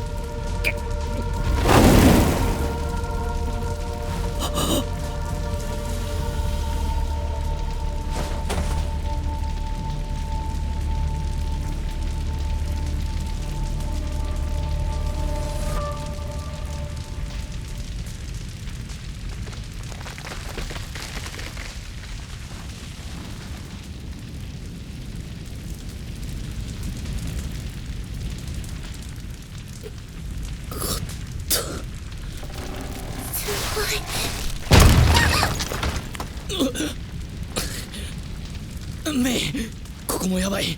逃げよう。とりあえず出口。お兄ちゃん、お兄ちゃん、お兄ち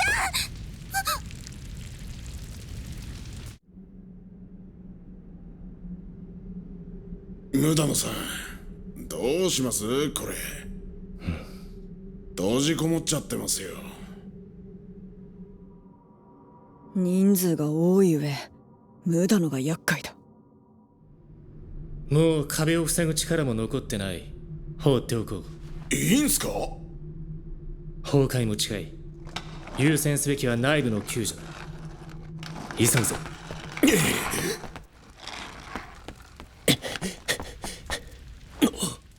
お前ういっす。生きてたのか？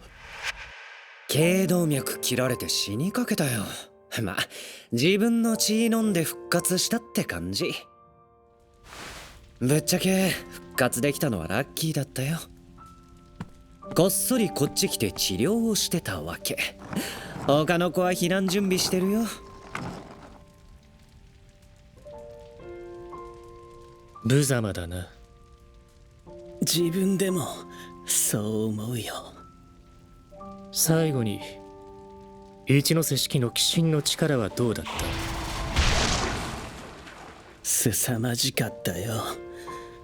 けど僕には命そのものを燃やしてるように見えたけど。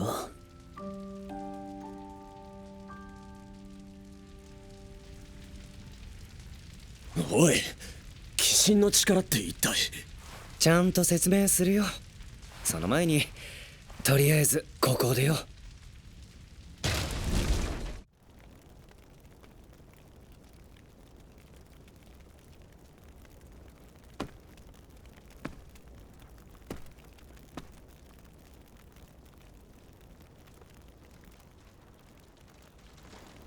先輩、何死んでんすか？死んじゃダメっすよ先輩。だって先輩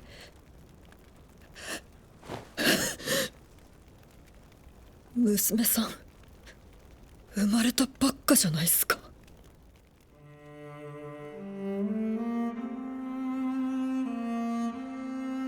椿が家族を持った理由はわからないが、間違いなくマナカの影響がある。変人、不気味、椿をそう呼ぶ人は少なくなかった。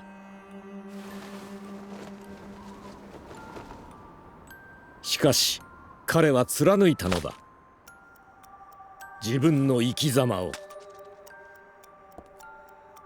一人の男との出会いを機に自身の桃太郎魂を貫き通した男、桃宮椿。享年31。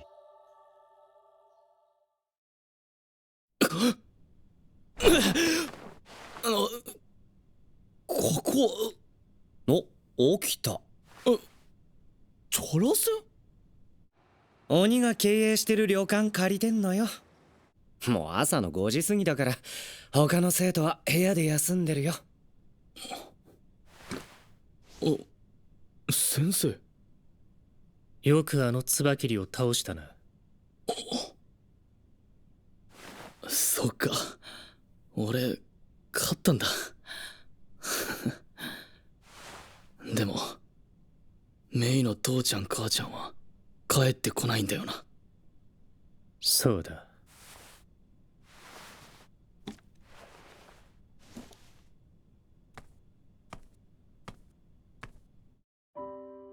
喜ぶにはあまりに多くを失った。それでも俺たちは前を向かないといけない。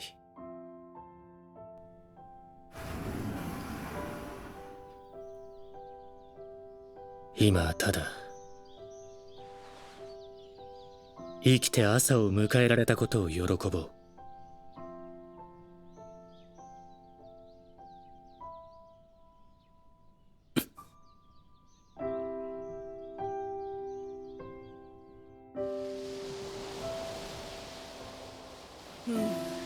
じゃあな、次は普通に観光したいわ。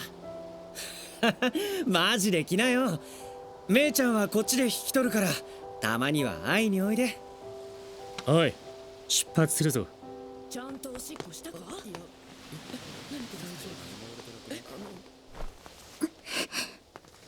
ちゃん、ありがと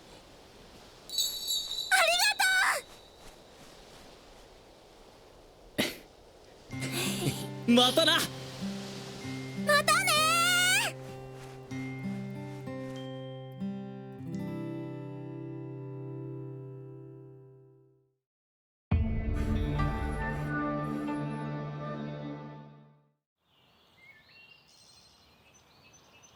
鬼機関は大きく分けて戦闘部隊、偵察部隊、医療部隊となっている。細かくはもっとあるが、大体このどこかに卒業後は入隊する。自分の血の特性に合った隊に入るのが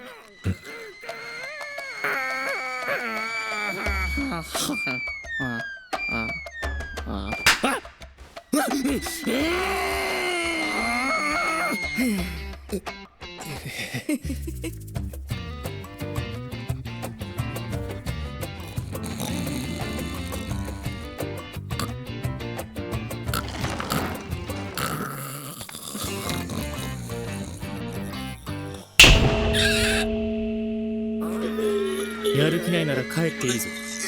あと式、お前もうるさい。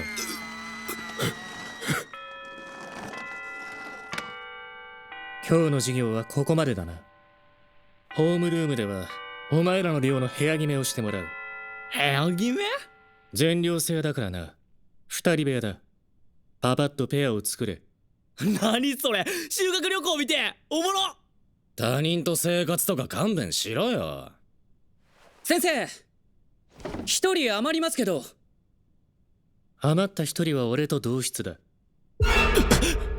それってつまり誰か一人は牢獄行きと同等ってことじゃ。俺は死んでも嫌だぞ。てめえバカなんだからむしろ言っとけ。私に発言権はない。先生と同室ならいざって時に救助してくれそう。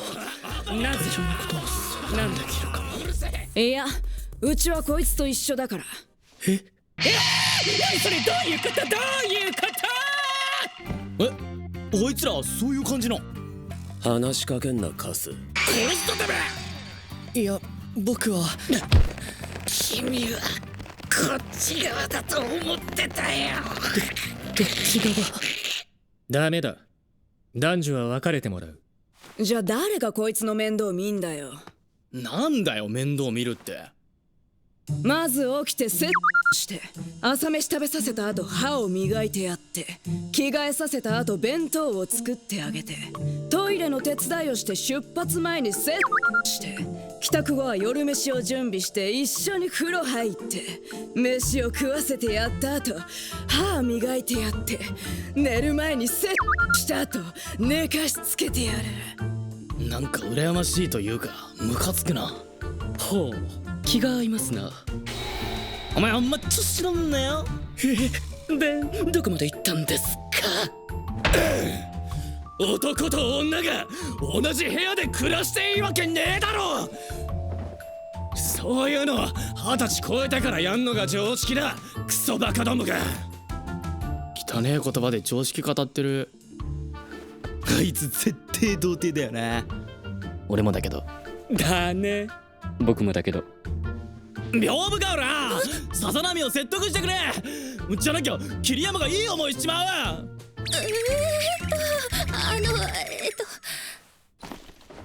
ごめんなさい。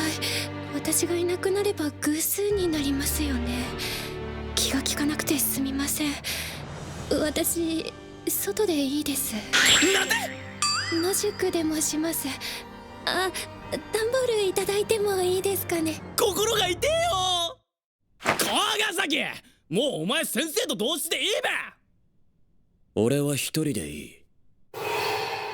は？あいつ空気読めなさすぎだろ。一人でじゃなくて一人がいいのに。あいつ絶対カラオケで洋楽歌うタイプだな。もう俺とお前で同じ部屋になるか？あ？僕はハブるの？ふざけんな。俺は一人じゃねえと嫌だね。お前も空気読めねえな。バカな。今軽くハブられた。よかったら僕と同室にならない？さざ波さんちょっと怖くてさ。なんで男女別々なんだよ。私がいなきゃあいつは何にもできねえんだよ。桐山くん、リア充に同情されるのが一番腹立たしいんですよね。何ですかあれですか？ヒリアに対して毎日のライフの話でも聞かせてくれるんですか？そうやって地道にメンタルやりに来る寸法ですか？きっと僕はこうやって孤独死するんだ。安心しろ、うちがいるだろ。リア充がペッ。決まんねえな。いや、お前が先生と一緒になれよ。やだよ。俺だって寝る前に恋バナとかしてたし。誰もしねえよ。中学の時は停学中で行けなかったし、高校は行く前に退学になっちゃって修学旅行憧れてんのよ。四季君って高校行ってたの？お前行ってねえの？僕は早いうちから覚醒して行けてないから羨ましいな。俺もだ。行ってねえし行く気もねえ。知らなかった。ここにいる全員いろいろあんだろ。無駄にだらつくな。さっさと決めろ。女子はペアで決まりだ。こうなりゃグッチョパーで決めるか。グッチョパーとはグーとチョキとパーで分かれるためのじゃんけんの変化バージョンである。グッチョパー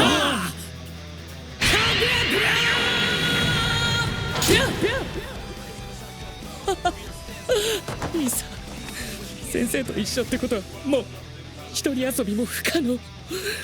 ティッシュの使用量が減ってエコって考えればよっしゃー、牢獄開閉。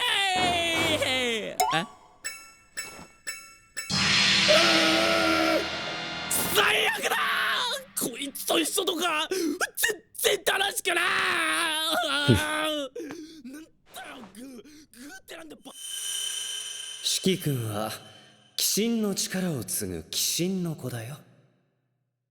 鬼神の子だか知らねえけど調子乗んじゃねえぞ。なんであんな喧嘩腰な。何があったんだよ。もあいつの世話しなきゃならねえ。ダメに決まっちゃうだお前。一緒にしてくれよ。少しは八百長を見習え。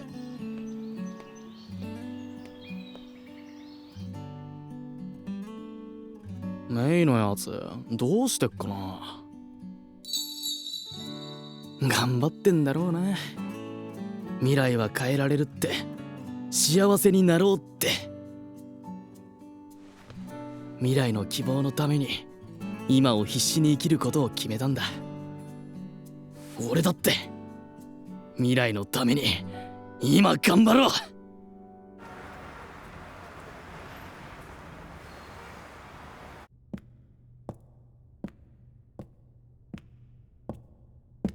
チャンスだ。椿竜やった一ノ瀬を討ち取れば俺の評価は格段に上がる。さらに一ノ瀬を逃がしたサミダレを引きずり落とすきっかけにもなりうる。おい、俺らも動くぞ。いいんですか？管轄外の可能性の方が高いですけど。関係ねえ。結果出しゃ文句言われねえだろ。一ノ瀬四季の首取るぞ。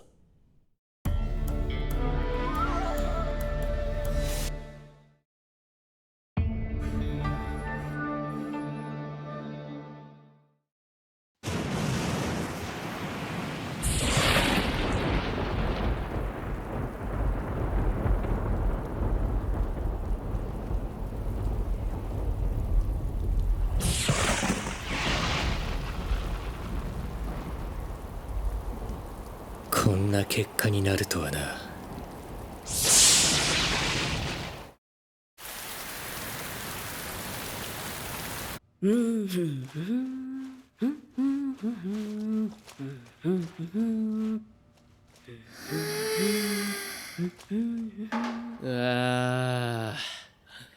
今日の授業も地獄すぎね。無駄線マジ鬼。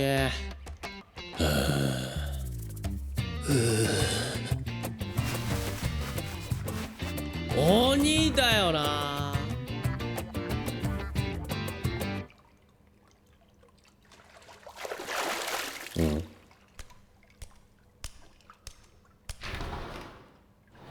なんだよあいつ。お前がうるせえんだろ。ああ、風呂くらい静かに入れよ。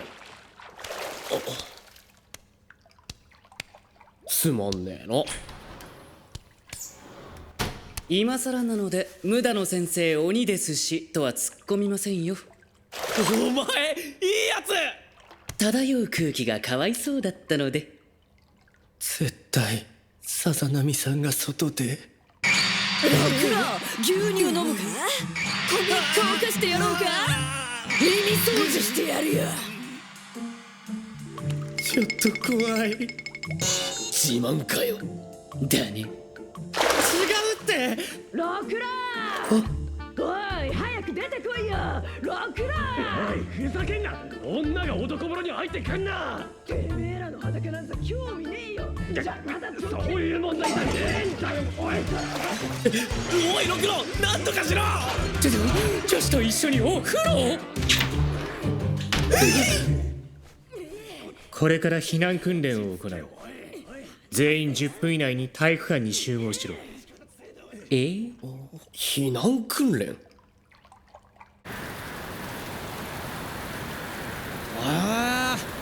こんなとこに体育館があったのか。遅い。風呂入ってたんだから仕方ねえだろう。今日の授業は終わりじゃなかったのかよ。嵐が来たので有効活用する。それとも野外訓練の方が良かったか？避難訓練最高。すごい雨。屋根吹き飛びそう。ここをどこだと思っている？羅刹学園は嵐程度でどうにかなるほどやわじゃない。災害時の行動を学ぶだけではない。突然の事態でも迅速に集団行動ができなければどの部隊に入っても役に立たない。そのための訓練だ。必要なものは用意した。全員指示があるまで体育館で待機すること。俺は校舎を巡回してくる。お前らは先に夕食をとるよう。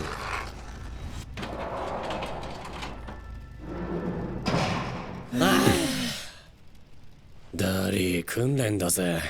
ここにいるだけですか？妙にぬりーな。待機って何をすればいいんでしょうか。何か罠があるんじゃ。ありえる。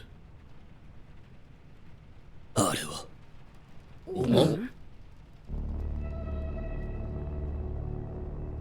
お鍋？開けてみたらドカーン！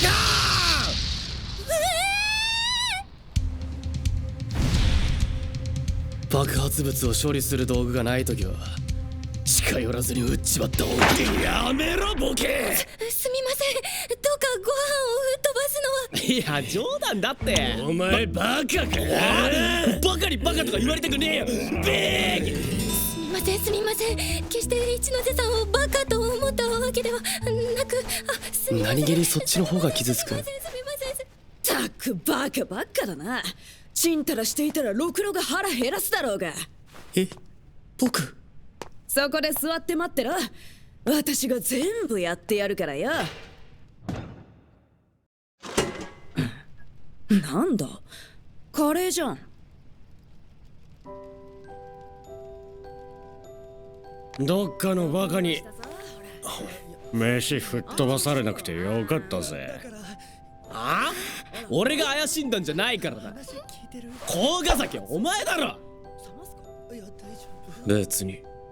意味深な目してあれはとか言ってただろ。なあ正直に言えよ。カレーだと思っただけだ。ただのカレー好きかよ。なあこれ誰かいらねえ？一ノ瀬四季、2月4日生まれ。好きな食べ物は肉、嫌いな食べ物は緑色のもの。全国どこにでもいる普通の男子である。好き嫌いは良くないですよ。野菜の意味わかんねえ。屏風ヶ浦誉れ、2月14日生まれ。好きな食べ物はもやし炒め。だが男子の残り物をもらいたいほど食べたいわけではない。しゃあねえ、カレーかけて食うか。あ、おトゥリーぞ。ああ、まだ結構残ってるから食いたきゃとっとと食え。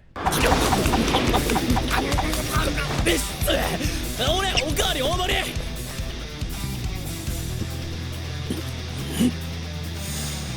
甲ヶ崎仁、9月17日生まれ。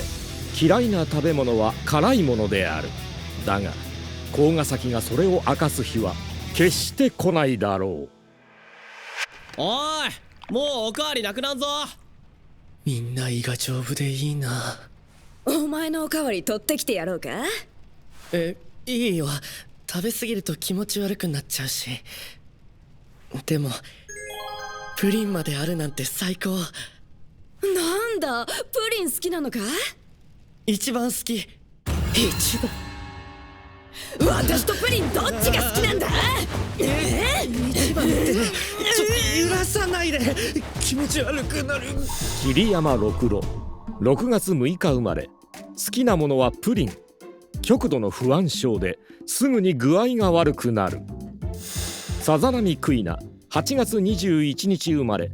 好きなものはダメな男。現在は桐山六郎である。私ならバケツプリン作ってやんぞ。それは嬉しいかも。だろ、やっぱ私だな。私が一番なんだよな。そういう。今日はとりあえず私のプリンも食え。ああ、カレー最高だったな。もう入んねえ。私もです。もやしおかわり大盛りいっちゃいました。俺、誰かプリン忘れていませんか？俺食った。俺も。僕も。僕はさざ波さんのもらっちゃったから、余ってるなら彼女にあげてもいい？んなこと気にすんなって。もう一個食えよ。いや、さすがに3個は。六郎がいらないなら私もいらねえな。じゃあこの余ったプリンどうしましょうか？も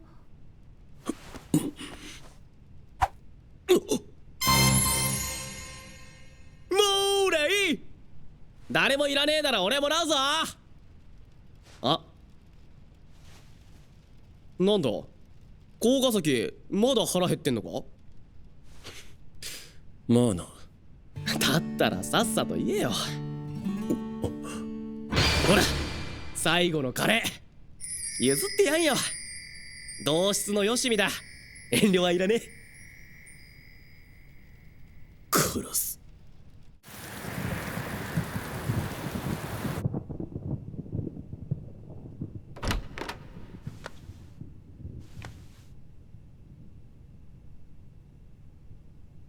異常なし。うん。研究したいか？ナイト君、巡回ご苦労様。校長？嵐のせいで電波の調子悪いみたいでさ、スマホが圏外だからムックンにお願いしたんだけどさ、巡回しても怪しいやつなんていないよ。入れてないもん。それは分かっていますですが訓練なので俺もマニュアルに従っています。せっかくの機会なんだから生徒たちと楽しく過ごせばいいのに。後で様子は見に行きます。硬いな。まあ先生がいない方が羽を伸ばせるかもね。あの子たち少しは仲良くなってくれるといいんだけど、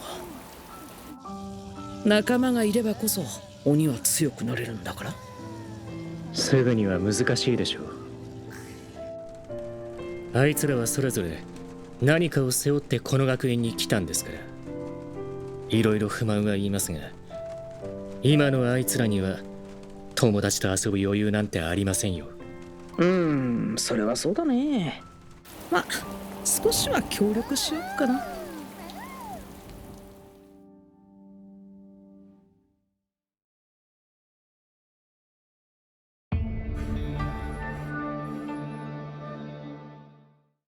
お前うざいんだよ。うざいのはてめえだろ。たくプリンが欲しいなら素直にそう言え。バーガその口引き裂いてやる。血色解放。面白え。血色解放。やれやれ。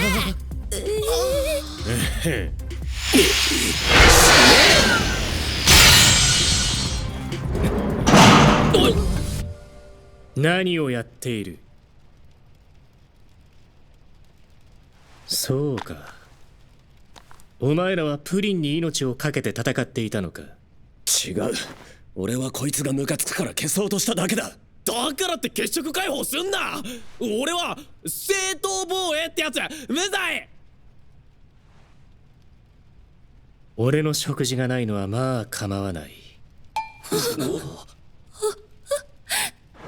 ませんすみません。もやし全部食べてしまってすみません。食いしはったゴミですみません。僕たちだけの分じゃなかったんですか？なら最初から言っておけよ。食いもんは早いもん勝ちだろ。顔を上げろ、屏風ヶ浦。確かに俺の分もあるとは言ってなかった全員朝までここで待機だ。戦闘行為並びに施設を破壊する行為は厳禁。勝手にここから出たやつは退学だ。先生プリン持ってったね。お、どうしたの？スプーン置いてっちゃいました。届けた方がいいでしょうか？やめとけやめとけ。ここ出たら退学だぞ。飯も食ったし、若者は寝る時間だぜ。小学生ですか？なあ、せっかくだし恋バナしようぜ。恋バナ。まだ諦めてなかったのかよ。ろくろの話限定ならいいけどよ。それ何の拷問？なんだよ、つまんねえな。おい、甲ヶ崎、お前もこっち来いよ。チームワークとかねえのかよ。俺に構うな。じゃあトランプでもしようぜ。とにかくみんなで何かしたいんだな。私はろくろと二人で寝るから邪魔すんな。それはちょっと。それが問題なんですよ。この訓練が実施されてからずっと疑問だったのですが、僕たちは上司と夜を共にするんですよね。はあ？みんなで喋って寝るだけだろ。ゆするべ十字3月19日生まれ。やましい気持ちはかけらもありませんけどね。これが物語なら特別な何かが起きるわけで、いやこのシチュエーションならむしろ何か起きるべきだと思いませんか？痛いけな青少年ならわかりますよね。ただの変態である。悪いけど全然わからん。できれば寝るのは男女別の方がいいんじゃないかな。遠慮すんなよろくろ。セッしてから添い寝してやるから。バカか！なのはダメに決まってんだろうが。八おろし碇11月11日生まれ。苦手なものは下ネタ。異性とのお付き合いは20歳を超えてからじゃないといけないと思っている。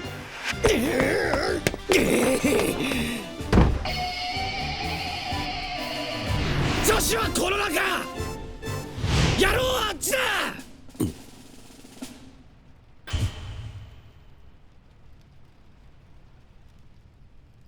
これはこれでワクワクすんな。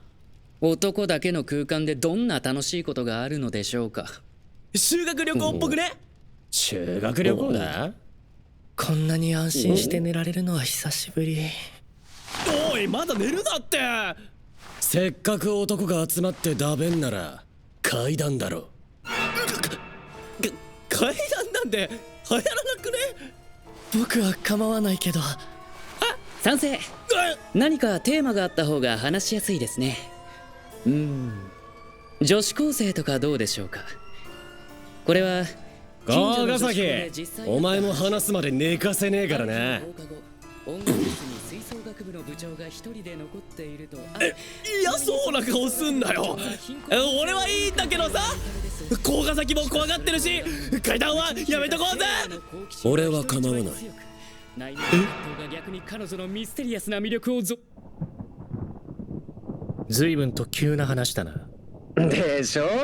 俺も驚いちゃったけど、京都支部はしばらくの間立て直しで精一杯だからね。早速ダノッチに連絡だって思ったら繋がんないし、ブロックされたかと思ってマジ泣いちゃったよ。そんなことするわけないだろ。急に出れられると困るというか。無駄話をする気はない。切るぞ。四季君たちの話聞かせてよ。厳しくやりすぎてない？無駄のマジ鬼とか呼ばれてない？死なない程度に手加減はしてる。問題はない。またそういう言い方するから誤解されるんだって。けどさ、四季君たちにはダノッチの優しさ伝わってると思うな。あの子たちは本当の恐怖を知ってるだろうからね。これは僕の身に起きてる話なんだけど、京都から帰って眠れない日々が続いてるんだ。ベッドに入ってからも誰かの視線を感じて。風波さんでしょ。それしかないだろ。なんだ、人間の話かよ。じゃあ次は僕。みんな知っての通り、僕は寮では無駄の先生と同室。でも先生はほとんど部屋におらず、僕一人になることが多く。よし、短期決戦ならば。まるで測ったようにその足音はやってくるのです。この恐怖たるや。なんだ、無駄戦のことか。全然怖くねえぜ。じゃあ俺の番だ。俺のはガチだぜ。実際に何人も死んだ話だ。楽しみだぜ。バイク好きなダチがいてよ。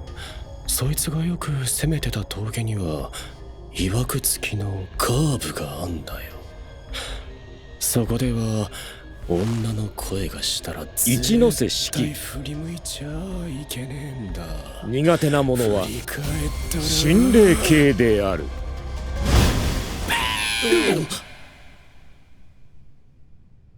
電池切れですかね。すごいタイミング。今ピエーってすげえ情けない悲鳴あげたやついたな。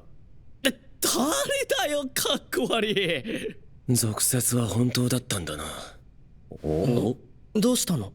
階段はその場に幽霊が集まってくる。やめろよ、お前そういうこと言うと本当に幽霊が。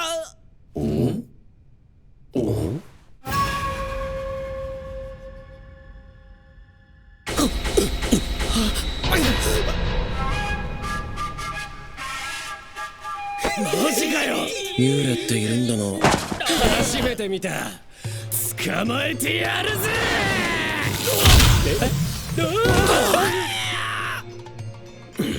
幽霊って強いんだな。お前らくっつくな。離れろ。うっせえな、何やってんだ。え？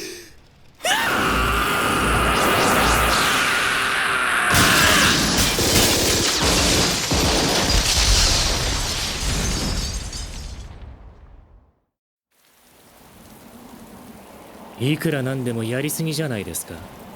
いや少し驚かせただけだよ。まさかこの子お化けが苦手だったとはね。暴走はしなかったけど力の制御ができないのはまだまだかな。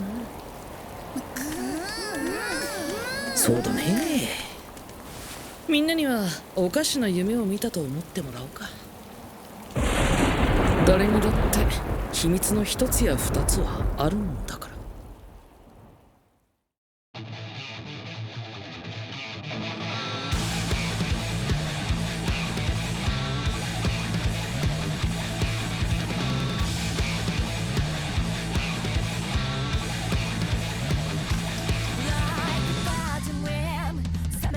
最悪だ everyday 受け継ぎ分けられた This set いつまで守る正しさ信じその玉を生きて死ぬ道は複雑迷い境界線は越えたもん後悔しても明日はない What is justice わからなくて体験した just to be myself What is justice わからなくて No pain no gain 果てるまでどんなディレイバーと対比レイブまぶいていたりとどない戦う涙の尻は誰にも What is justice わからないよ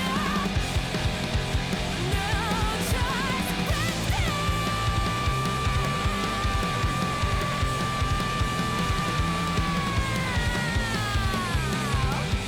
Take out the mic and come my own way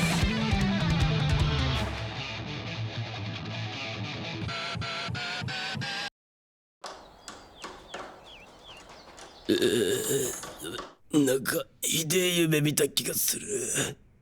僕もです。嵐のせいですかね。お前ら課外学習が決まった。またどこか行くのか。ああ、次に行くところは東京だ。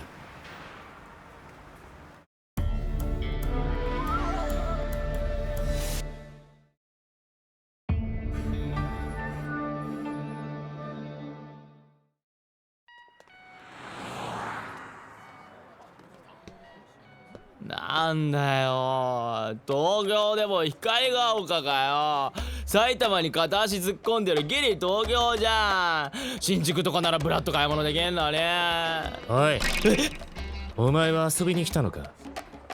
学びに来ました。あと光が丘をバカにするな。埼玉も。すんません。けどさ、ちょっとくらいはいいだろ、無駄せん。偽名を使え。近藤先生。ただでさえ京都の一件で変装と偽名が必要なんだ。ちゃあ、だっせー。すみません。疲れてないか？あ、うん、大丈夫。僕だけ格好変わってなくないですか？今日はこのままホテルで休む。明日朝一から弾丸で見学だ。覚悟しとけ。それと夏、明日見学後ここに採血を受けに行け。採血？なんで？お前の血を調べるんだ。京都のせいでいろんな予定がおじゃんだ。まったく非合理的スケジュールだ。めんどくさい。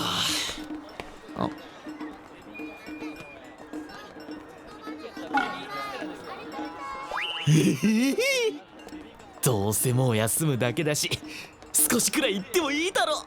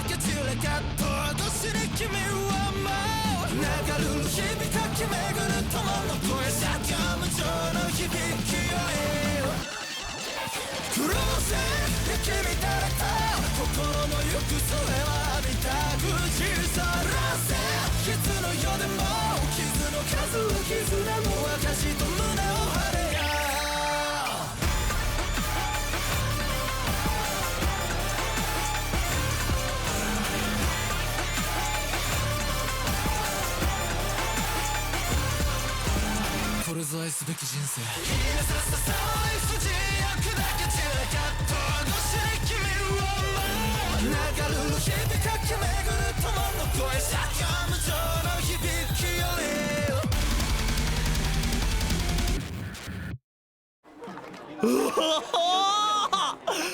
やっぱ祭りっていいな。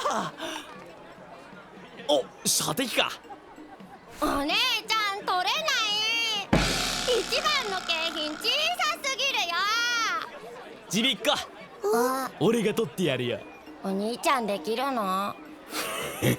無理だぜ兄ちゃん。まあ見てろよ。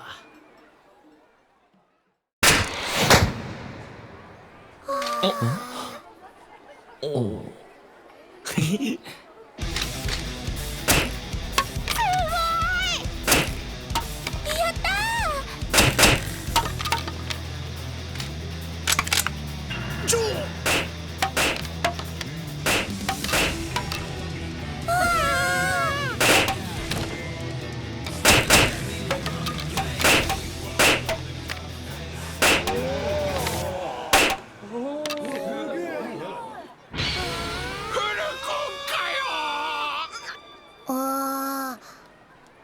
このおもちゃたちは君たちのところへ行きたがってるみたいだ。いいな。大事にしてくれるかい？ありがとう。俺もやるよ。あっちのがいいのある。なんだと？でもありがとう。今日は早じまいだぜ。ありがとう、お兄ちゃん。気をつけて帰れよ。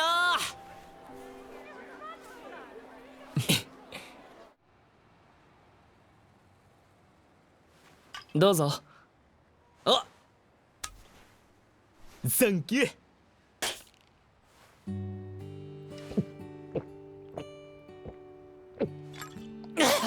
しみるぜ。祭りといえばこれだよな。君のおかげでいいプレーができたよ。お前もすげえな。好きな重機系。好きだね。ゲームでもリロードの美しさに目を奪われるよ。うわー、わかるわ。最近のゲームリロードの作り込みすげえよな。あれっしょ、メック大阪の配信とか見てるっしょ。それも最高だけど、ガンマニア46っていうチャンネルもいいよ。そのチャンネル知ってるやつと初めて会ったわ。めっちゃ話合うじゃん。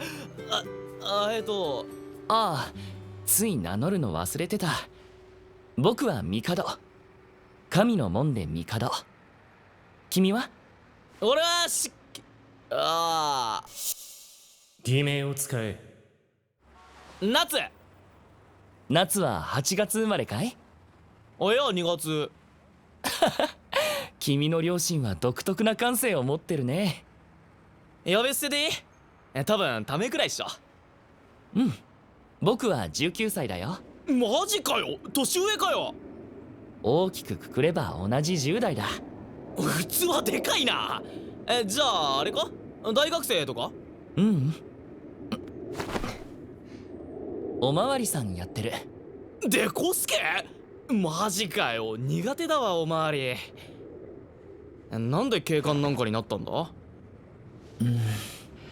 悪人から市民を守りたい的なやつかな。立派じゃん。ありがとう。でもいろいろ大変でね。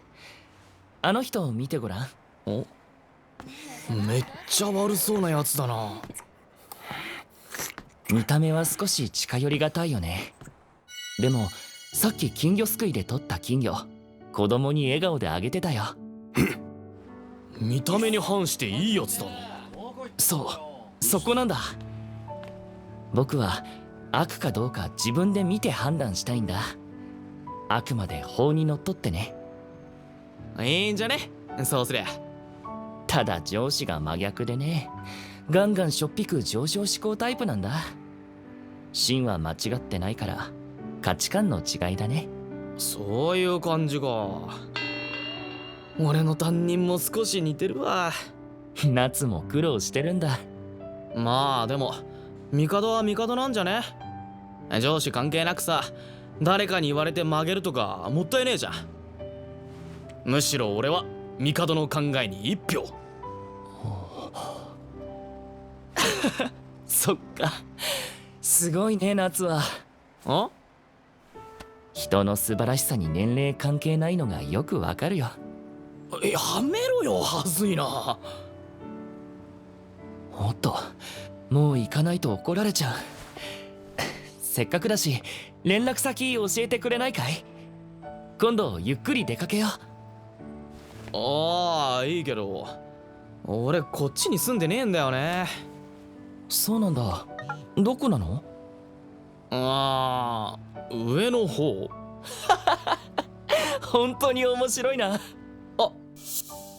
明日見学後、ここに採血を受けに行け。明日の夕方なら空いてるわ。じゃあどこか行こうか。オッケー。よし、登録完了。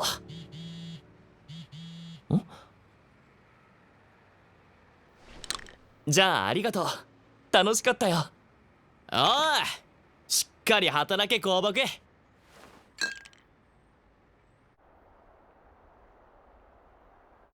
部屋割りは寮と同じだ。明日の実習まで外に出るな。東京に来て弁当かよ。ろくろの栄養が偏ったらどうするんだ？いや、何でもいいというか。別に食えりゃいいよな。なあ、あのバカどうすんだよ。これから捕獲しに行く。お前たちをホテルに送り届けるのが先だったからな。無駄な手間かけさせやがって。部屋割りが寮と同じってことは、これはチャンス。すみません、遅くなりました。どこふらついてたんだてめえ。道に迷ってしまって。何のために警官に変装してまで捜索してると思ってる。一ノ瀬式を探すためだろ。聞き込みしやすい格好してんのに遊んでんじゃねえ。副隊長としての自覚持てバカが。すみません、気をつけます。行くぞ。怒られてしまった。まあ僕も悪いしね。それにしても面白いおまわりだったな。彼とは、あいつとはいい友達になれそうだ。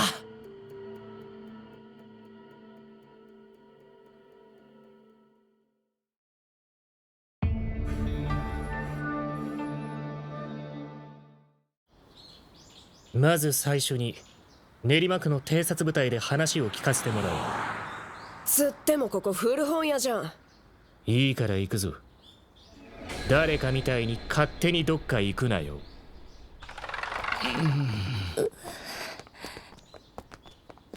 バカバカ。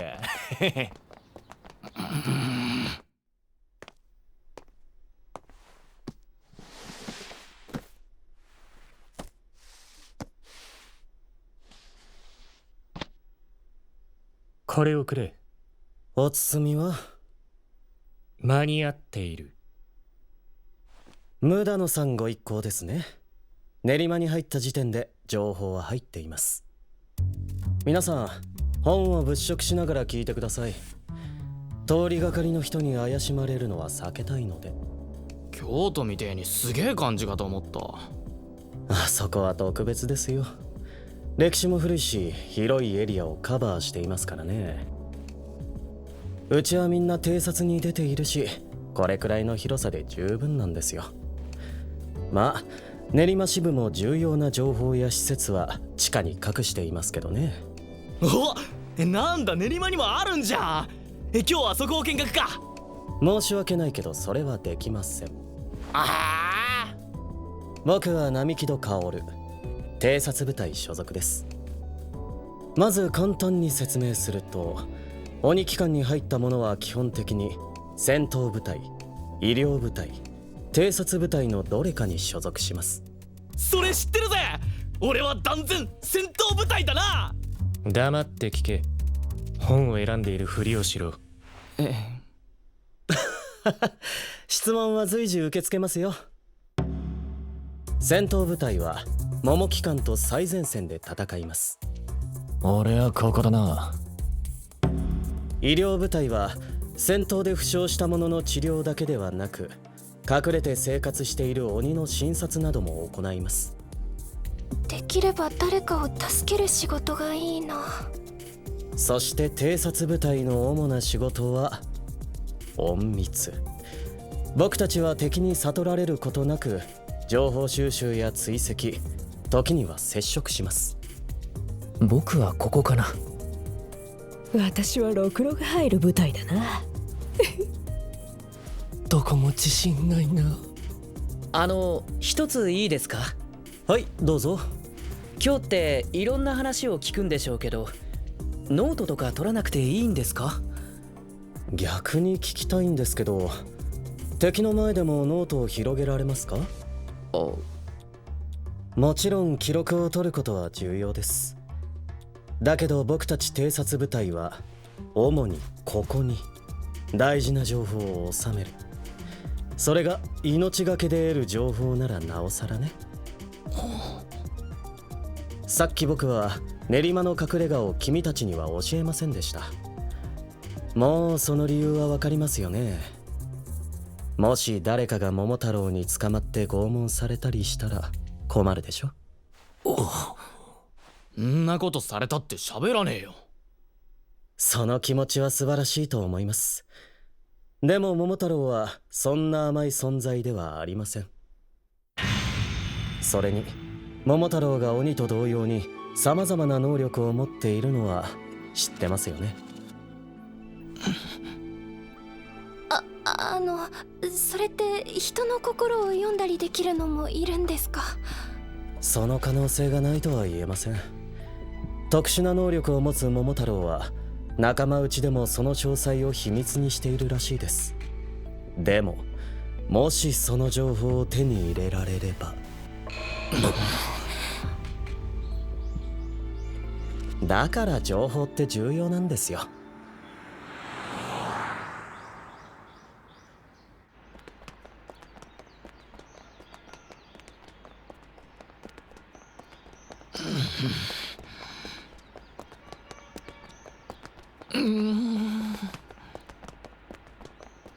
夏くん、そんな露骨に警戒してると怪しまれますよ。もっと普通に。マジか。普通あ、だやいやおい待てこら。あまり目立つな。だってよ。さっき説明があった通り、町の防犯カメラは大体桃機関と連携している。血を使えば反応をつかんで桃機関へ情報を送り、管轄の桃太郎が即座に駆けつける。分かってはいましたけど、僕たちは常に監視されているんですね。胃が痛くなってきた。でもカメラに映ったくらいでバレたりはしないだろ。ああ、無駄に怯える必要はない。周囲に注意して町に隠れ相撲にはたくさんいる。そんな彼らをサポートするのも鬼機関の役目だ。さて、時間がない。急ぐぞ。今から医療部隊が運営している病院の見学、その次が運動施設で戦闘部隊が行っているトレーニングを実際にやってもらう。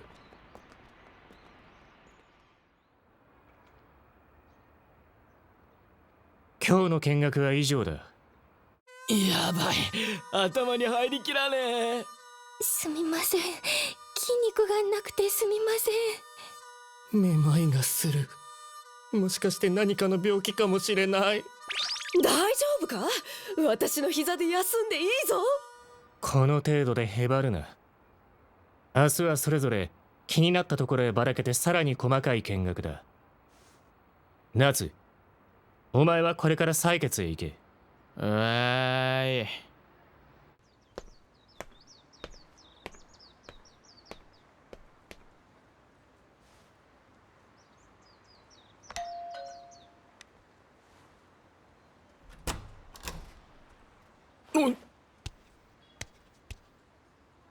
ういすいす、無駄のから聞いてるよ。あいな。団地にお姉さん、エロい。失礼します。君が鬼神の子か。かわいいじゃん。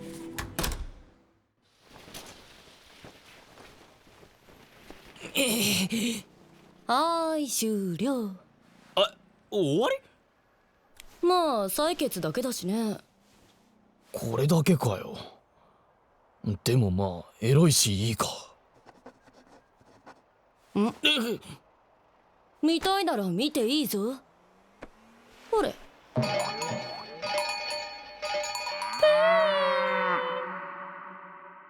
つっても私の垂れ乳じゃあれか？あれ、童貞か？童貞ならもらってやろうか。その、なんで？生理中だから今度だけどね。そん時は性癖ねじ曲げてやるよ。はあ？からかってる？やべえ人か？じゃあ俺はこれで。ああ、垂れ乳は嫌いだったか？微乳なんぞクソくらいだろうが。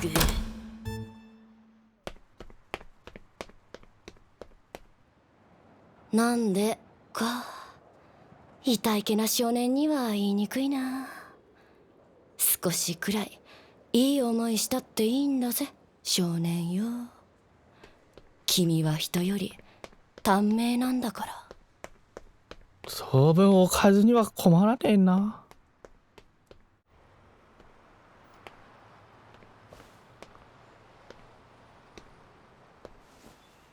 や、ミカド。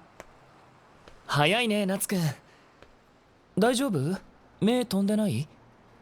どうする？何する？映画とか最近見れてないんだ。お、映画いいじゃん。行ってみようぜ。あ、これとかドンパチしてそうじゃね？ちょうど時間合うし、これにしようか。コーラとポップコーンガオッと。あ、ミカドは？僕はカフェラテ。おしゃれ。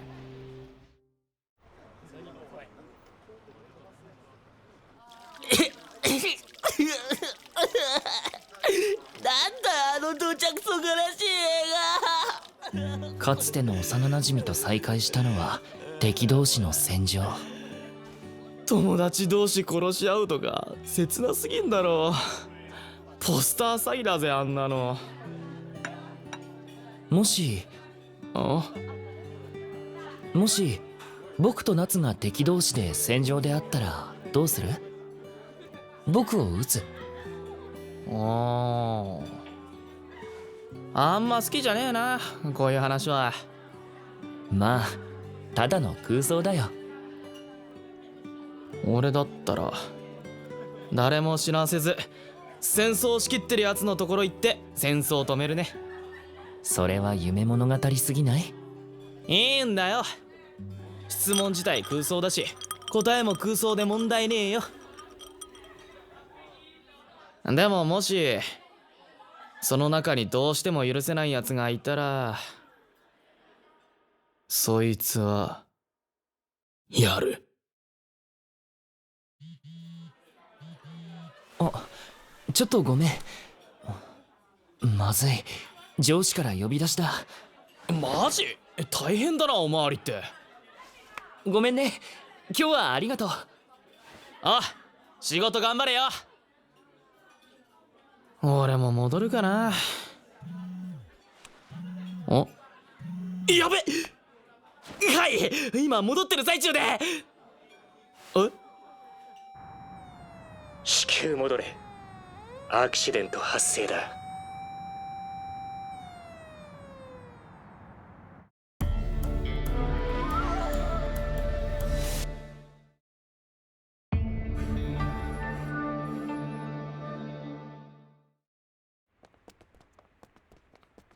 ろくろ疲れてないか？腹減った。早く飯食おうぜ。青だ、走るよ。待って、お姉ちゃん。ご飯何かな？ハンバーグがいい。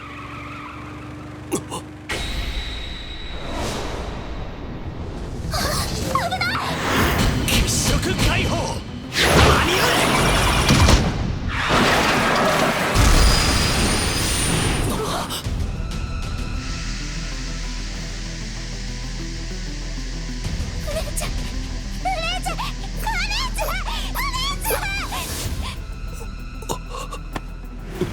気を使ったな。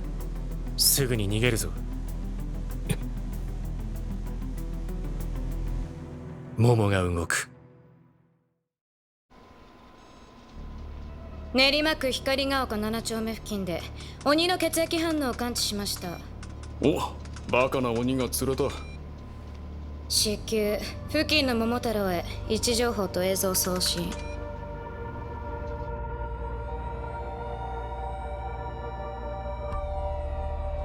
近い。すぐに場所を移すぞ。40秒で支度しろ。はい。無駄野さん、こちらで状況は把握しています。皆さんを隠れ家に案内するので避難してください。夏だけ別行動をしている。了解です。隊員を迎えにやります。映像見たか？近くに鬼がいるぞ。ですね。そいつが一ノ瀬指揮か、または一ノ瀬を知っているかどうかはわからねえ。まあ知らない可能性の方が圧倒的に高いけどな。そもそも街中で血を使うバカだ。一ノ瀬じゃなく持ってる情報も貸すって場合もあり得る。まあでも一応そいつ捕まえて情報を絞るぞ。使えなきゃ殺して次だ。この鬼殺すのをやめましょう。ああ、だってこの鬼子供を助けてますよね。あのままじゃ子供たちは即死でした。だからなんだボケ。鬼は鬼だろ。殺してなんぼだ。人を傷つける鬼は処分します。けど人を救う鬼は殺しません。自分ルールです。自分ルール？ふざけんな。でも話は聞くべきなんで探してきますね。手段は問わず鬼は殺す。じゃないと俺が出世できねえだろう。まあいい。鬼神の子をやるには帝の力が必要不可欠。好きに動いてろ。お前の力使えるだけ使ってやる。それに俺にはこの目がある。獲物を見つけるこの目が。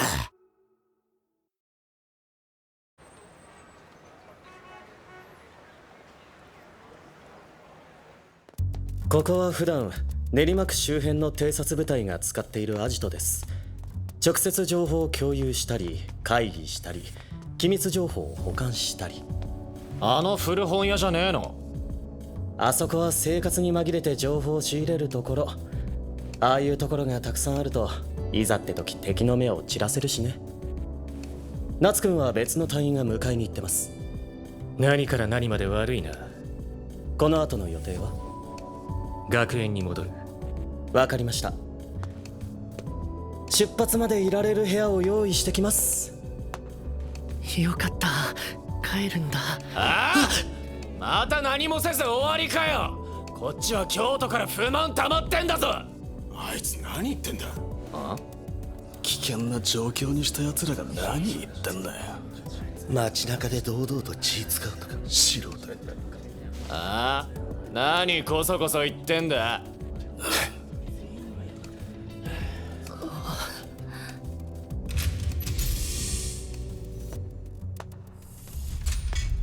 夏くん到着しました。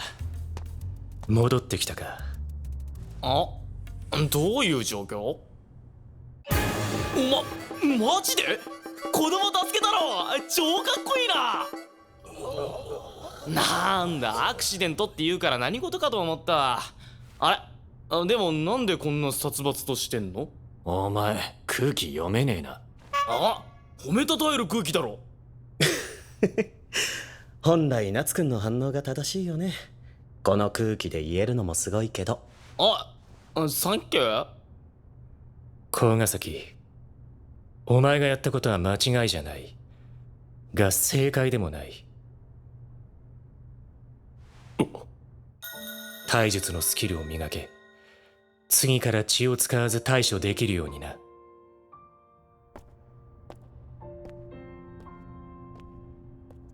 でもお前が子供助けるって意外だな。蹴っ飛ばして歩いてるイメージだわ。すごい偏見だね。救えていない。俺はまた救えなかった。また？それって部屋の用意ができました。日の出までに出発する。それまでに睡眠をとっておけ。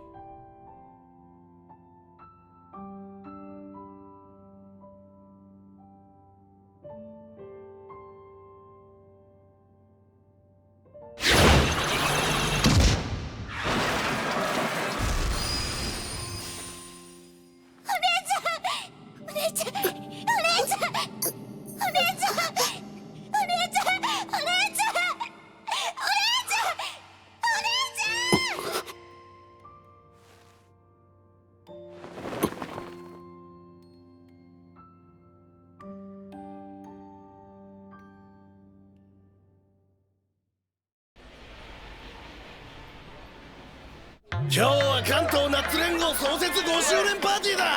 ガンガンボトル入れろ。芸能事務所の社長なの？すご会いてえやついたら言えよ。い。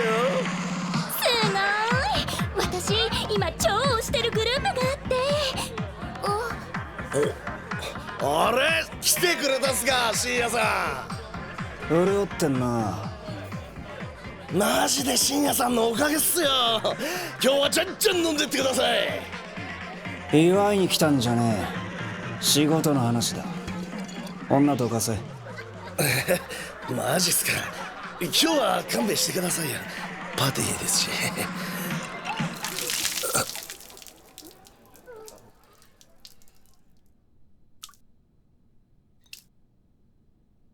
誰のおかげでいい酒飲んで騒げてるんだ。弱小半グレだったてめえらをてっぺんに押し上げたのは誰か忘れたのか。底辺に叩き落とすぞ。すみません。すぐ動きます。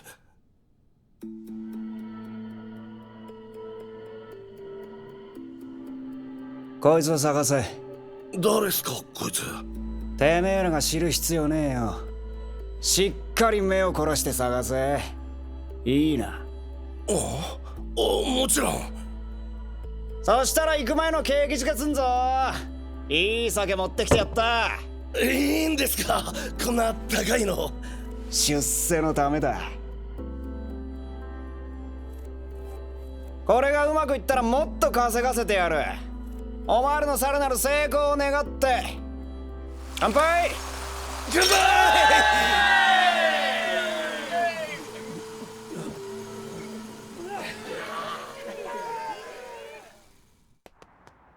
深夜さんって何者なんすか？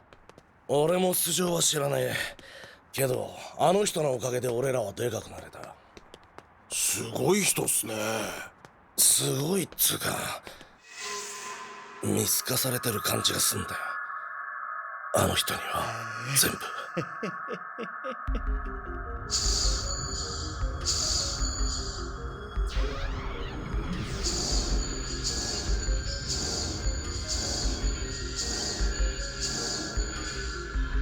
見えてるぞ、てめえらの見てる世界が。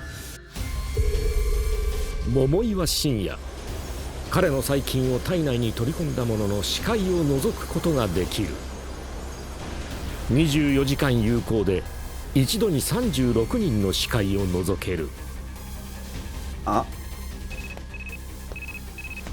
はい。おいお前、左の方見ろ。あれ、あいつ。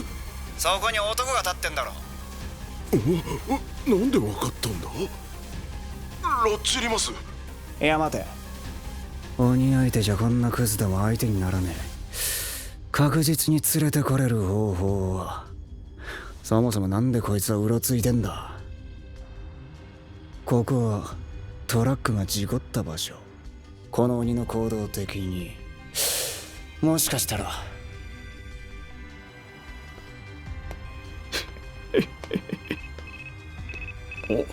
はい。お前、近くに病院あるだろ。はい。今からそこに忍び込め。いや、それは。俺、保護観察中だ。次捕まったら。知るかよ。お前よ、酔った勢いでリーダーの女と寝たろ。なんでそれを。あいつの耳に入ったら殺されんな。それだけは。黙ってて欲しかったら言うこと聞けよな。二人は尾行、残りは病院へ向かえ。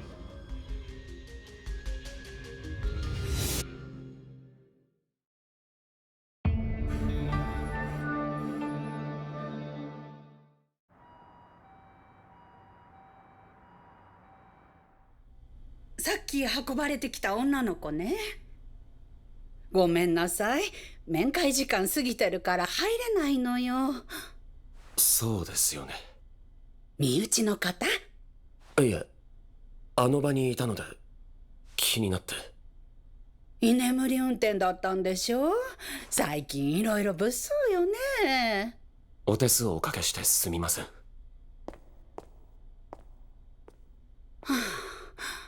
ああ、待って。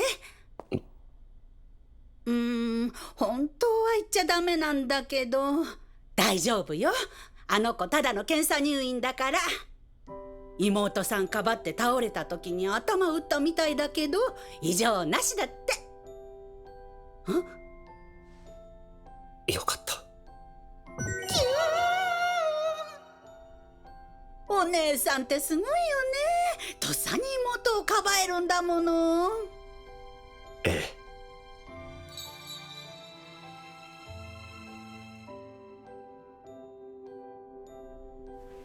姉は偉大です。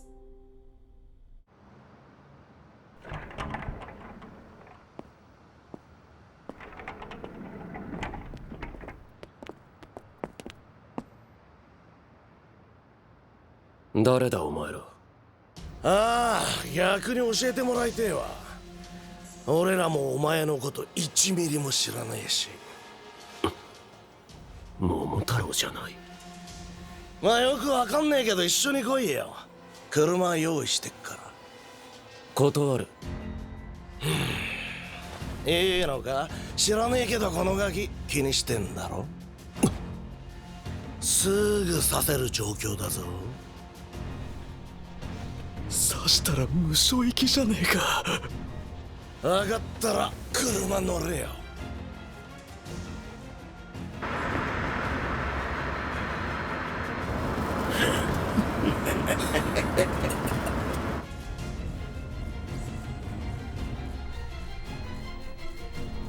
深夜さんはあの部屋でお待ちです。俺あの部屋苦手だわ。みんなそうだろう。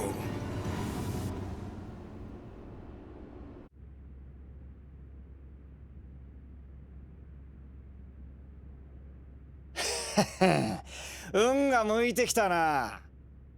お前京都で一ノ瀬と一緒にいたやつだもんな。よもぎの情報通りの顔だ。金髪で全身継ぎはぎ。間違いようがねえな。てめえがいるってことは無駄のもいいんだろ。無駄のがいるってことは一ノ瀬もいいんだろ。鬼神のごとくだ。一緒なんだろ。やっば、思わぬ収穫に興奮してるわ。しゃあねえよな、こんなことがあんだから。知るかバカな。一人でオーガズムってろ。つれねえな。もっと興奮しろよ。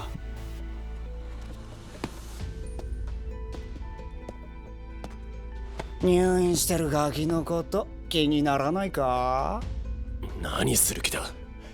大体いつから桃太郎は輩を手下にしたんだ。何の話だ？わからんな。世の中イカれたやつもいるからよ。もしかしたらべっとりあの子に張り付いて何かしでかすやつがいるかもしんねえな。桃太郎が一般人を巻き込むのか。さあ、俺は何にもしねえぞ。俺はな。クソが。おーっと、変なことすんなよ。あの子には無事でいてほしいだろう。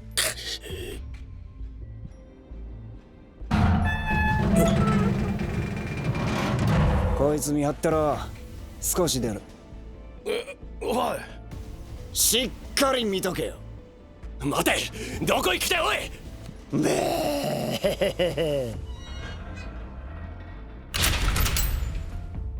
さーて、一ノ瀬も無駄のもいるとなると厄介だ。俺と帝だけじゃ手に余る。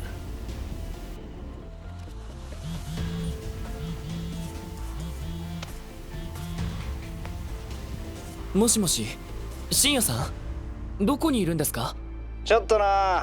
それより今から合流すんぞ。ちょっくら出向く。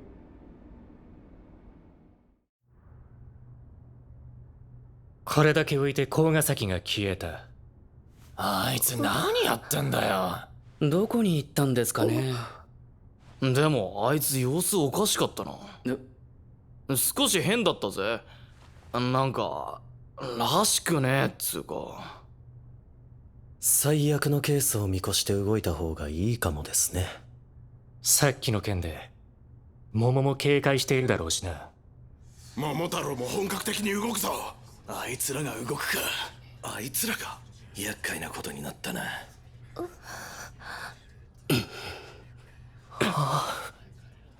この辺の桃太郎ってヤバいの？練馬区担当の桃太郎はいろんな意味でヤバいです。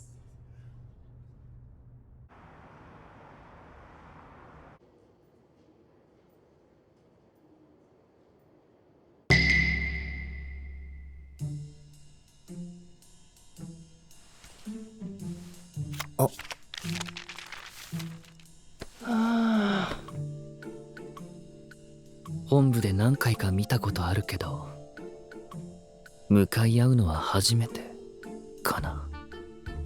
今日の開運ポイント、銃弾トランプタワーってやっぱハードル高いよね。知るかよ。あんなきゃいいだろ。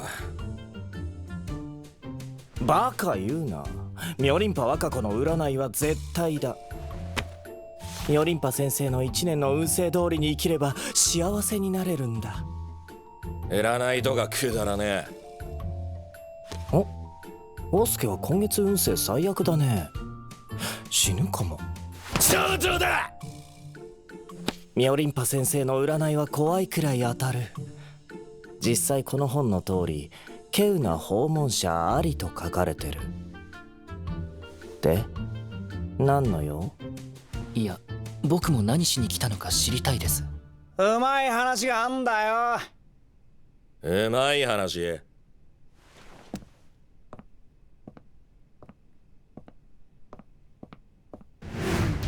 人の島入って何ほざいてんだ。管轄外の勝手な行動なら規律違反って名目で殺すぞ。お前らも喜ぶ話だぜ。黙れ。てめえは信用ならねえ。深夜さん嫌われてるな。根本の部分は一緒なのに。つくよみ、こいつらどうするよ。そうだな。ミョリンパ先生に示してもらう。ちょっと待ってろ。てめえで決めろ。占い以外で決められるわけないだろ。何言ってんだ。てめえが何言ってんだボケ。占いに人生乗っ取られやがって。心配になるね。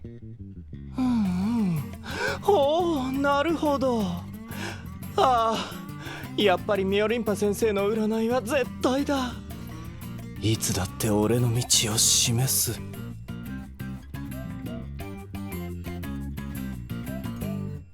次なる段階の一歩目が来ると示されてる。さて、どういうことかな。あながち占いもバカにできねえな。鬼神の子につながる糸口を見つけた。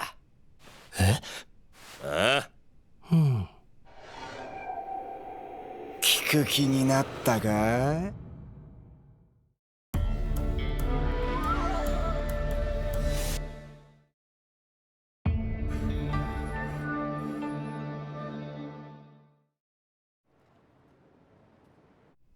鬼神の子だ。ああ、あんで鬼神の子一ノ瀬式は俺らがやる。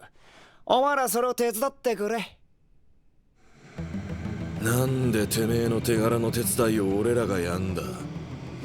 なあ、返答によっちゃ頭と体離婚させるぞ。落ち着けよ、オスケ。沸点低いのがお前の悪いところだ。すまん。そもそも疑問だが、手を借りる必要はないんじゃないか。鬼神の子でも問題ないだろう。帝くんがいるんだし、その年で副隊長になったんだ。君の功績は知ってるよ。買いかぶりすぎですよ。僕は争いが苦手ですし、一ノ瀬がどんな人なのかもわからないのにやる気なんか出ませんよ。第一、鬼神の子の糸口を掴んだとか今知ってびっくりしてるくらいです。車に構えた生き方してんじゃねえよ。楽しく殺し合って生を感じる。それで人生最高だろ。その人生の喜びをくれてやるよ。あ？ただでなんて言わねえさ。無駄のとやらせてやるよ。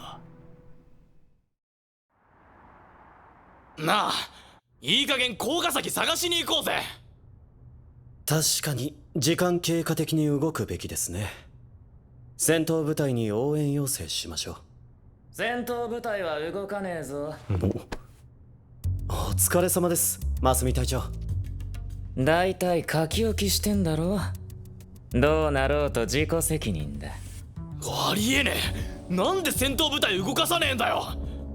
勝手な行動するやつは勝手に死ね。おい、じゃあ見捨てんのかよ。お前も周りに迷惑かけそうなタイプだな。久しぶりだな、村野。今はこんなクソガキどもの子守か。人は変わるな。戦闘部隊が動かない理由は？余計な会話はしねえな、お前は。まあ順を追って話すと、すでに調査して分かったことが3つある。1、生徒は拉致られた。2、一般人の関与。3、練馬の桃の仕業じゃねえ。あいつ一般人に拉致られたのかよ。拉致ったのは関東ナッツ連合っつう半グレどもだ。さらうまでの手口は素人だが、姿の隠し方は多分桃が関与してる。半グレといえど一般人巻き込むことは練馬の桃はやらねえ。となると別の桃が動いてる可能性がある。確かに。そうなるとこの地区の戦闘部隊は迂闊に動かせないな。なんで全然わからんて。もし戦闘部隊が助けに行ったら練馬を守れる鬼が減っちゃうでしょ。もうその間に練馬の桃が仕掛けてきたらこっちは当然手薄。大勢の鬼が死ぬことになる。しかもそいつは一般人を余裕で巻き込むカスだ。じゃあこっちも別のところから戦闘部隊を呼べばいいのでは？その呼んだ部隊の本来の管轄は誰が守るんだ？鬼は桃と違って常時人手不足。んなことできねえ。けど今回は無駄のがいる。東京都の戦闘部隊でもエリートだった無駄のナイト君が今でも思い出す時があるぜ。桃太郎100人の血の雨を降らせたあの時のお前を。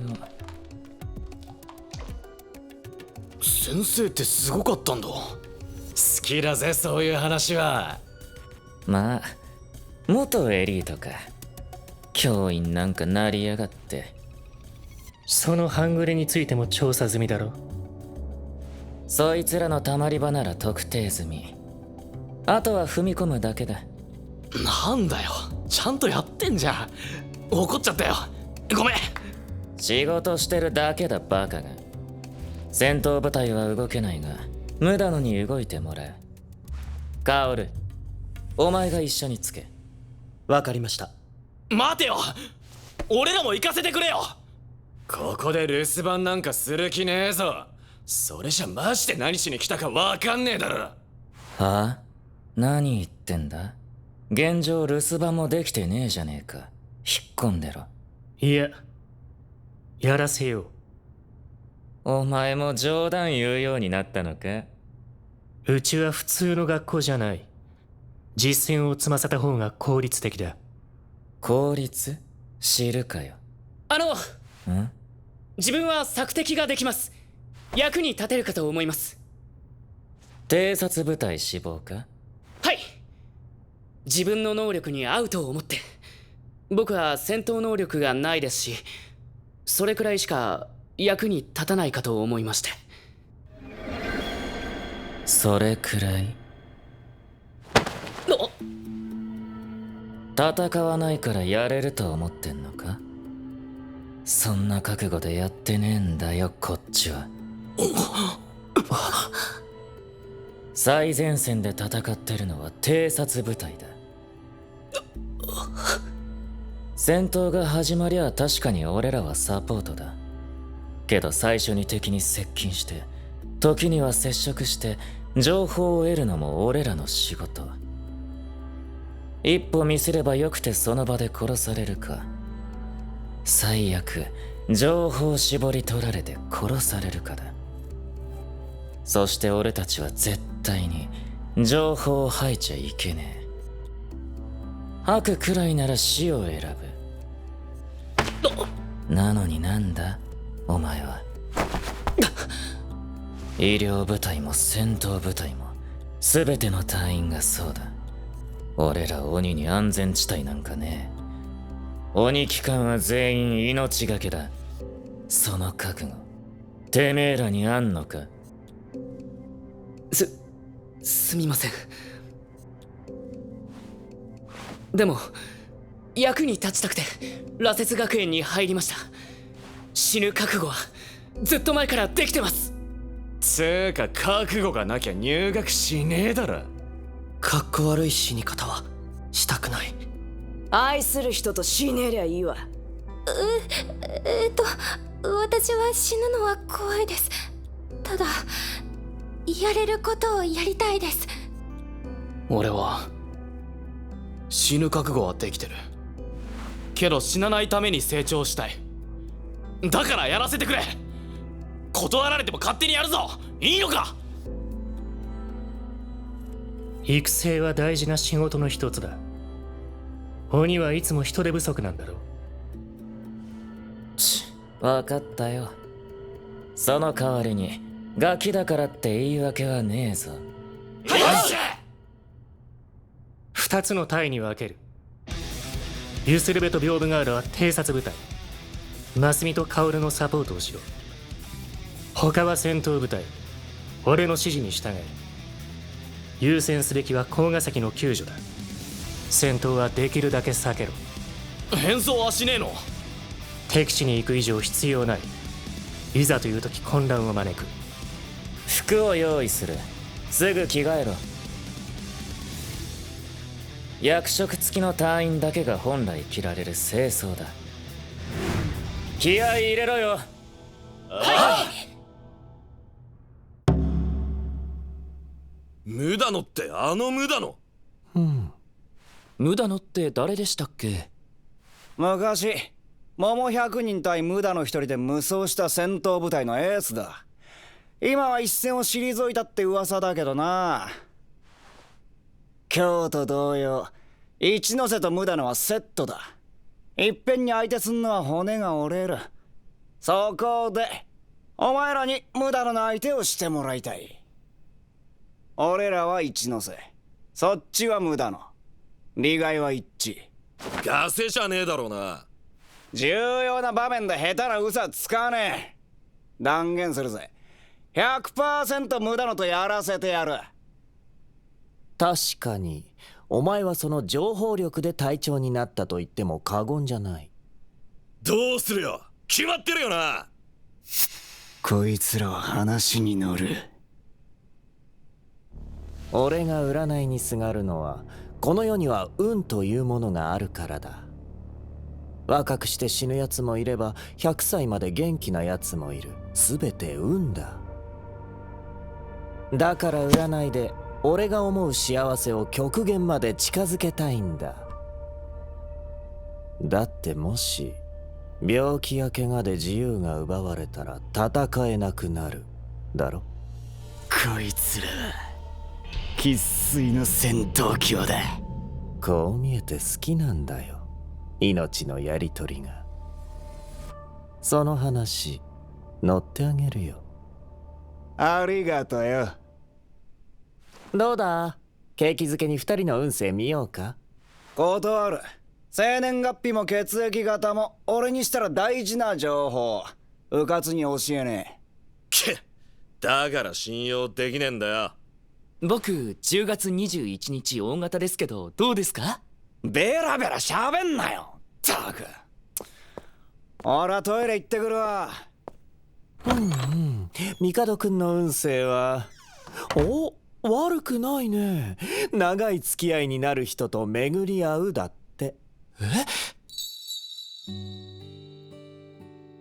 すごい当たってる。ミオリンパ先生、さすがすぎる。ただ、きっかけ一つで関係が崩れる可能性ありだって。今日の開運ポイントは竹馬で過ごすだそうだ。むずすぎません？ミョリンパ先生の開運は難易度が高いので有名なんだ。ちなみに竹馬あるけど使う？なんであるんですか？深夜さん、いつまで見とけばいいんすか？アリーナ立て込んでてよ。こいつすげえ生意気っすよ。じゃあバケツの水でもぶっかけてやれよ。くらえよおら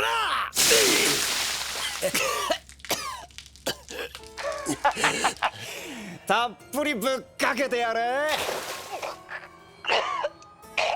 まあそしたらそいついてお前ら見せてやろう。多分そこ危ねえよ。マジっすか？地図送るからそこに避難しとけ。俺も後で行くからよ。話がある。わかりました。いい流れが来てんな。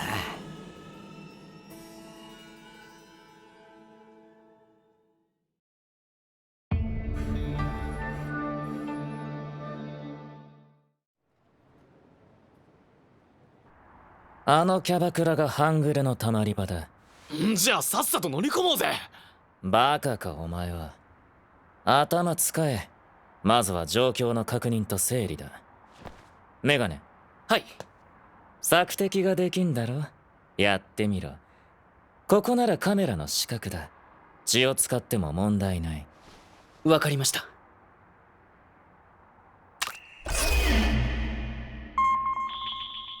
血色解放。何時？いずこへ。あれ？どうした？なんか見えにくいというか。だと思ったよ。お前の能力はいくつかのデメリットがある。まず動けない。それと階層がたくさんあるところだと人が重なって正確な位置がつかめない。京都の時は人がいなくなればいいだけだから気にならなかったのか。てめえはまだ発展途上ってことだ。じゃあどうすんだよ。バカ。だから俺らがいいんだろ。役に立たねえことは百も承知だ。だったらせめて吸収しろ。お前らは待機だ。偵察部隊の仕事ってやつをしっかり見とけ。カオル、まずは店内の人数と構造を調べろ。わかりました。どうやるんですか？これ僕の血が入った小瓶、これを振る。この血の音が反響して周辺の人数や建物の構造を教えてくれる。コウモリやイルカが音を発して物の位置などを察知するのを聞いたことない？あれの最上級って感じかな。人だけじゃなく建物の構造もですか？簡略化したものが見えるよ。しかもこれは他の人も使える能力なんだ。やらせて。おりゃデメリットは情報処理が大変なこと。どう？見える？一気にすごい量の情報が脳に飛び込んでくるから情報酔いする。うわ入った全然わかんねえのにすんげえ頭がパンクしそうになる。経験上 IQ が高い人は使えるみたいだよ。お前 IQ 低い。ユスレベは似た能力だし大丈夫だろ。おいこいつも入った低 IQ メガネ。それあげるよ。2時間は持つよ。俺僕にくれ。ダメカオル、遊んでねえで状況を教えろ。少し変ですね。あの店内、鬼一人の反応しかありません。絶対甲ヶ崎じゃん。一番奥の部屋に監禁されてますね。罠か慌てて逃げたかのどっちかか。まあ見てくりゃわかるか。透明になってる。隊長は自分の血を舐めて10分間透明になれるんだ。すげえ。いちいちはしゃぐな。やばい。マジで見えねえな。つうか服も透明になんのかよ。そこが隊長の能力のすごいところさ。身につけてるものまで体と同じ反応が出るんだ。中を確認してくれ。お前らは待機だ。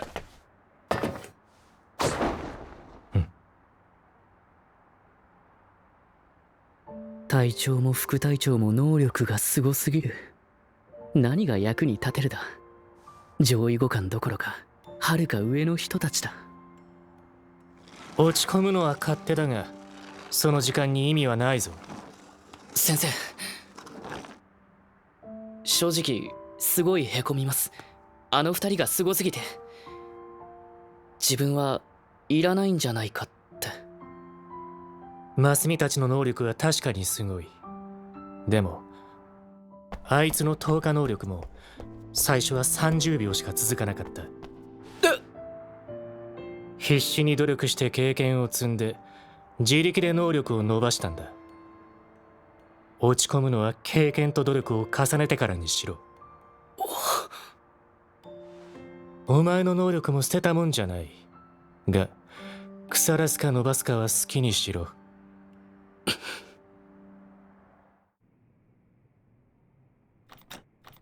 施錠はされてるか。俺にとっちゃイージーな鍵だな。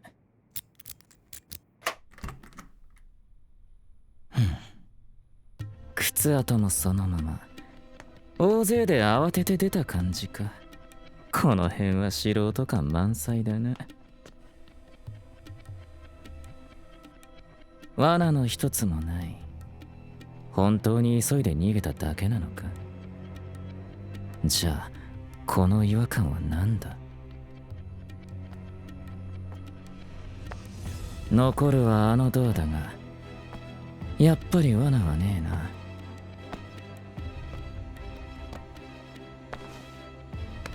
これは開けるのが面倒だな。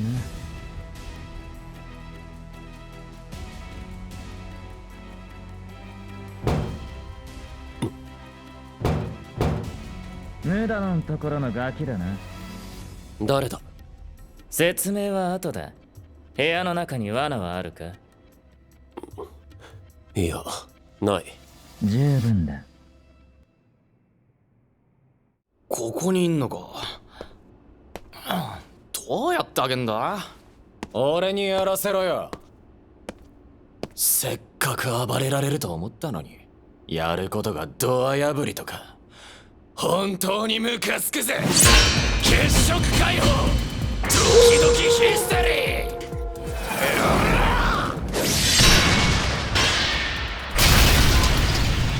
すげえ。開いたぞおい。甲ヶ崎、お前超監禁されてんじゃん。黙ってろ。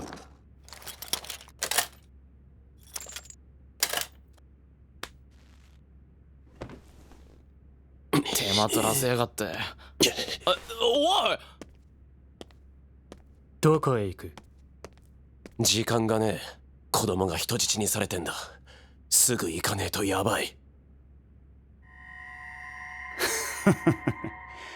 無駄な。噂は聞いてるが、こうやって見るのは初めてだな。一ノ瀬四季、写真で見るより全然ガキだな。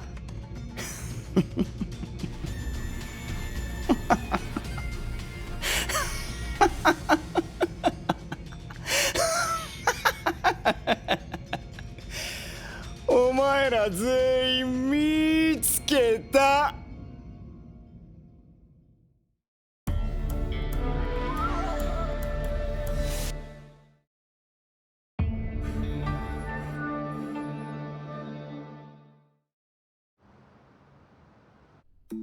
なるほど。お前を拉致した奴が人質を取ってるか。そうだ。分かったろ。時間がない。待てガキ。聞きたいことがある。すぐに事情聴取だ。子供の方はこっちで対処する。てめえで動くな。子供の顔知らねえだろ。調べれば済む。時間がねえって言ってんだろ。血走ってんな。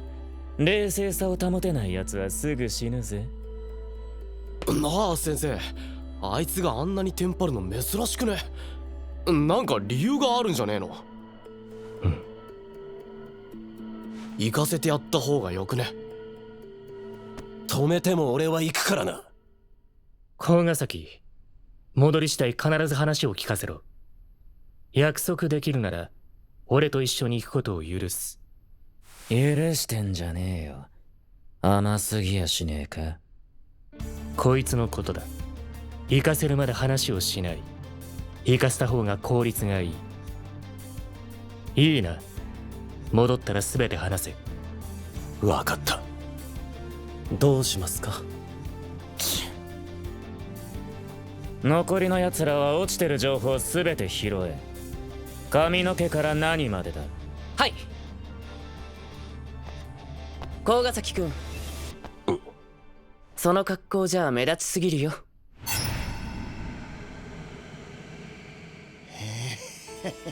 桃岩信也。左目で対象人物の視覚を覗ける。対象となるのは己の細菌を含んだ体液を取り込んだもの。最大で36人の視覚を24時間覗くことができる。そう、つまり甲ヶ崎の視覚は本人の知らないうちに全て覗かれている。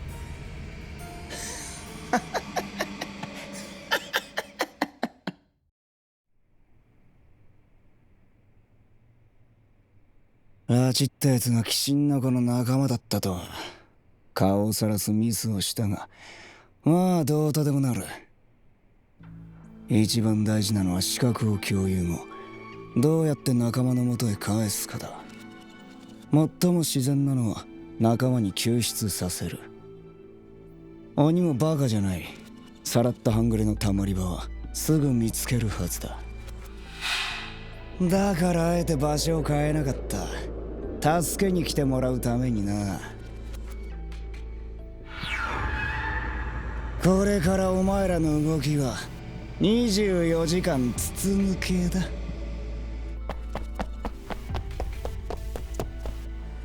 動いたな。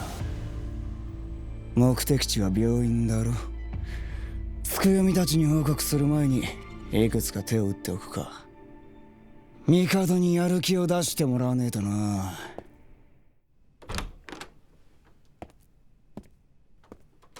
長えトイレだな。早速入るぜ。お目当てのやつによ。早えじゃん。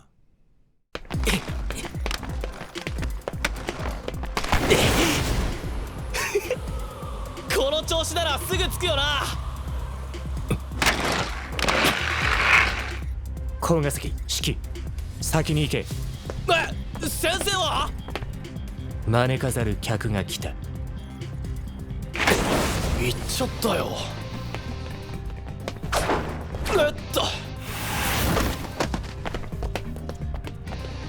もう着くか？ああ、ここを曲がれば。おい、燃えてんぞ。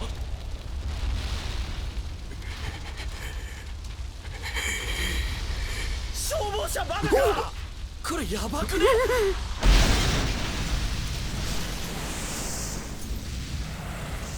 信也さん、言われた通り火つけたぞ。くさくさくさ、本当に捕まらねえんだろうな。早く助けないと。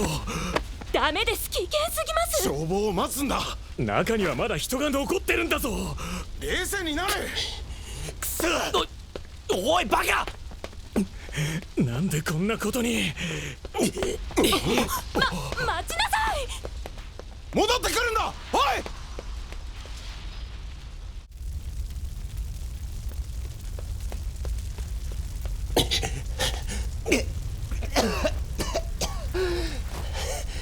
早く助けないと。おい、何急に突っ込んでんだよ。あれ、全然熱くねえ。なんでだ、こんなに燃えてんのに。鬼神の力と関係でも。待てよ、むやみに動くな。焼け死んじまうぞ。そんなことどうでもいいんだよ。しっかりしろや。俺は敵か？ああ、ちげえだろ。助けたいやつがいいんだろうが。だったらテンパってんじゃねえよ。どういうわけか、俺は火の中でも全然熱くねえ。鬼神の力が知らねえけど、うまいことやればなんとかなるんじゃねえか。うまいこと？どこに何人いるかわからないんだ。片っ端から探すしかねえだろ。こうしてる間にも大勢死ぬ。おる。全員助けられるかもしれねえ方法がある。高ヶ崎、お前も協力しろ。いやー、ばあちゃん、煙吸うなよ。あんた神様かい？暑さで頭やられたか？もう楽はしてないよ。さっきまで暑くて息もできなかったのに、あんたが来た途端暑くも苦しくもなくなったんだよ。あんた不思議な力を持っているみたいだね。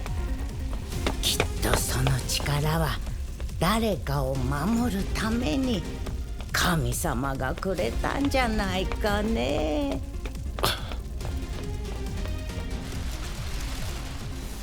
もう大丈夫だ。ばあちゃん、ここから外出られるから、さっさと逃げろ。ありがたや。深夜さん、やったぜ。言われた通り。分かってる。さっさとたまり場に隠れてろ。なあ、マジで大丈夫なんだよな。俺が嘘言ったことがあるか？ああ、仲間には何も言うんじゃねえぞ。俺が行くまでおとなしくしてろ。安心しろ。お前は大手柄を立てたんだ。連合のトップは明日からお前だ。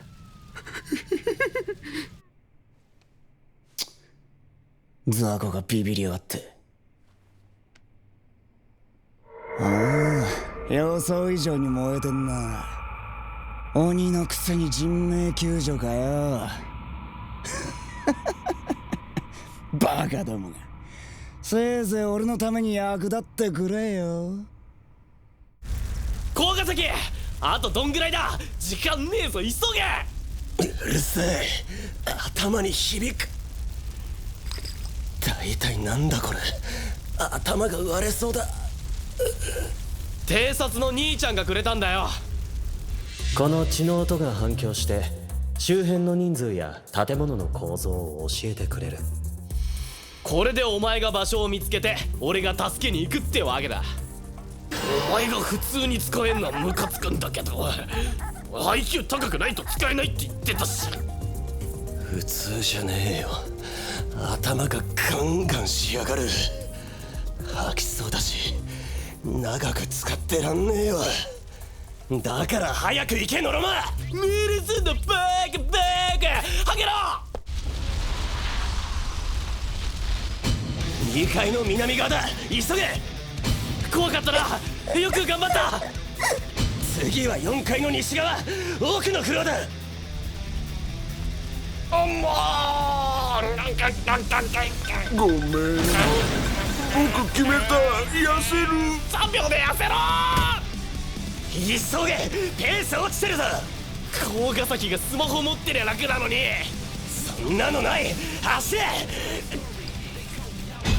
おい、シキ、次間違えたら殺すぞ。高ヶ崎の伝え方が下手なんだよ、ボケがさ。おい、あと何人だ。あと1人だ。お前が気にしてた子はまだだ。その子がラストか。急ぐぞ。どこだ。北側の3解だ。高ヶ崎、大丈夫か？うるせえ。ちょっと休んでろ。いるか、ちびっこ。いったまだ息はある。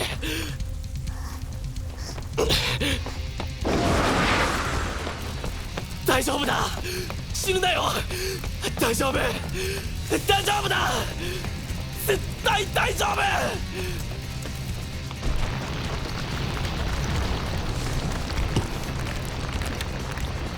高ヶ崎いたぞ、生きてる。早いとこ外出よう。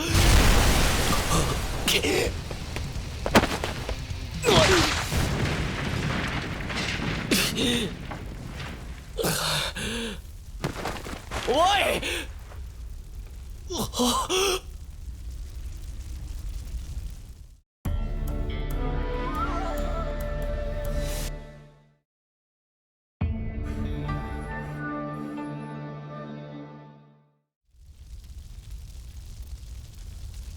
高ヶ崎！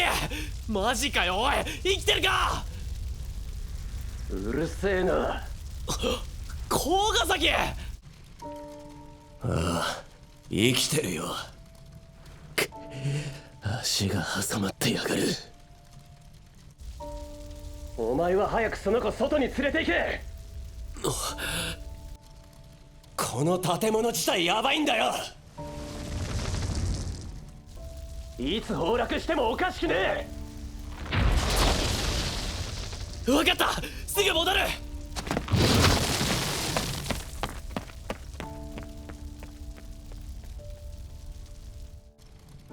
くそ、めまいがひどくて血が操れね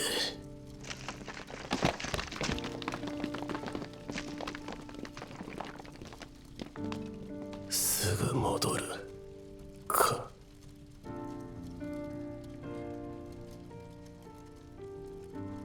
バカだなあいつ。あいつに何のメリットがあんだよ。第一、ここに来るのもあいつにとっちゃ関係ねえのに。どうかしてんな。助けてやるから協力しろ。高ヶ崎、全員助けられるかもしれねえ方法がある。高ヶ崎、お前も協力しろ。思えばあいつに助けられてばっかだ。本当に自分に腹が立つ。情けねえ。今までずっと一人で生きてきた。死ぬ時も一人でいいと思ってる。誰かに助けてもらうなんて死んでも嫌だと思ってたし、誰かが助けてくれるなんて考えすら俺の中にはなかった。そう思ってたはずなのに、俺はどうしちまったんだ。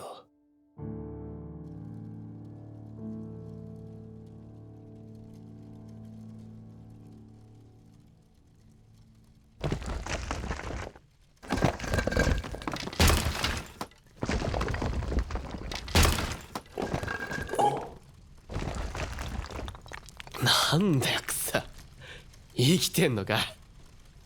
好きなら助けに来ると思っちまってる。うるせえ。死ぬかよボケ。さっさとここから出せ。埋めちまうぞお前。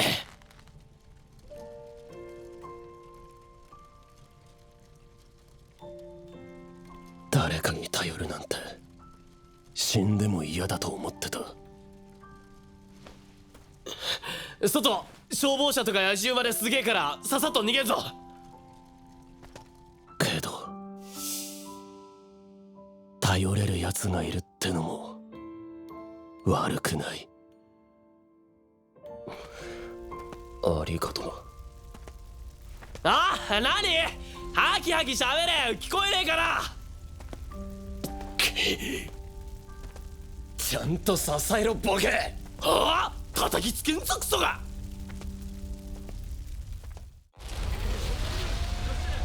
この火事で死者がいないなんて奇跡じゃねお兄ちゃんがこっち行けって。お兄ちゃん、男の子が助けてくれたんです。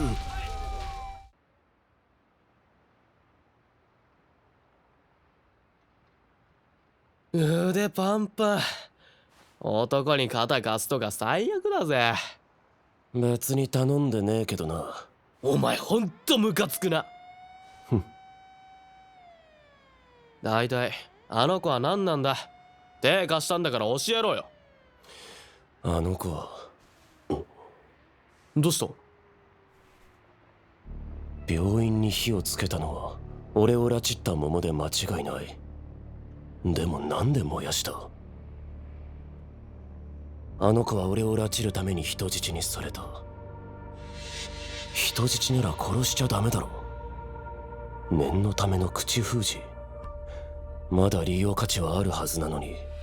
どういうことだ？あの女の子には妹がいた。もしかして妹の方を人質に。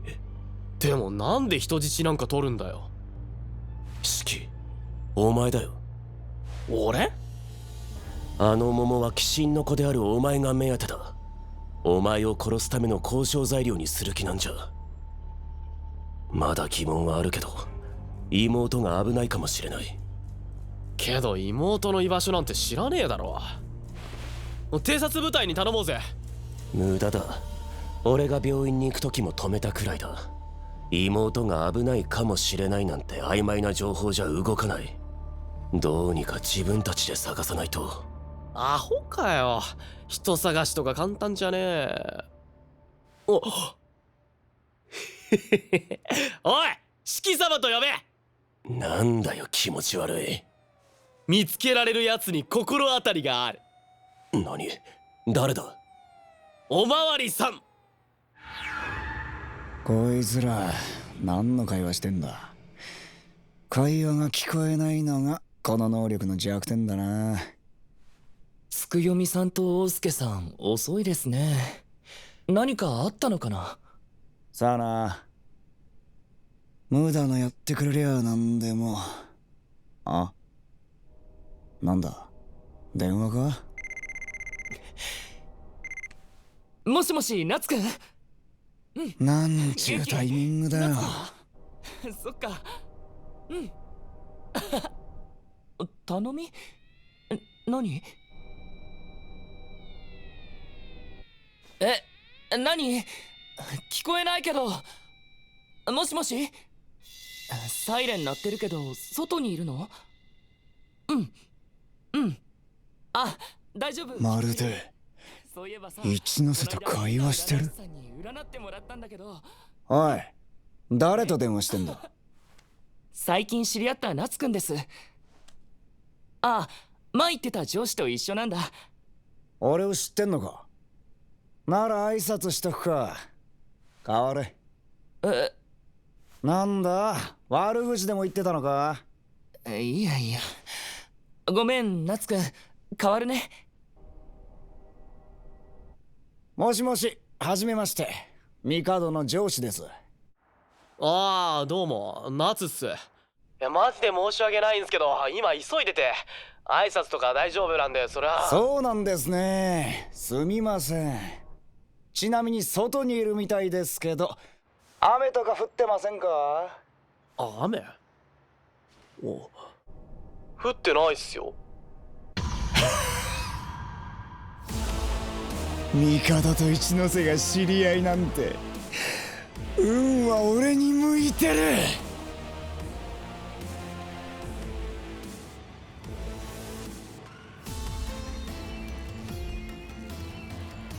追いかけてやったんだ。さっさと出てこい。つくよみの運勢が悪いせいでお前とやれるなんてついてるぜ。誰だお前は？二重部隊副副隊長桃門大輔、俺と勝負しようぜ。仲間はいない。こいつ一人か。最初から俺を注視した動きだったな。誰にも邪魔されたくねえ。二人きりを楽しもうぜ。ここならカメラも気にせず守らないといけないやつもいない。オーディエンスがいねえとやる気が出ねえか、無駄の。いや、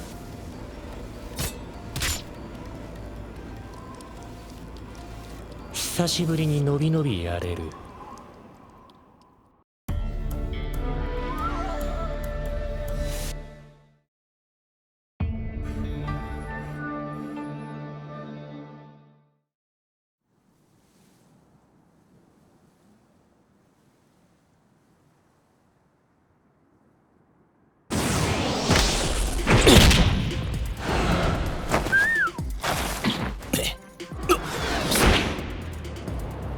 左のフェイクで視線をそらして死角から死闘。最高だな。お前がそう来るならこっちはストレートに行くぜ。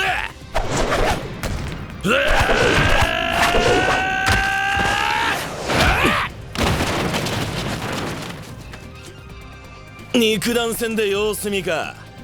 嬉しいぜ。警戒してくれてるってことだろ。けど俺は楽しいことに時間を割きたいタイプなんだ。前儀はこれくらいにして本番と行こうぜ。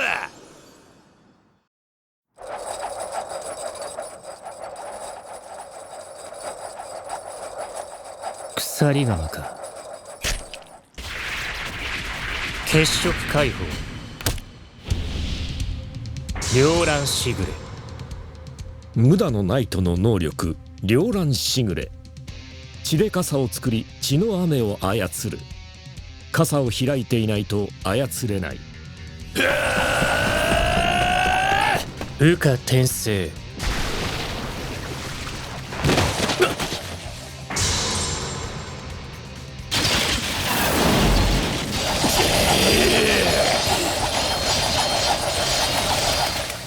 鎌の回転で雨を弾いた。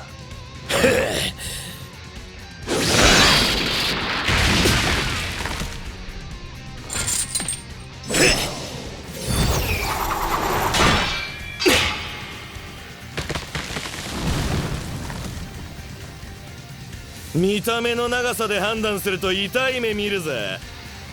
この鎖は最長300メートルまで伸びるからな。逆に間合いを詰めてきても意味はねえ。小回りが利く奮闘馬で喉かっさばいてやる。遠くで死ぬか近くで死ぬか選べ。無駄な。どう死ぬか選べか。ずいぶん威勢がいいな。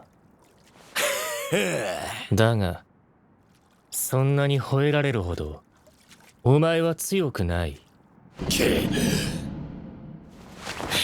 かっこいいなそのセリフ。言ってみてよ。俺もマジか。さらっとキャッチかい。この速さどんな肩してんだ。けど能力を解除しちまえば意味はねえ。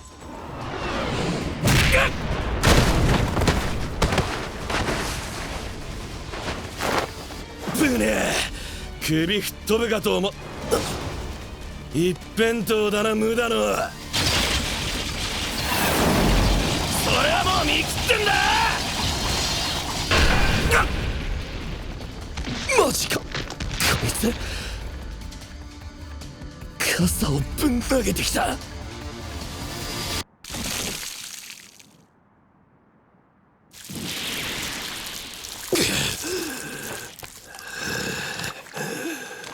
あとはこれの繰り返し。何回持つかな。どんだけ血使う気だよ。よかったな。今夜は月が綺麗だ。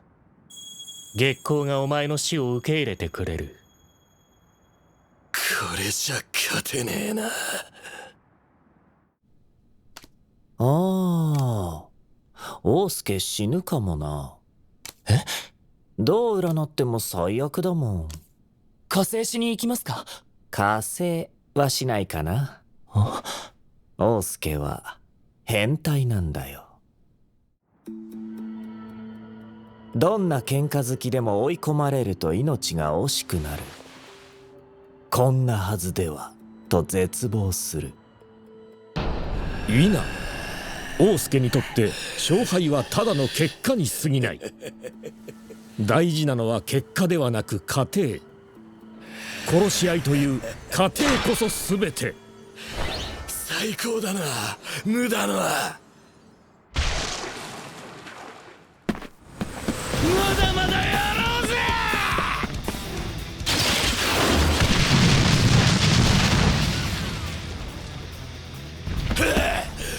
もう全部受け止めてやるよ。結果へ行き着く過程が最高なら王助は死も受け入れる。どうかしてんな。心底戦闘が好きじゃないとできませんよね。あいつにとって戦闘は麻薬、殺し合いでしか興奮できない。だから王助は変態なんだ。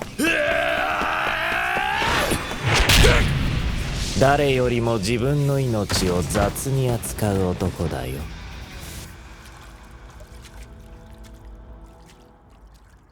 そろそろ終わりにしようか。寂しいこと言うなよ。まだまだ奮い立たせてくれよ。なんだそれ。大きくなっただけだろ。攻撃範囲は男子だぜ。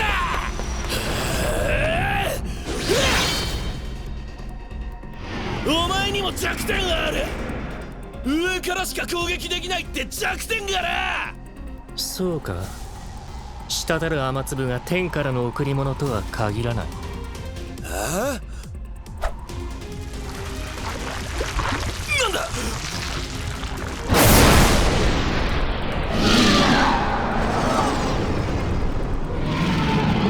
清掃流帝の銃。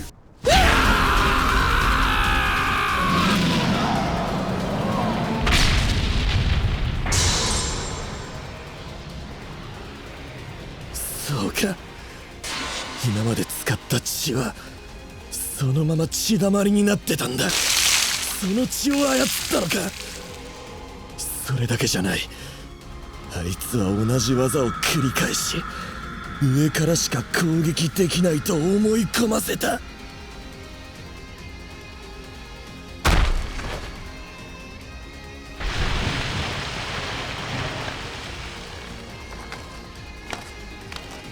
お前は素直で単純である意味いいやつだったよ。けど常識の内側にいる限り俺は倒せない。グーの根も出ねえな。さてわざわざ生かしたんだ。知ってることを全て話してもらおう。ソードの246。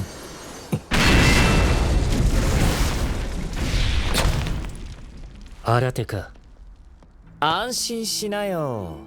今日は戦いの運勢じゃない。この変態を回収しに来ただけだから。誰が変態だこら。逃がすとでも。この辺そろそろランニングする人が出てくるよ。巻き込んでいいんならいいけど。また会えるさ。僕らの再会が運命ならね。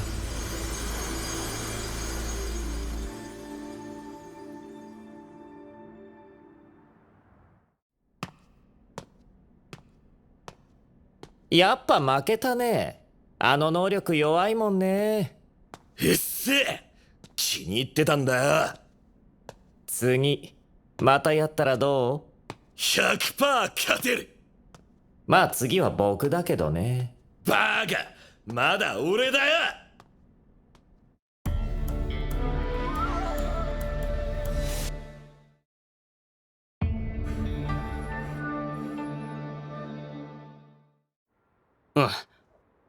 そうわかった。ありがとな。あの女の子の家探してくれるって、上司の人が協力してくれるってよ。シキ様ありがとうございますが聞こえんぞ。昔世話になったポリコーか。面が犯罪だもんなお前。こいつ。そもそもなんであの女の子気にかけるんだ。面白くもねえ話だ。俺にも姉がいる。いや正確にはいただ。前にも聞いたろ。俺の親父は桃太郎だ。その親父が殺した母も姉も。あいつは家族よりも桃太郎としての使命を選んだ。どうしようもねえクソ野郎だ。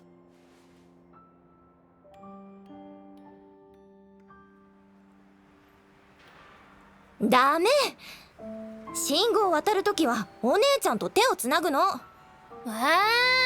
もう一人で渡れるよ。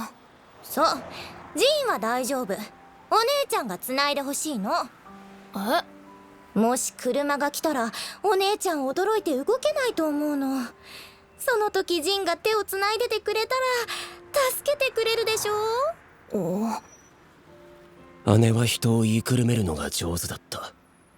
お姉ちゃん死んじゃうかもしれないな。というより俺を言いくるめるのが上手だった。お姉ちゃん、手。自分が姉を守っている気でいた。実際はずっと守られていたんだ。いつも姉の優しい嘘に。僕もお父さんみたいな立派な警官になりたいです。1年1組桃井戸ジン。おお、ジン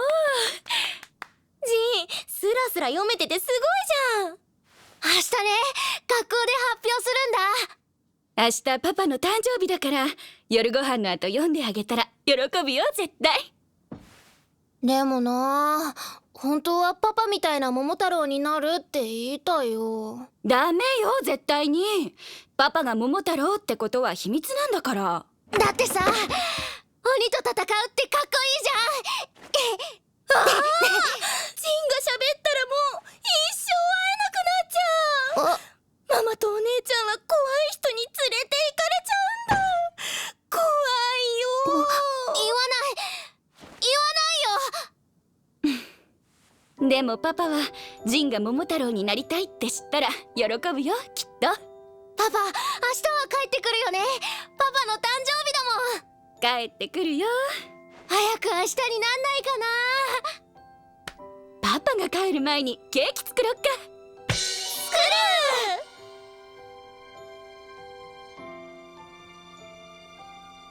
今ならわかる。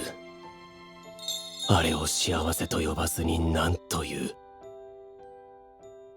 僕手伝うから何でも言って。じゃあクリーム塗ってもらおうかな。ジン上手そうだもんね。本当に大好きだった。大好きだったから守ると誓った。じゃあなジン、またバイバーイ。お姉ちゃんからだ。しょうがないな。僕がしっかりしなきゃ。パパに会えるの久しぶりだな。いつも仕事でいないし。でも今日はみんな一緒だ。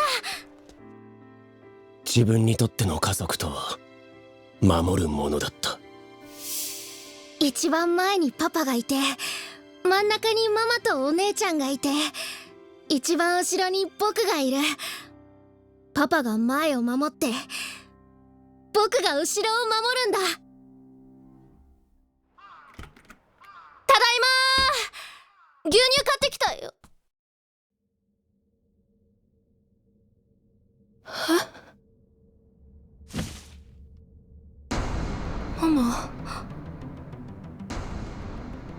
お姉ちゃん。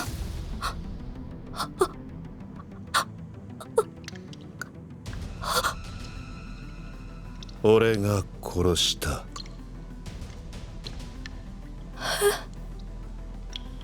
よく聞け、ジン。母さんは鬼だった。葉月もまさか鬼だったなんて。嘘だよ。パパがそんなこと。なあ、ジン。お前はどっちだ？こんなの違うって言ってよ。お前は桃か鬼か。なあ、もしお前も鬼なら。嘘だ。嘘だ。俺が切る。嘘だ。嘘だ。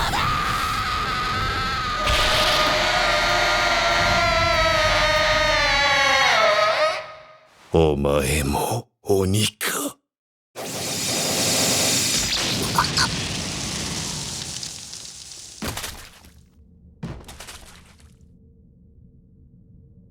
自我が戻り、曖昧な意識の中全てを理解した。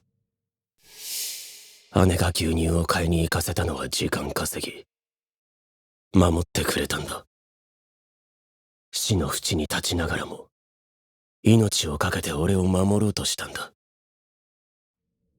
そうか。僕は守ってあげられなかったのか。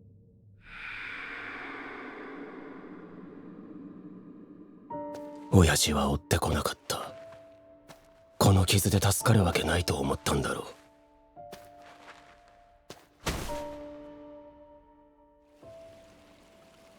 意識がはっきりした時、俺はどこかの川沿いの茂みにいた。生きていたのは奇跡に近かった。痛い。痛いよ。ママ。お姉ちゃん。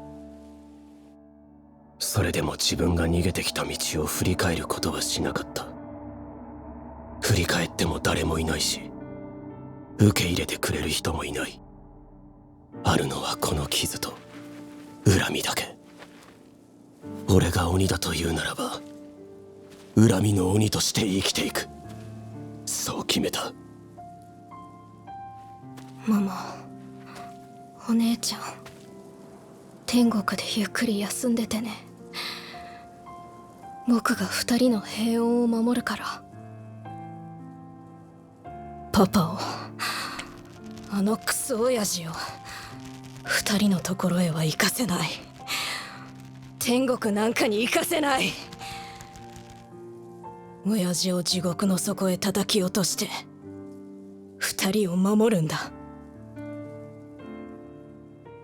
恨みが生きろと背中を押す。僕の行き着く先もまた地獄だと知りながら。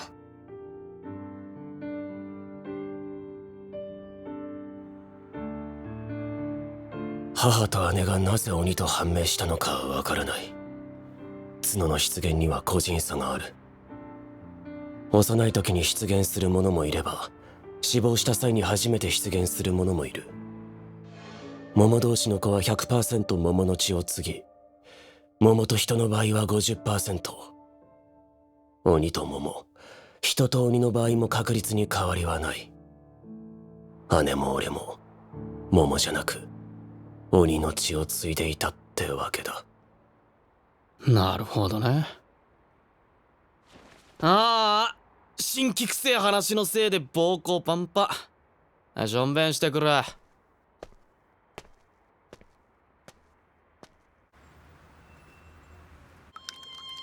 楽じゃん。こんな話聞くじゃん。ずーっと涙腺グニグニしてくるじゃん。楽じゃん。あいつに泣かされるとかなんかもう腹立ってきた。なんてあいつほんとぶっ飛ばすぞ。あー、出た出た。すっきりした。顔見て引いてんじゃねえよ。いつもと変わらねえだろ。まあそうだな。そうだなじゃねえよ。見ろ、目がパンパンじゃねえか。お前いつもそんな顔だぞ。よし殺す。前歯全部抜いて殺さてめえかわいそうとか思ったら殺すぞ。バカか。かわいそうとか思わねえよ。ただまあ心が折れねえのはすげえと思ったよ。いやはっつ、何この雰囲気。何言ってんだこいつ、気持ち悪い。ミカド、ナイスタイミング。もしもし、場所分かった。行くぞ甲ヶ崎。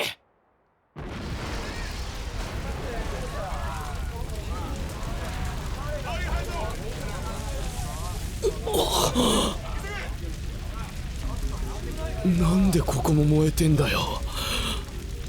なんで行くとこ火事なんだよ。おかしいだろ。うるせえ、俺に分かるわけねえだろ。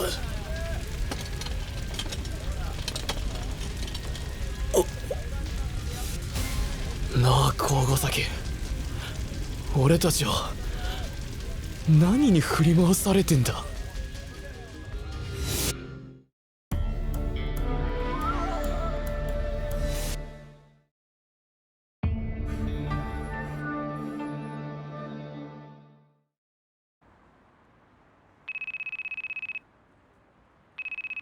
もしもし、深夜さん。いつまで張ってりゃいいんすか。悪いな、ちょっとやってほしいことがあんだよ。なんすか。家を燃やす。無理っすよ。大丈夫だ、捕まらねえ段取りはできてる。お前を信頼してるから頼んでんだ。今まで俺の言うことで失敗があったか。やれ、じゃなきゃまた底辺に落ちるぞ。わかりました。それともう一つやってもらうことがある。やれたら今の100倍稼げるようにしてやるよ。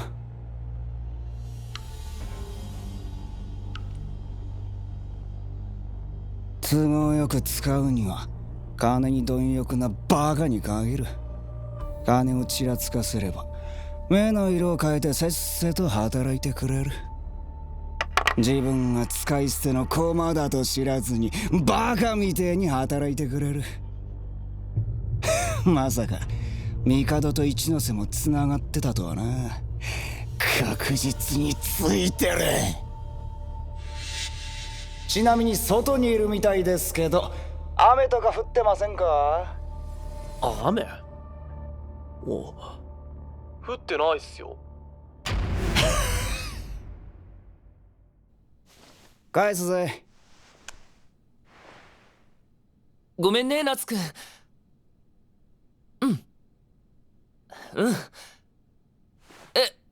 それはどうした？ある女の子を探してほしいって緊急みたいなんですけど、僕がおまわりさんって言っちゃったから違うのにどうしよう。俺に任せろ。いいんですか？困ってんだろ。今だしいいぜ。俺の情報力でどうにかしてやるよ。ありがとうございます。夏くん、分かったよ。僕の上司が調べてくれるって。これでいい。大丈夫だよ、気にしないで。名札の名前から住所特定しておいたのが役に立つとはな。ありがとう。夏くんも気をつけてね。全ては俺の思うまま。じゃあまた。バイバイ。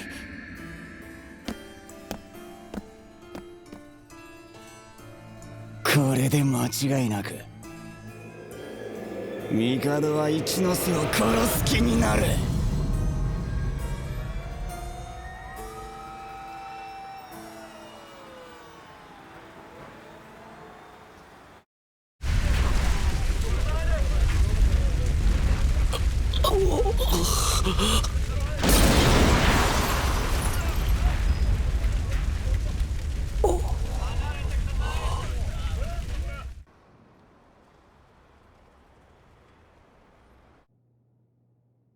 なるほどな。話は大体分かった。とりあえずお前の身体検査をする。ああ。一つ確認することがある。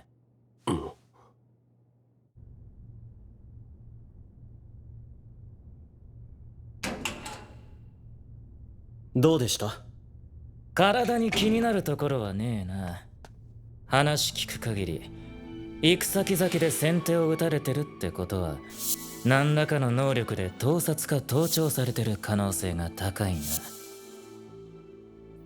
盗撮や盗聴ですか。無駄のとやった練馬の桃の能力じゃねえのは確かだ。誰だお前は。二重部隊副隊長桃門大輔。俺と勝負しようぜ。誰にも邪魔されたくねえ。二人きりを楽しもうぜ。つまり俺らは相手の情報が一切ねえ。能力も不明。100% こっちが不利だわな。じゃあどうすんだよ。唯一の糸口はその桃とつながる半グレたちだな。ああ、急いで探さねえとその半グレどもも消されちまう。消せって殺すんですか？当然だろ。俺らが半グレを見つけて困るのはその桃だ。俺だったら見つかる前に処分しちまう。考え方は常に残酷でいろ。一番最悪を想像できねえアマちゃんはいざって時に動けなくなる。子供を平気で焼き殺そうとするやつだってのを忘れたのか？胸クソ悪いな。ここも危険ですね。残念だがここは手放す。隊員は避難させる。打つ手なしですか？バーカ。どんな能力にも必ず穴がある。大事なのは諦めずにその穴を見つけることだ。なんだお前ら、追い込まれた途端弱気になりやがって。ピンチの時こそ冷静に脳みそフル回転で突破方法を考えろ。そんなんじゃ偵察も医療も戦闘部隊も務まらねえぞ。心だけは折るな。心が折れなきゃチャンスはゼロにならねえ。おっす無駄の薫、作戦会議だ。大丈夫ですか？よーいえ。無駄のにボコボコにされたくせに。うっせ。こっからが後半戦だ。ダメだよ、次は僕だし。いや、俺だね。やるならやれよ。案外使えねえな。まあまだつくよみもいる。この二人で行きゃやれんだろ。それよりそろそろか。お、来た来た。おい帝、ちょっとこれ見ろ。このネットニュースの火災記事、お前の知り合いに教えた場所だぞ。本当だ。なんで火事に？それに少し前に近くの病院も火事になってる。気になって調べてみたんだよ。鬼が助けた姉妹がいただろ。ああ、防犯カメラに映ってましたね。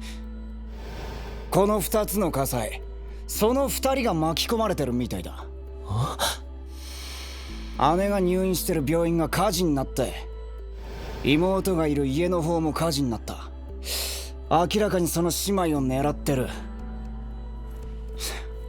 一つ聞くが、そのナズってやつ大丈夫なのか？大丈夫って？その姉妹の住所を調べてたんだろう。そうですけど。そもそも夏ってのはどんなやつだ？そいつのことどこまで知ってんだ？本当に心から信用できるやつなのか？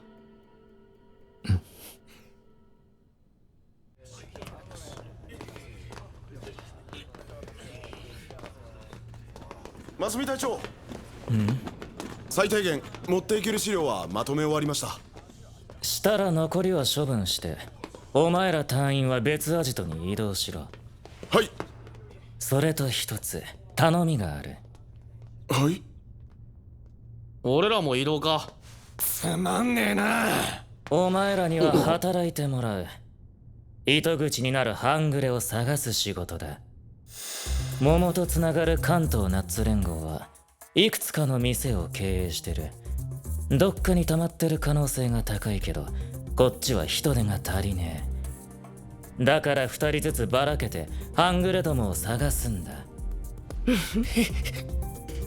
甲ヶ崎はあいつには外れてもらう。どんな能力かけられてるかわからねえからな。なるほど。あいつは他の隊員と移動してもらう。んじゃあ行くぞロクロ。こそこそ隠れてるより断然増したな。急ぎましょう。すみません、私は。俺たちも行こうぜ。はい、ありがとうございます。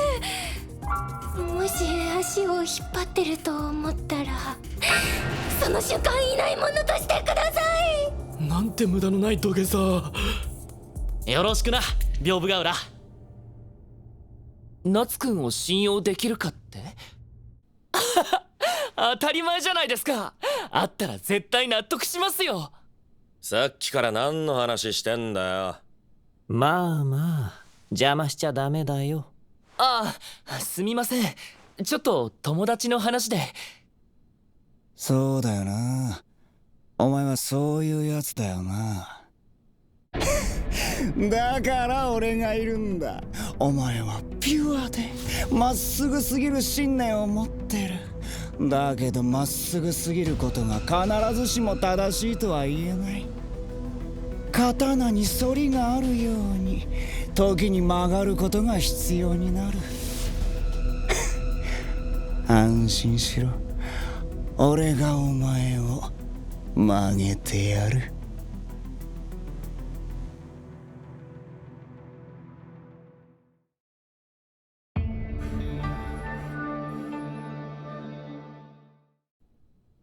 へえ、そんな友達ができたんだ。相性占いしてみる？相性はいいと思いますよ。趣味も同じだし気が合うというか。お前がそうやってナーツってやつを信用したい気持ちもわかるけど、お前は優しすぎる。そこを利用されないか心配なんだ。利用ってそんな。人も鬼も桃もずる賢い生き物だ。実際俺もお前に隠してたことがある。何ですか？例の姉妹を助けた鬼いたろ。実はあの鬼を捕らえて拘束してたんだよ。そうだったんですか？黙ってたのは悪いと思ってるけど、重要なのはここからだ。姉妹助けたあの鬼、実はな、一ノ瀬式と深い関わりがあったんだよ。鬼神のこと？京都で一ノ瀬と一緒にいたのがあの鬼だ。変装してたけどヨモギの証言した身体的特徴からまず間違いない。となると今回も一緒に行動してる可能性は高い。だったらさ、その鬼に一ノ瀬の居場所吐かせればいいじゃん。なんでしないの？俺がこっちに向かってる間に逃げられた。だっせ。話戻すが、逃げた鬼から話を聞いた一ノ瀬は何をすると思う？仲間が怪我してないか心配するでしょ。ちげえよ、口封じだろ。もし姉妹に仲間の顔を見られてたら、もし能力を見られてたら、一ノ瀬が完璧主義だったらそのわずかなほころびも潰すだろう。まあ最後はその捕まった鬼も殺すだろうな。捕まるバカは邪魔なだけだ。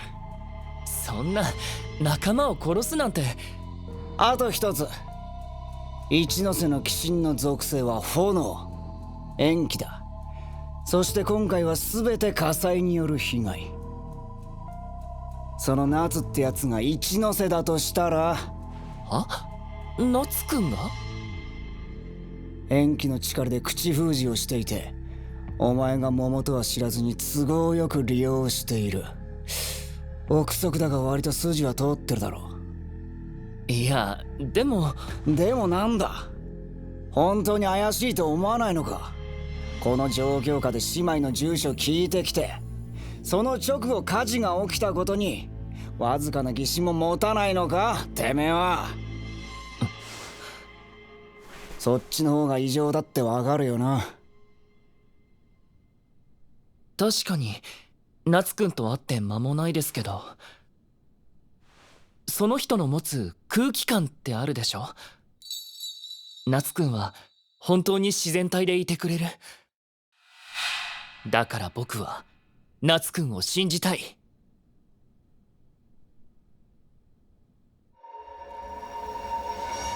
信じるじゃなく信じたいの時点でもう疑いが生まれてんだよ。 100% の信用からすでに 99% の信用に落ちた。いいぞ、揺れろ揺れろ。編んだものも小さなほころびがきっかけでバラバラになる。その 1% の疑心は大きな 1% だ。お前の埋もれてたやる気のスイッチは今は頭が見えてきた。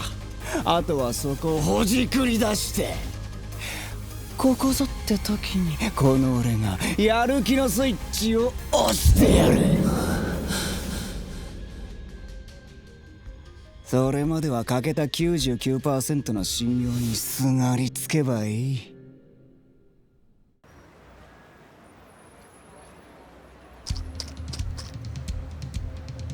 誰もいないな。怖そうな人たち見当たらないね。なんかお腹痛くなってきた。まずいかも。大丈夫か六郎。薬飲むか？トイレ行くか？いや、横になった方がいいな。私の膝で休めよ。いや、その外れでしたね。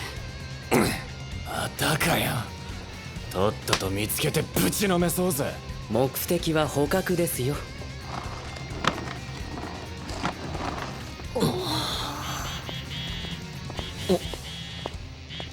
帝？なんだ？もしもし。あ、夏くん、急にごめんね。ちょっと会って話したいことがあるんだけど、今から会えない？今はちょっと無理だな。忙しい感じ？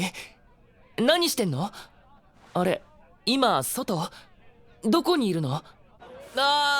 ちょっといろいろな。言えないことしてんの？いや、そういうわけじゃないけど、まあ本当のこと言えねえし、どうすっか。ごめんなさい。私お邪魔ですよね。石になっているので気にしないでください。いやいいから。悪い、行かなきゃ。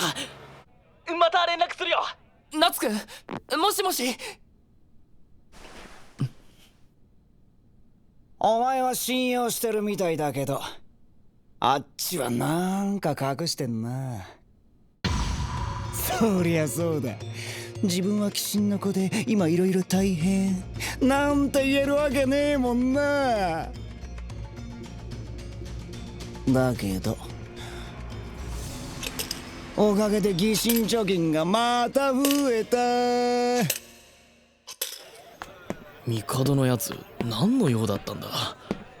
なんか様子おかしかったし。つうか隠し事すんのってしんどいな。区切りついたら会ってみるか。帝、信じたい気持ちもわかる。僕は。けど俺の推測が合ってた時は責任持ってお前が肩をつけろよ。まあ絶対そうなってもらうんだけどな。分かってます。ありえないですけど、もし夏くんが鬼神の子だったら、僕がこの手できっちり殺します。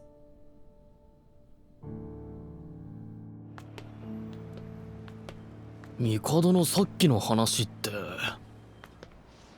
意外と恋バナとか。まあ 100% はありえないと思いますけどね。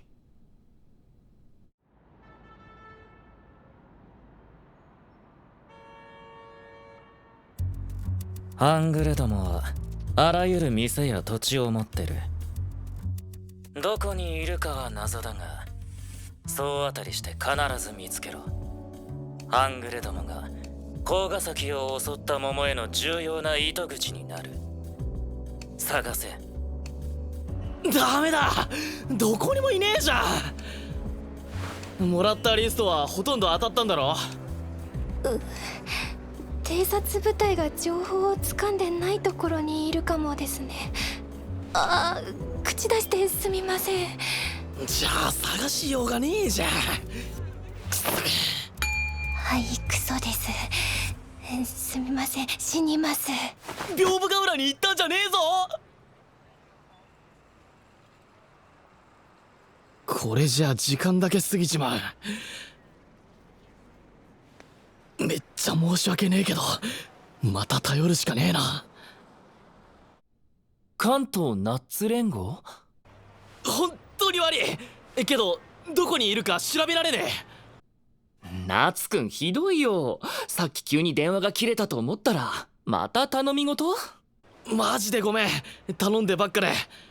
でも頼れるやつ帝しかいなくて、すぐに居場所を調べてくんねえか。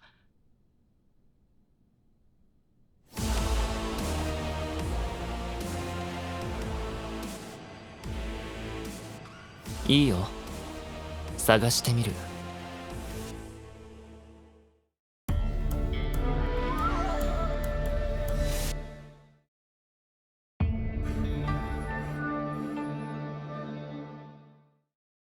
すぐに居場所を調べてくんねえか。いいよ、探してみる。分かったらメールする。すみませんが探してください。姉妹の時同様、明らかに怪しい要求だぞ。信じたいって言いましたよね。場所を教えて僕も行きます。夏くんが何をするかこの目で見ます。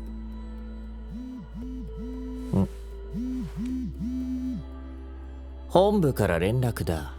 鬼に動きがあったみたい。とにかく無駄の見つけたら教えてね。めんどくせえな。このタイミングで鬼が動いた。偶然か？その夏ってやつが。大丈夫です、絶対に。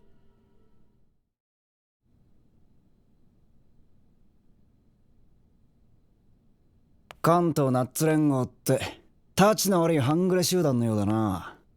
見つかったんですか？ああ、今送った。ありがとうございます。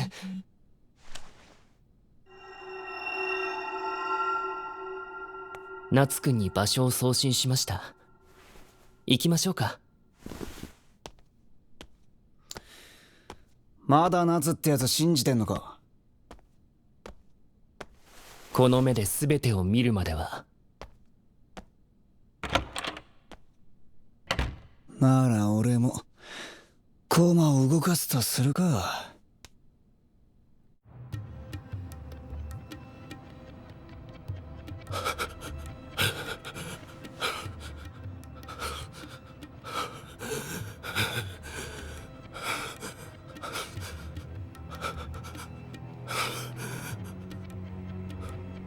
俺は今から仲間を殺す。火をつけて中にいる仲間全員焼き殺す。それが深夜さんからの最後の命令。そしたら俺は外国に行って3年遊んで過ごす。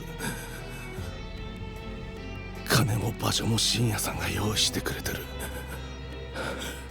3年経ったら日本に戻って深夜さんと2人で金を稼ぐんだ。金は絶対だ。紙切れの引力には誰も勝てねえ。たった1グラムという重さ。人の命は1グラムより軽い。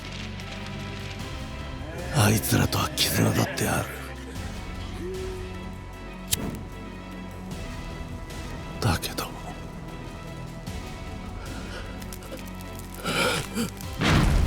そんなものはまた作ればいい。それより金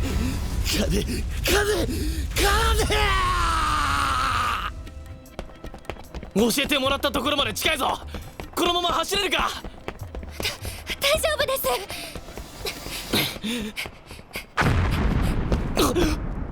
何ですか。あっちって俺らが向かってるところ。屏風ガーラは先生たちを呼んでくれ。俺は先に行くから。はい。ガス爆発か。一体誰がこんなこと。おい君、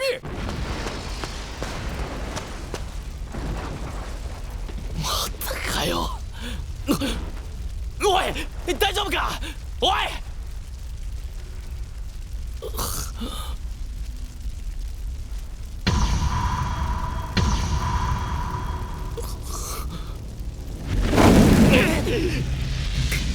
くそ、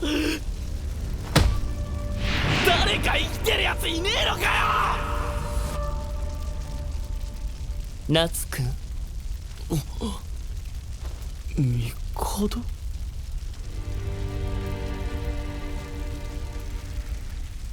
それが君の本当の顔なんだね。顔？ああ、これは。でもなんでここに。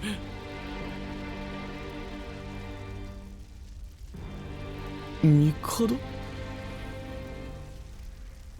信じてたのに。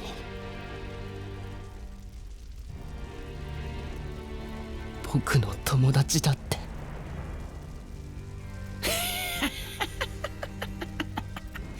やる気なスイッチ。一ノ瀬四季。なんて俺の名前。僕も今知ったよ。君が一ノ瀬四季で鬼神の子で冷酷な残忍な鬼だった。なぜなら僕は桃太郎機関所属桃寺帝だから。帝が桃太郎。警官って嘘ついてたことは謝るよ。けど君ほどの嘘つきじゃないけどね。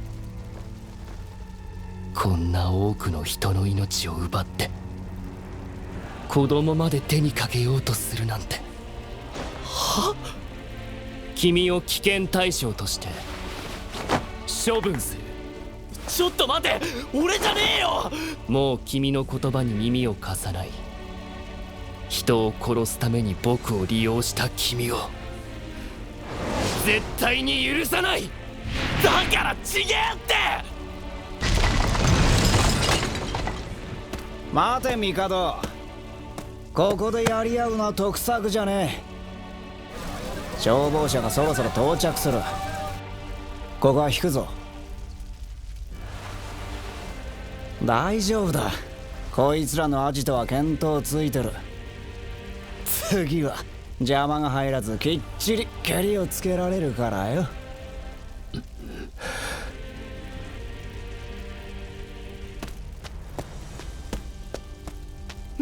帝！話はまだ終わってねえだろ。終わってるよ。いや、最初から始まってすらなかったのかな。一つ聞かせてくれないか。僕は君を友達だと思ってたよ。君は僕をどう思ってたんだ？何言ってんだよ。友達だよ。友達に決まってんだろ。今だってお前のこと友達だと思ってるよ。お前もそうじゃねえのかよ。だとしたら余計たちが悪いよ。確かに君とは友達だった。過去形だ。なんでだよ。俺の話聞けよ。頼むからもう黙ってくれ。これ以上君を嫌いになりたくないんだ。次に会う時、僕らは桃と鬼容赦なく処分する。元友人として苦しませずあの世に送り出してあげる。さようなら。別れは先に言っておくよ。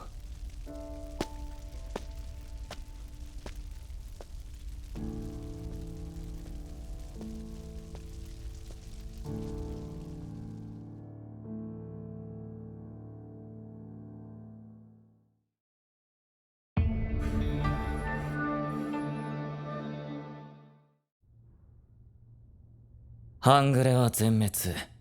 練馬の桃は警戒を強化。これで俺らは完全に受け身状態だな。唯一の収穫は帝って桃とその上司の存在だ。上司は甲ヶ崎をさらった桃で間違いないだろう。甲ヶ崎が言っていた特徴と一致している。上司という言葉が本当なら隊長クラスでしょうね。ああ、しかも狡猾なやつだ。一連の放火もそいつの仕業だろう。そして練馬の桃でもありませんね。なんでわかるんですか？一般人を巻き込むなんてありえないですから。練馬の桃はヤバい連中だけど、そのルールは犯しません。つまり甲ヶ崎をさらった桃は極めつけのカス野郎ってことだ。おそらく放火の目的は一ノ瀬、お前だろう。全てお前に疑惑が向くように計画されてる。お前をおびき出すというよりは帝って桃とぶつけたいんだろうな。だから凄惨な現場で出会わせて一ノ瀬を極悪な鬼に仕立て上げたってとこか。よくわかるな。匂うんだよ、カス野郎のえげつない企みがよ。おかげで向こうはやる気満々になったみてえだな。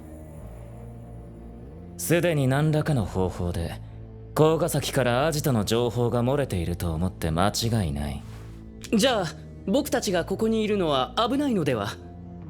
隊員たちの移動は完了しましたし、僕たちも別のアジトに行きましょう。いつ攻めてきてもおかしくないですしね。一ノ瀬、お前ははめられたってことだ。知り合いが実は桃だったって話はなくもねえ。つってもよくある話でもねえけどな。何が面白えんだよ、ヘラヘラしやがって。俺は帝が桃だからショック受けてんじゃねえ。誤解して話も聞かず一方的に殺意向けられたことに腹が立ってんだ。くそ。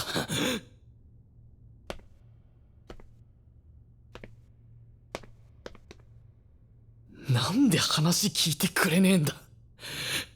俺はあいつと戦いたくねえのに。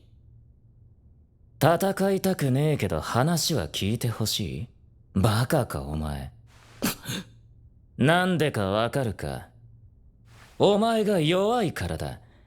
弱いやつの話なんか聞いちゃくれねえんだよ。どういうことだよ。四季、俺たち鬼はなんで桃と戦うかわかるか？そりゃ桃が鬼を殺そうとしてくるからだろ。確かに鬼を絶滅させようとする桃に抵抗するためでもあるが、本質はそこじゃない。話し合いの席に座らせるためだ。話し合い？鬼と桃双方が納得できる、この戦争の落としどころを決めるための話し合いだ。このままいけば鬼も桃もただじゃ済まない。殺し合いの末、双方絶滅する可能性もある。厄介なのは、桃たちは自分たちが正義で、自分たちが格上だと思っていること。言ってしまえば、弱者に耳を貸す必要はないと考えていることだ。だからこそ戦って力を見せつけるんだ。このまま戦争を続けることが得策じゃないと理解させる。その時初めて戦争以外の決着のつけ方を決めるために話し合いの席が設けられる。わかるか？戦わないと話し合いの席にすら座ってもらえない。弱いと話も聞いてもらえない。弱者の話を聞いてくれるほど世界は優しくできてない。どんな理由であれ、お前は誤解され殺意を向けられた。そうなったらもう今のままじゃ話は聞いてもらえないだろうな。次に会う時、僕らは桃と鬼容赦なく処分する。じゃあどうしろってんだよ。戦わなければ殺されて終わりだ。極悪のレッテルを貼られたまま死ぬだけだ。嫌なら戦え。耳を引っ張ってでも話を聞かせるんだ。戦わない奴の言葉は誰にも届かない。話し合いの席に座ってほしいなら戦う覚悟を決めろ。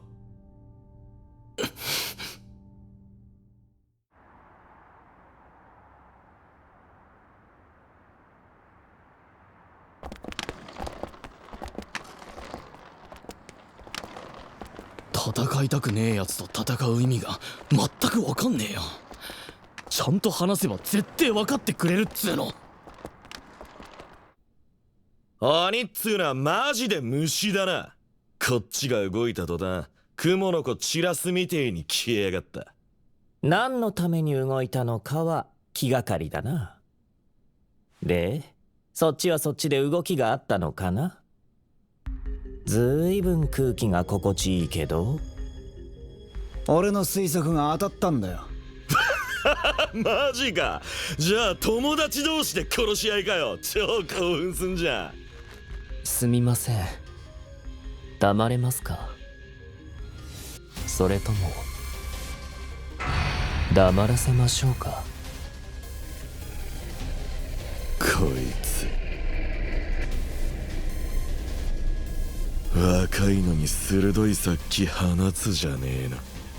帝、怒る気持ちもわかるが、まあ落ち着け。はい。君が裏で何かをしたんだろう。君の狡猾さは一級品だ。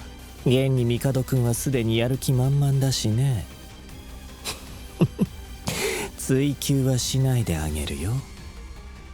その代わり報酬として戦闘はきっちりいただくけどね。見透かした顔しやがって。ま、余計なこと言わねえだろ。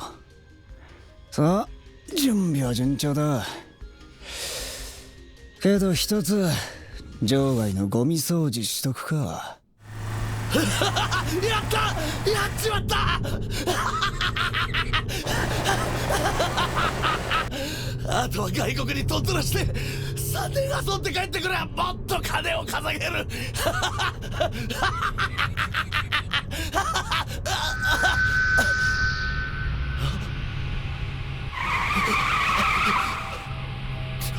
誰だこれ。あれ俺車運転してた。これハンドル誰だ。はあ、なんだ急に。俺の目どうしまったんだ。無論これは深夜の能力で間違いない。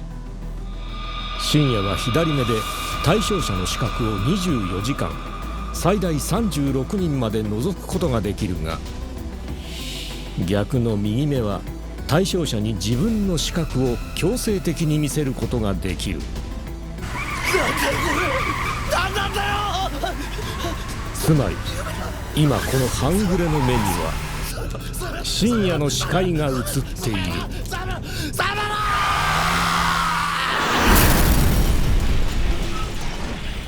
余談だが深夜は逃亡の段取りなどしていない。最初から殺すつもりだったのだ。はい、お疲れさん。深夜さん。あ、鬼たちの居場所目星ついてるんですよね。ああ、常時視覚はチェックしているからな。元のアジトを捨て新しいアジトに移ったこともその場所もバッチリ見た。あいつらはこの近くに隠れ家を持っている。一ノ瀬もそこにいるだろう。ああ、なんでそれを黙ってやがった。つまりこれから乗り込んで皆殺しだ。雑魚どももいるだろうが全員殺す。当然無駄野や一ノ瀬もそこにいる。つくよみと大助は無駄野、それに一ノ瀬以外の奴らの一掃を頼む。つくよみ無駄の相手はどうする。お前運勢とか大丈夫なのかよ。問題ない。日付は変わった。最高の運勢だ。そんで帝、お前は一ノ瀬を殺せ。やれるな。はい。なあ、俺らこれからどうすんだ。桃太郎探して勝ち込みとかしねえの。勝ち込み？それって僕たちが。当たり前だろうが。安心しな、私が守ってやるからよ。すみません、私なんかじゃお役に立てないかも。バカ言ってんじゃねえよ。こっちはこのまま受け手だ。また受け手かよ。バカ、受け手は受け手でも受け取り方ってもんがあんだよ。あっちも手札が揃ったなら動くだろう。桃とのご対面も近い。なんだよ、結局俺らの出番ってことか。お前らは未熟だ。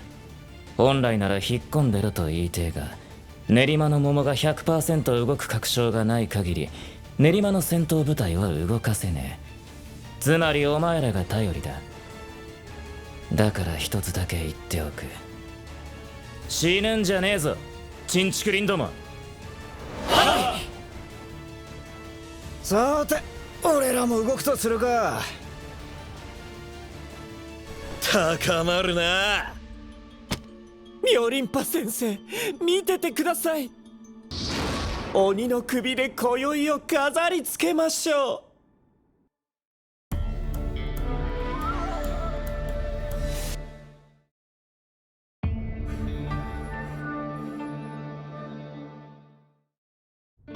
う。だから一つだけ言っておく。死ぬんじゃねえぞ、チンチクリンども。はい。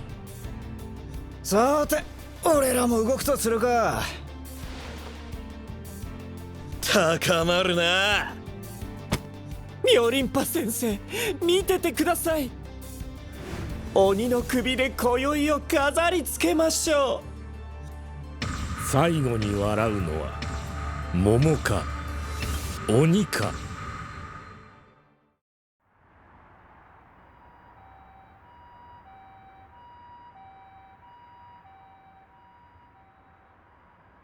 ここに鬼たちはいるのかい？ああ、どこに逃げても俺からは逃げらんねえよ。中には雑魚もうじゃうじゃいるが、まあ問題ないだろう。むしろ雑魚が大勢いる方が無駄のたちも守りながら戦わざるを得ない。俺としても好都合だし殺せる確率も上がる。夏くん、いや一ノ瀬もここに。まあまあ、さっきおしまいなよ。帝くんの占いの中にカップの8が出てたよ。このままじゃいい結果は出ないかもね。何かを捨てることが重要になるかもよ。そんじゃ突撃隊行こうぜ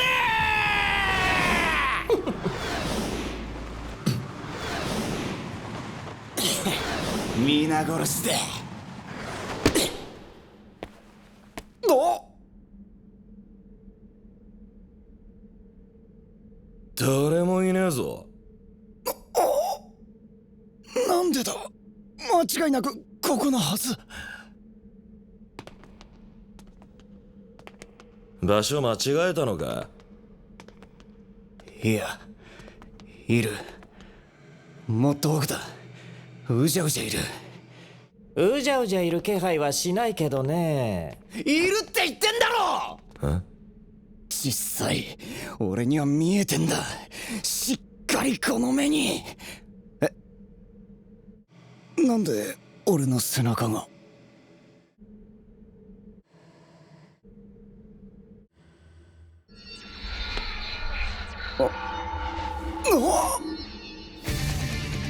よう会いたかったぜ、クソ野郎。こいつが一般人巻き込むカスか。顔に滲み出てんな、カス具合が。なんで。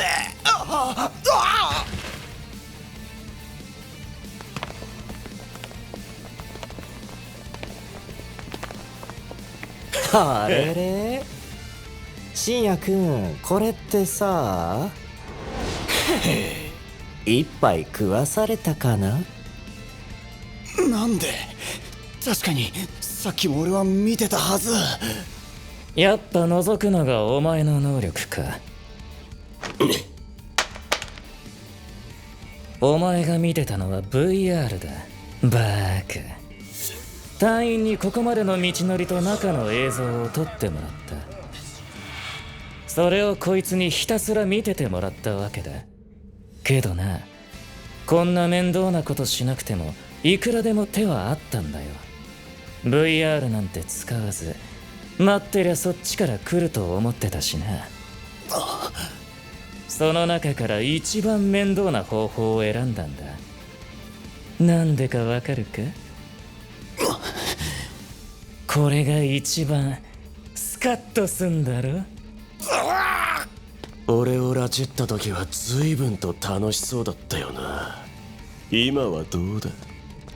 俺からのサプライズだぜ。笑えよ。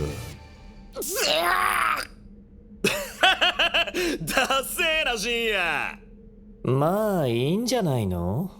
どっちみち対面できたことに変わりないんだし、決着つけようか。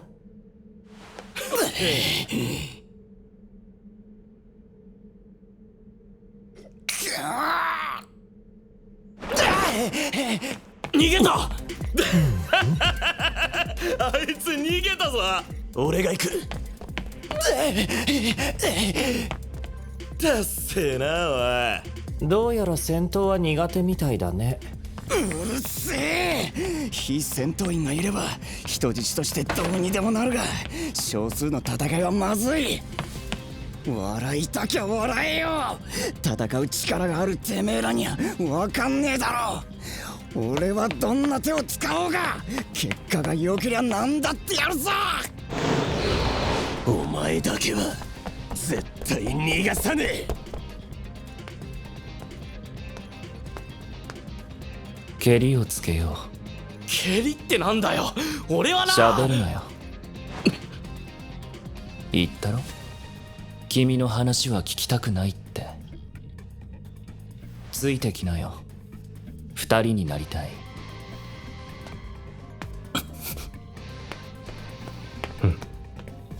ついてけってか。10日か。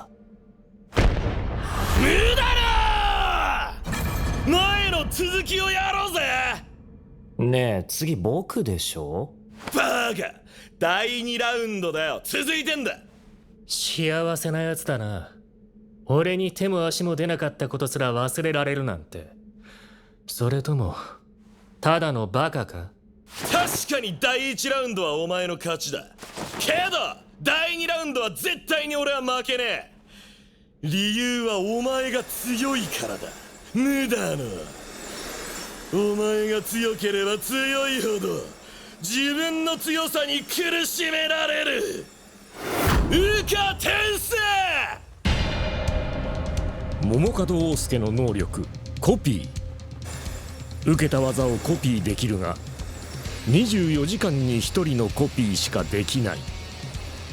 これって初めて見た時からやってみたかったんだ。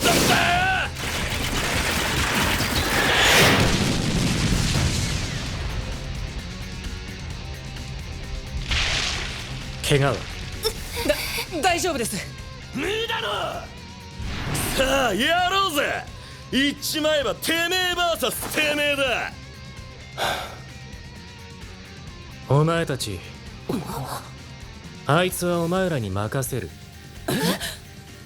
あれくらいお前らでどうにかしろ。は？てめえどういうことだ。猿真似に興味はない。それよりもこいつの自由を封じた方がいい。嬉しいね。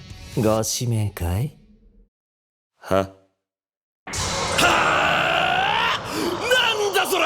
戦いもしねえのかよ。こんなガキどもに任せるだ。なめ腐ってんな。ならこいつらぶち殺せば相手してくれんだよな。全員でやるにしても僕戦闘タイプじゃないし。どうしよう、私まだ血のコントロールできない。ダメだ、殺される。胃が痛い、死にそう。お前は何もしなくていいんだよ。私が。どいてろ。俺がやる。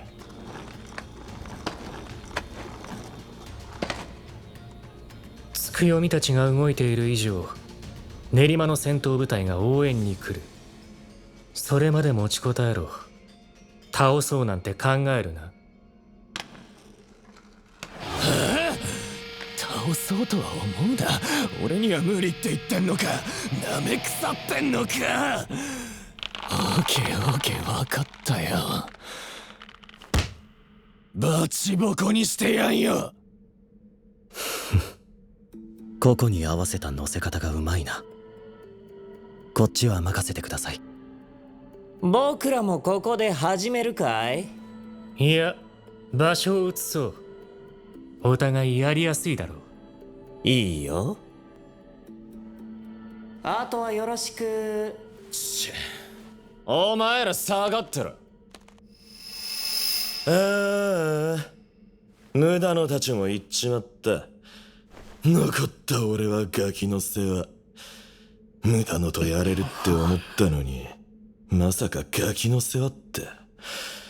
わかるか？俺の憤りが。わかんねえか？わかんねえのか？わかんねえなら死んどけやボケ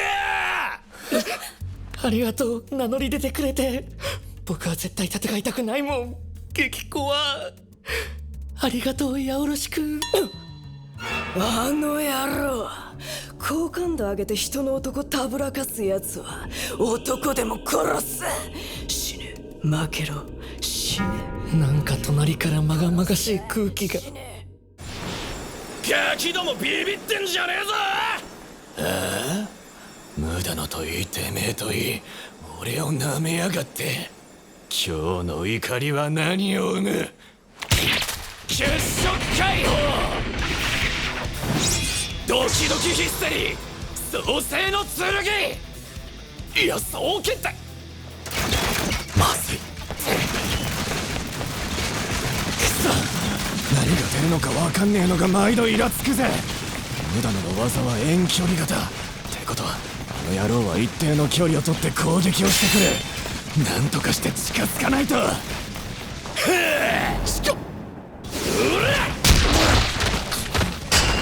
近寄ってきたんなら好都合だ。スタスタにしてやる。桃門大輔の能力はコピー。道理で情報に一貫性がなかったわけだ。何のつもりでしょう。弓のアドバンテージを捨てて接近戦を仕掛けてくるなんて。彼の情報で唯一一貫していることがあってね。何ですか？圧倒的体術センス、そして強い。こいつ全部余裕で起きやがる。止まってみえんぞ。つまんねえんだよクソ雑魚が。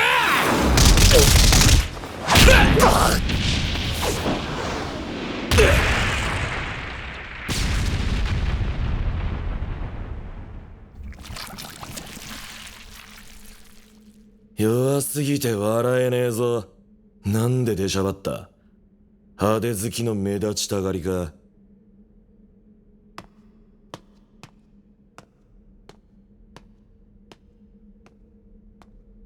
俺はお前みたいなクソつまんねえ雑魚が大嫌いなんだよ。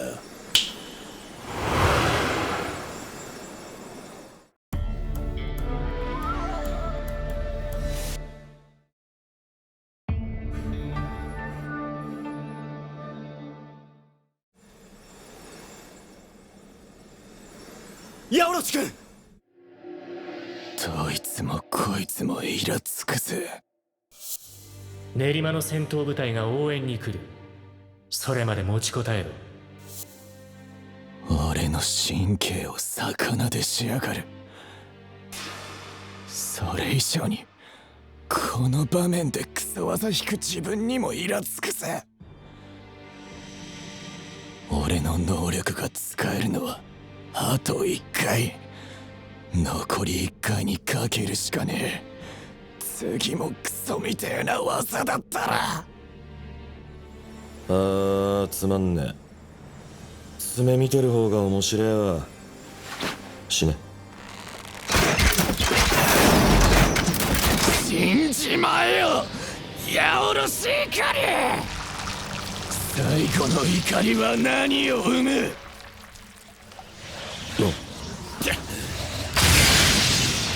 なんだ。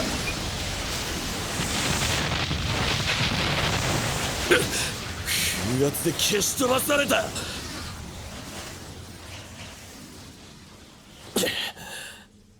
あのガキはどこに？おい！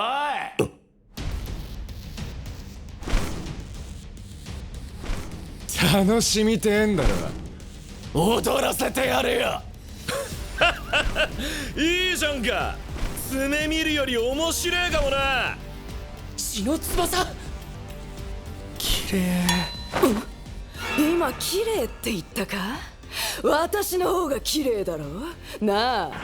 何怖い。なあ。隣でリア充がイチャついてつらい。みんなすごいな。私はダメだ。役立たずのゴミだ。大当たりだ。そりゃよかったな。おかげでこっちもやる気出たぜ。踊らせてくれよ。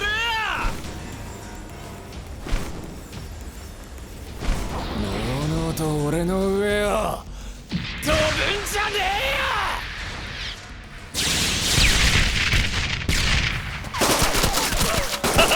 すげえ。お前結構最高じゃん。だったらさこの量はどうするよ。楽しいな。なあそうだろ。お前も同類ならわかるだろ。この試合って楽しいな。てめえと一緒にすんじゃねえよ。突っ込んだ。何する気だ。すごい全部避けてる。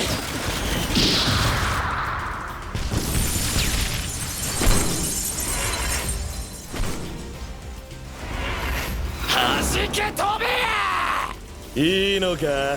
天使がそんなに低く飛んで。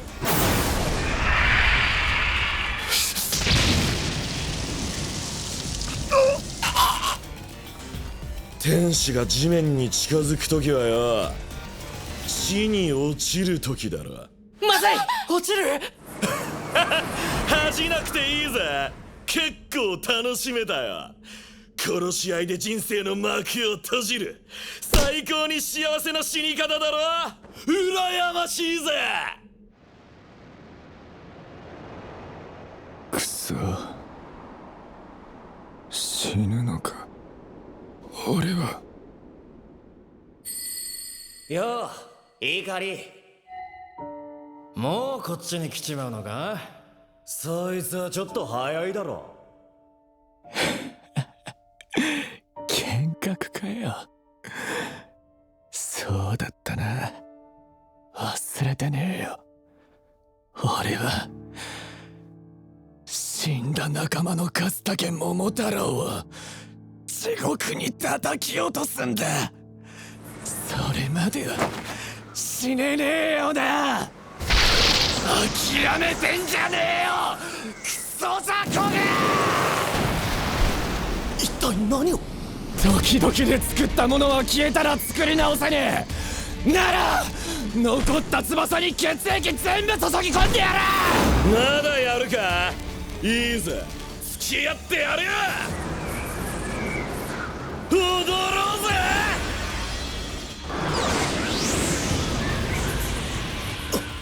全員伏せろ、巻き込まれるぞ。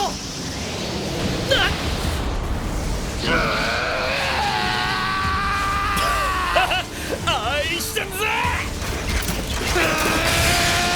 粉々かよ。立てしろバカ。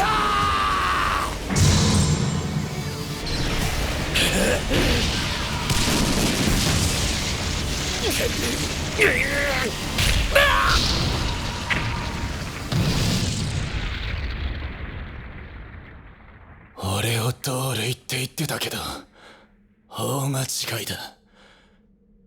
戦って死ぬなら本望だけどな、そこに喜びなんて感じねえよ。一番いいのは勝ち続けることだろ。てめえの範囲は死を受け入れすぎたことだ。戦死することも楽しみの一つとか思ってたんだろ。勝った。ヤブロシ君が勝った。バカが勝利に執着する底力なめんじゃね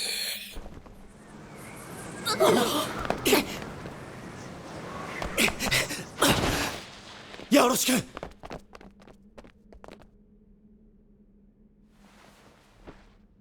はあ、おい、大丈夫か。仕方ねえ、こうなら人工呼吸だ。あ、いや、そこまでじゃ。ヤブロシ君、大丈夫なんですか。いや、かなりまずい。左腕はかろうじて繋がってる状態だ。鬼の血の回復力ならなんとかなるんじゃ。血が足りなくて回復が追いついてない。このままじゃ失血死する可能性もある。そんな。とにかくここにいてはまずい。医療部隊のところへ行こう。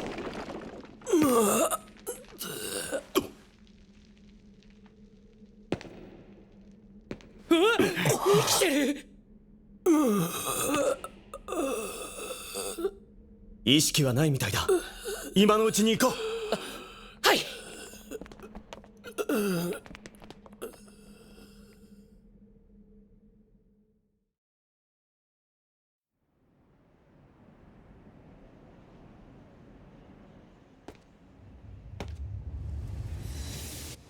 無駄野のやつ、ガキの大森を押し付けやがって。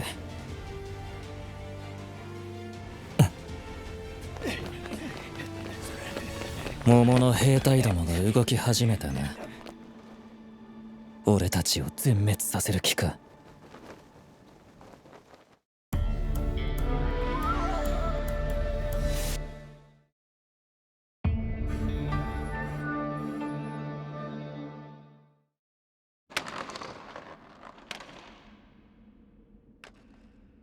へえ、地下にこんなところがあるんだね。京都といい鬼は地下が好きなのかい？命を狙われてみればわかる。無駄話はやめて始めようか。あ、ちょっと待って。このボーリングの球、今日のラッキーアイテムなのよ。どっから出したとか聞かないでね。ちょっと重いから置いとくよ。おっと、うわ、危なっ。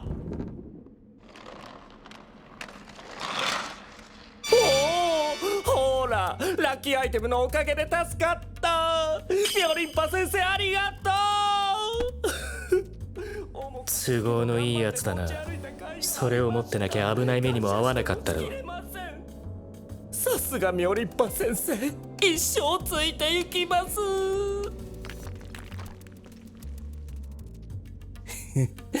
運勢最高の僕に勝てるかな？君は占いを信じるかい？興味はないが、人様の運命に口出しするやつは嫌いだよ。おいおい、落ち着けよ。夜は長いぜ。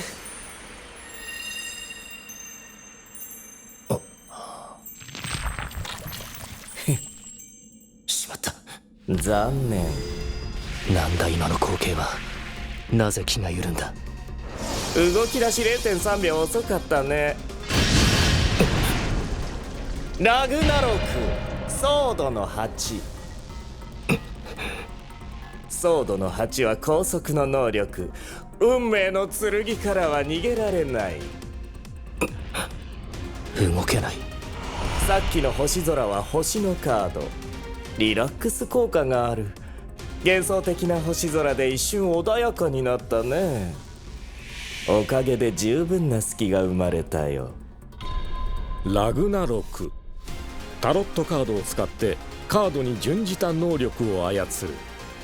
引いたカードによって発動する能力が変わる。終わりの夜明けが近いみたいだ。あらあら、神も僕のチェックメイトが見たいようだよ。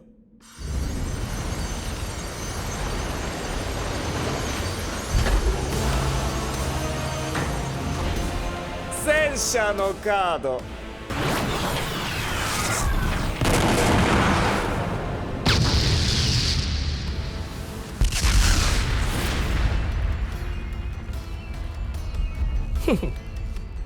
まあ当然防ぐよね。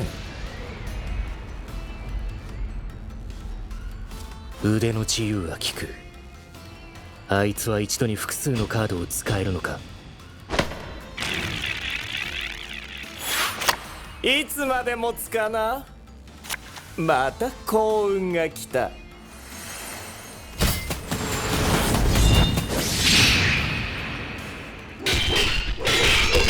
僕の幸運が君の不幸を貫くよ。ほら、ほころんできた。その隙間から君の不幸が顔を出すよ。あら、時間切れか。拘束が解けた。タイムリミットがあるのか。ギリギリ避けたね。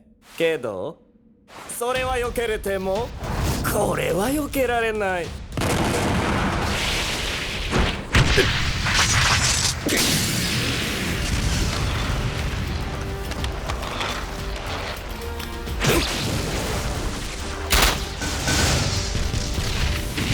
あ、戦車ぶっ飛んだ。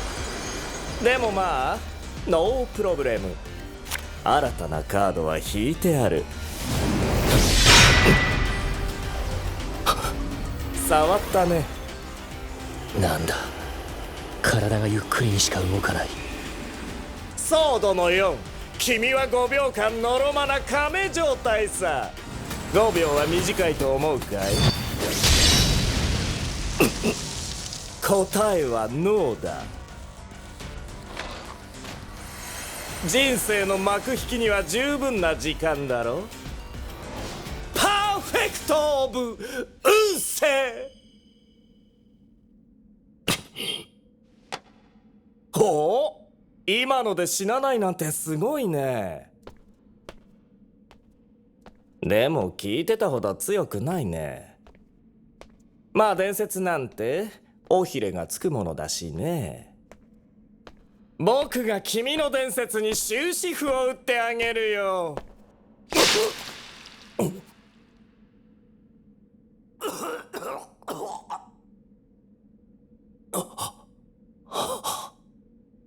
なんだ、何が起きた。何をした？僕の体に何をした？目だろ！お前はずっと血の雨を浴びていたんだよ。何？目に見えないほどの細かい雨を降らせ続けてお前の内臓にダメージを蓄積させた。それだけの話だ。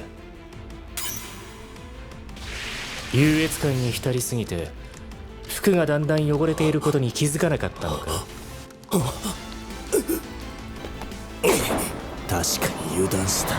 気づいていればなんてことなかったのに。それほど細かい雨なら風の流れを読んで回避できた。悪いが決着を急がせてもらうよ。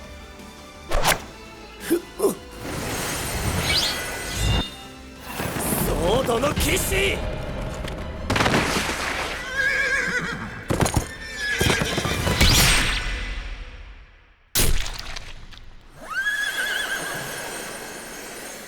まったくしつけのなってない馬だ。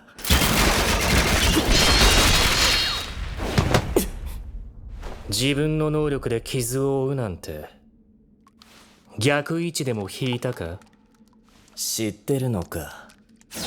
タロットには正位置と逆位置があり、逆位置は比較的良くないことを意味している。そう、それはつく読みも例外ではない。ラグナロクは運が向いている時は正位置を、運が向いていない時は逆位置を引きやすくなる。カードは同時に3枚引けるが、引いたらたとえ逆位置でも使わないと次を引くことができない。お前が好きな言葉で言うなら、運は俺に向いてきたってところか。神は時に気まぐれさ。ウアンドの7、逆位置。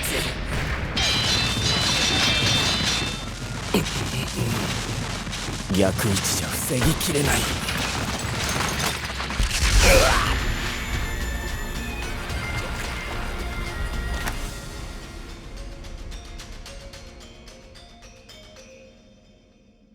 くそ。ラッキーアイテムも持った。祈りもした。占いを、神を信じてここまで来たのに、それでも神はそっぽを向くのか。だったらいいさ。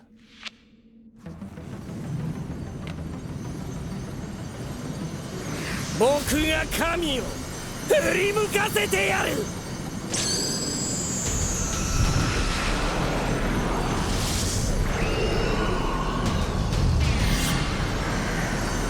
悪魔逆位置。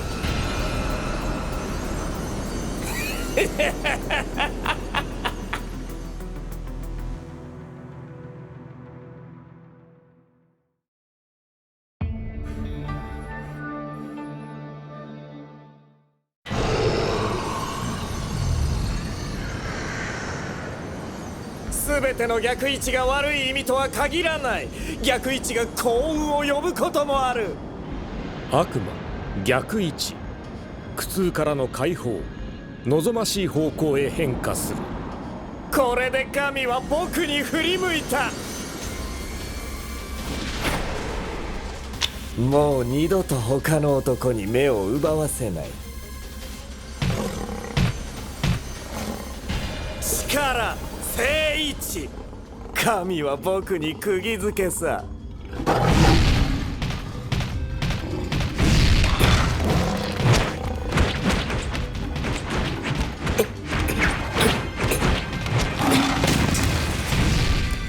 げても無駄だ。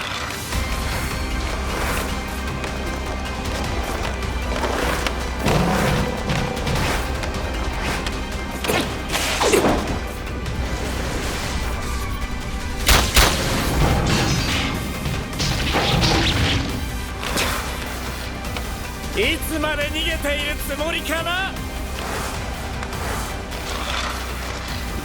終わりだ無だろう。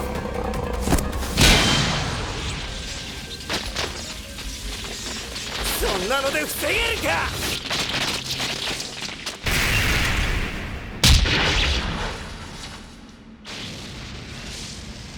貫いた。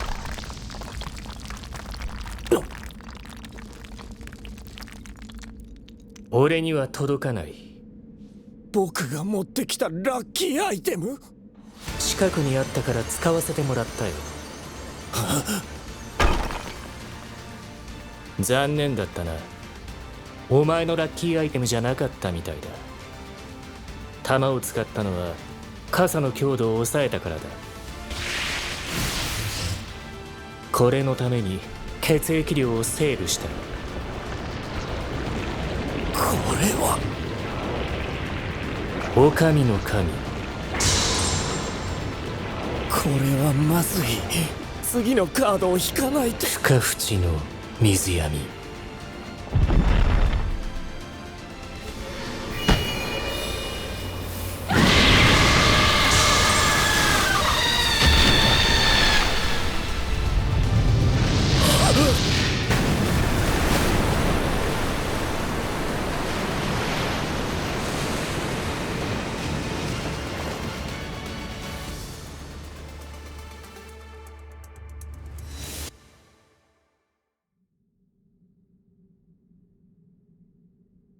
あちこち折れて動けそうにないね。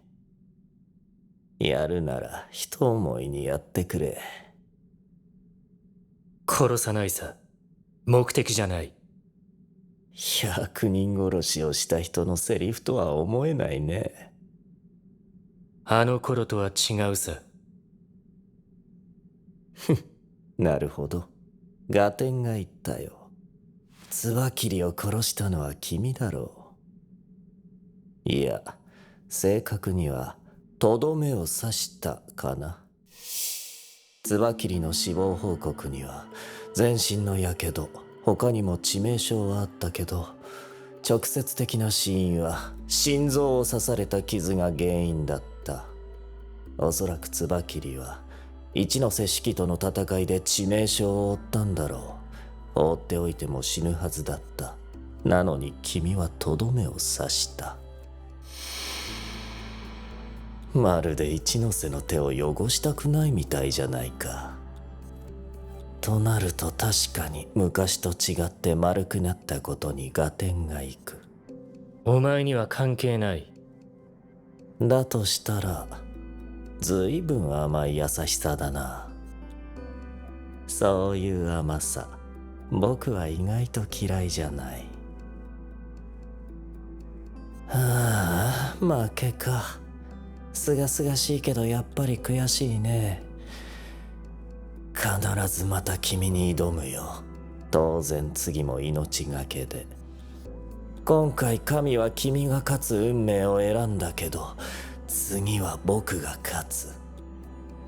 くだらない。たかが神に俺の運命を決められてたまるか。やめてくれよ。僕のアイデンティティまで否定されたら乾杯にも程がある。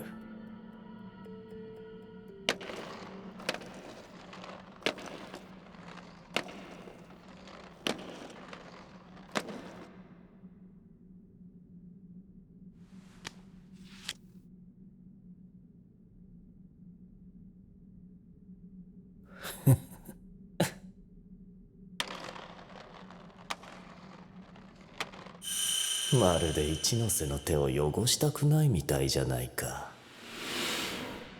未熟ゆえの殺生はさせない。生かすか殺すかの取捨選択が自分の意志でできるようにならないと。それを教えるのも俺の仕事だからな。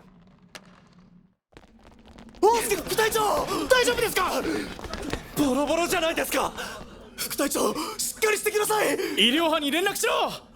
まだ終わってねえぞ。もう誰もいませんよ。いいね、ふざけんな。それに鬼の戦闘部隊が来てます。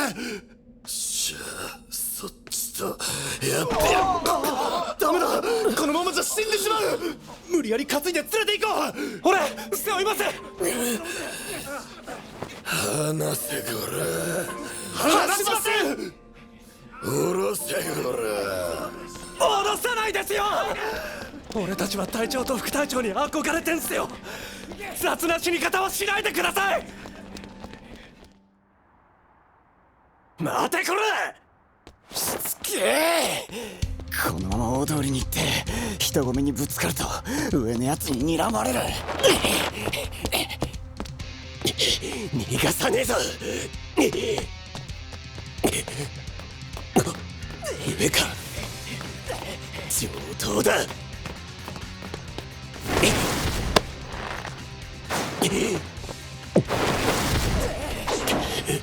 もう隣のビルに逃げてやがる。けど追いつける。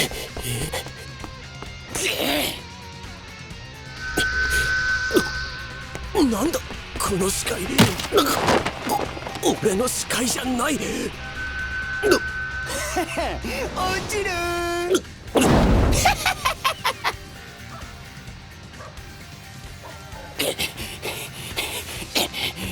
連続で能力使いすぎて目が痛え。くそ、逃がしてたまるか。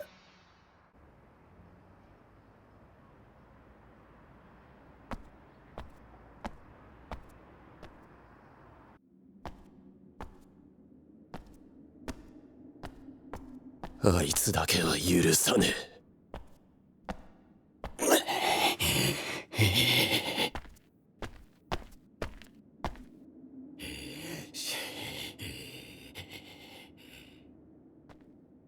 しつけえんだよ。追い詰めたぞ。なんで計画通りに死なねえんだよ、クソが。ゴミクズが一丁前に頭使ってんじゃねえよ。計画通りに動いて計画通りに死ねばいいのによ。あとちょっとでうまくいったのに。殺すのかよ俺をよ。殺す。俺が桃太郎だからか。それに加えてお前は人を巻き込みすぎだ。なんで子供を巻き込んだ。なんで関係ねえ人を巻き込んだ。お前らは一般市民を守るのが仕事だろ。そんな奴にゴミ呼ばわりされる筋合いねえんだよ。くだらねえ。知らねえ奴が死のうがどうなろうが知ったこっちゃねえんだよ。俺は俺が偉くなるためなら何だってやるし、それ以外はどうでもいい。ガキ知るかバーカ。ガキ数人殺して出世できんなら喜んで殺すだろ。市民を守るだ。くだらねえ。桃太郎全員がそう思ってるわけねえだろ。むしろ鬼に殺されてくれた方がありがてえんだよ。そうだよ。お前らもっと市民殺せよ。殺せ殺せ。その方がその鬼ぶっ殺した時俺の評価が上がんだろ。こいつを見てると少し前の自分を思い出す。応急処置しないと危険だったら。俺には関係ない。関係ないか。生徒を分別するつもりはないが嫌いだよ、お前みたいなタイプは。あの時無駄のが切れてた意味が少しわかる。大嫌いだよてめえみてえなやつは。お前を生かしておいちゃいけねえ。鬼にとっても人にとっても。だから俺が殺す。出世がしたいんだろ。喜べよ。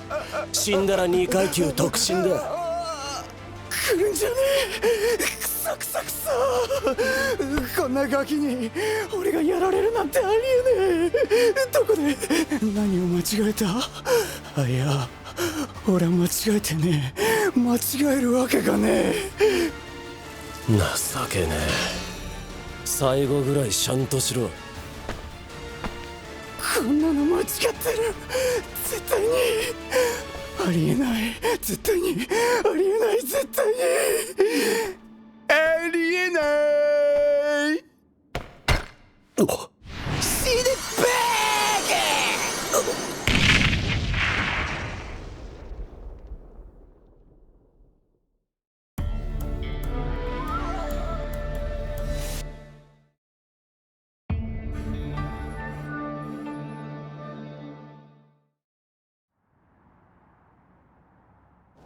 ここなら邪魔は入らない。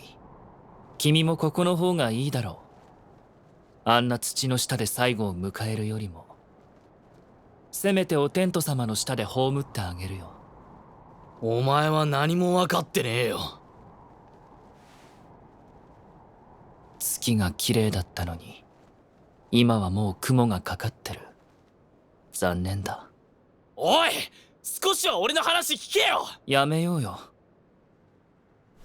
立ち話をしにこんなところまで来たわけじゃないだろう。誤解してんだよお前は。俺は何もしてねえ。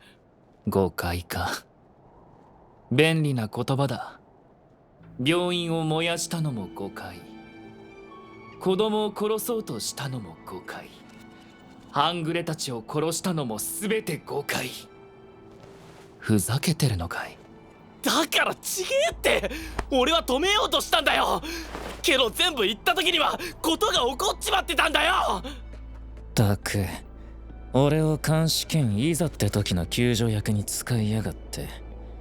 もう少し近づいた方がいいんだろうけども、これ以上近づいたらバレんな。あの帝ってガキ、バカみてえに鋭く神経研ぎ澄ませてやがる。これ助けに行っても5体満足で逃げきれんのか？強いぞあいつ。君の行動一つ一つが悪の証明に結びつく。僕は信じようとしたさ、最後まで。君とあそこで出会うまでは。だから聞けって。聞かない。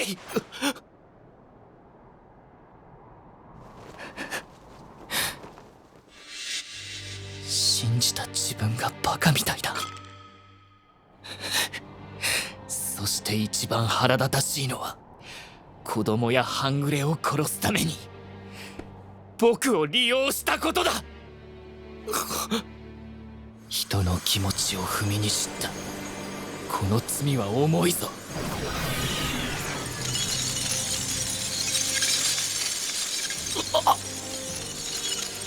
ヤマタノオロチ。やっぱ銃を使うのか。待てミカド、まだ話せ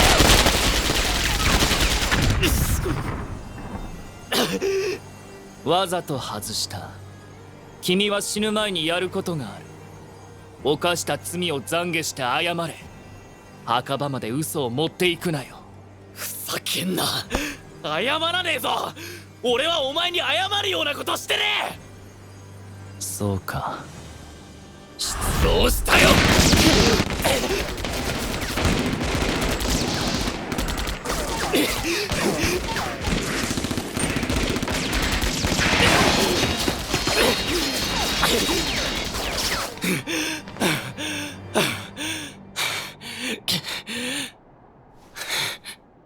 マジで殺す気だ。どうにかして落ち着かせねえとマジでやり合うことになっちまう。なあ、あの時お祭りでの出会いも僕が桃太郎だと分かってて近づいたのか。はあ？んなわけねえだろ。君の口から出る言葉がどれももう嘘だとしか思えないんだ。もう全てが手遅れなんだな。何を言っても嘘に聞こえて出会いすら疑っちまってる。確かに疑いたくなる気持ちもわかるけど、そんなに俺を信用できないのか。そうか、そうなのか。俺はもうお前の中で友達じゃなくて敵なんだな。地獄の果てで懺悔しろ。ああ、そうかよ。わかったよ。俺の話聞く気ねえんだな。ならやってやるよ。血色解放ぶっ飛ばしてでも話聞かせてやる。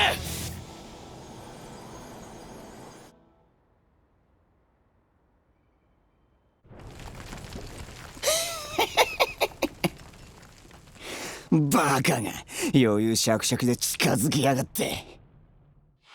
こんなの間違ってる。絶対にありえない。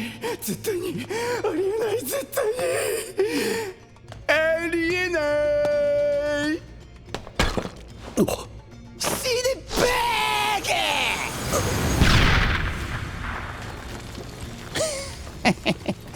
この部屋のタイルにはいくつか爆弾を仕込んであんだよ。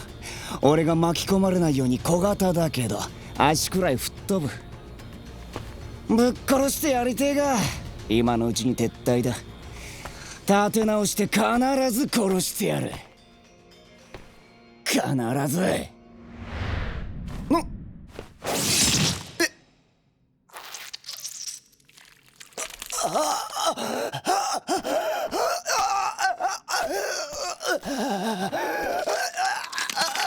お前は本当に汚いやつだな。だから想像しやすかった。お前みたいなやつは必ず何か仕組んでるって。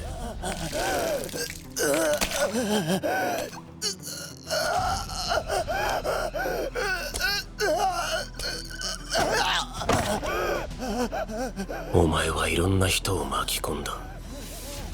そして嘲笑った。その結果がこれだ。無様だな。せめて地獄では罪を悔いろ。そんな目で見るな。嫌だ。死にたくない。こんなところで死にたくない。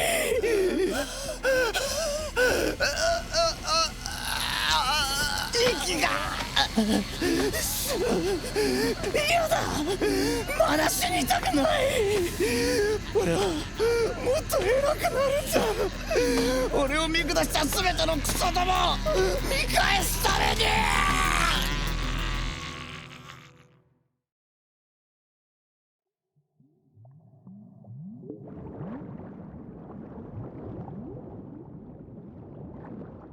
人は生まれる時神様に渡されたカードで人生が決定する。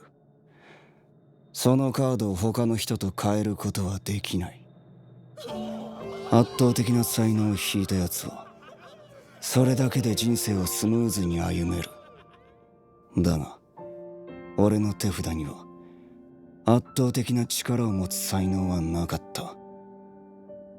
生まれた時から神に見放されていた。桃太郎機関では特にその差が明確になる。俺は才能もなく運動能力も桃太郎レベルでは中の下程度だった。入って最初に言われたことは、サポートとして後ろで尽くしてくれたまえ。最初からお前は上へはいけないと言われたのと同じだ。才能ある年下にバカにされ、使われ、見下され、名前すら覚えてもらえない毎日だった。俺は俺を見下した奴らを見返すと誓った。戦闘タイプの能力を持った奴らは大した努力もしないくせに花道を歩いてやがる。今に見ていろ。そう何度つぶやいただろう。才能ある者への嫉妬と恨みを原動力へ変えた。そして俺は自分の能力と向き合った。この能力で上へ行くにはどうするべきか。能力の極秘申請をし、さらには修行を重ねて持続時間と見られる人数を増やした。修行は過酷だった。寝る暇なんか俺にはなかった。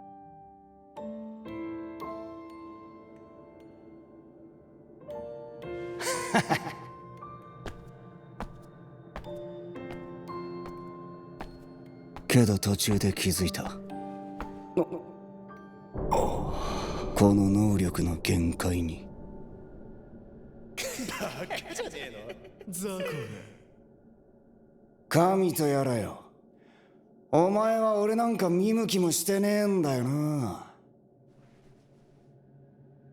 じゃあ俺がどんなに手を汚そうがバレねえってことだよな。俺は一線を越えた。上へ行くためにあらゆる手を使った。弱みや個人情報を手に入れ、人を自由に操った。たとえそれで人が死のうが構わない。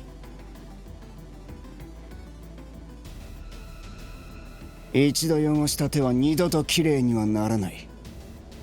けど後悔はしていない。それしか俺に道はなかった。これまでの努力がやっと芽を出した。お前の力じゃ無理と言われてた隊長に上り詰めることができた。今まで俺を見下してたクソどもが手のひらを返すその様はこの上ない快感だった。けどまだだ。全てのクソどもに自分の目が節穴だったと分からせる。そのためにはもっと上へ、もっともっと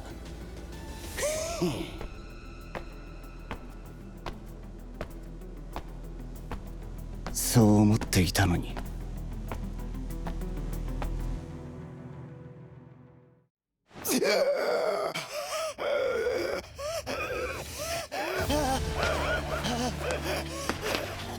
それをこんなガキに邪魔されるなんて。いつもそうだ。才能あるやつに邪魔される。なんでだよ。いいじゃねえか。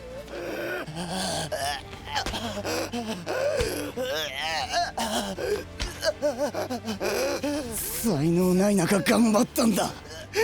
少しくらい手を汚したっていいじゃねえかよ。俺だって欲しかったよ。圧倒的な才能ってもんが。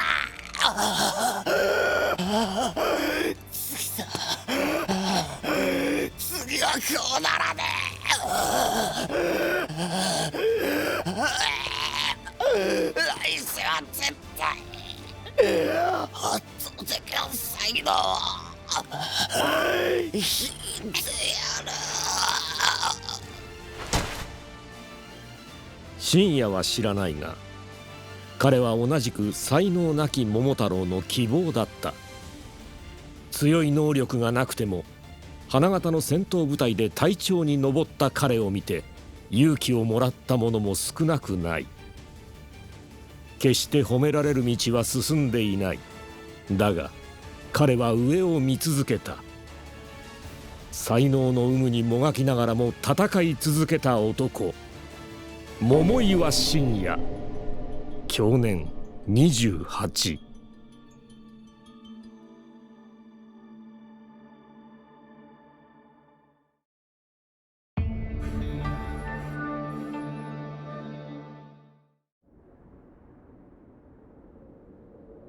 虚しい戦いだな。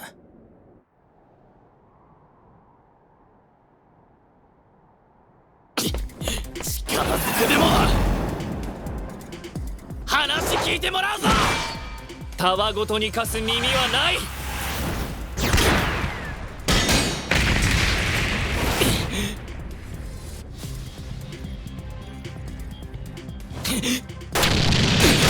銃をブーストに使うのかよ。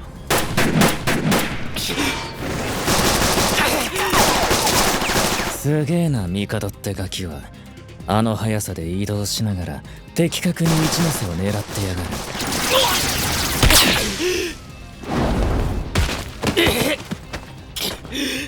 やべえ。まずいぞ。銃を複数操れるなら一ノ瀬が逃げる方向を先回りして撃つことができちまう。言っちまえば逃げようがねえってことだ。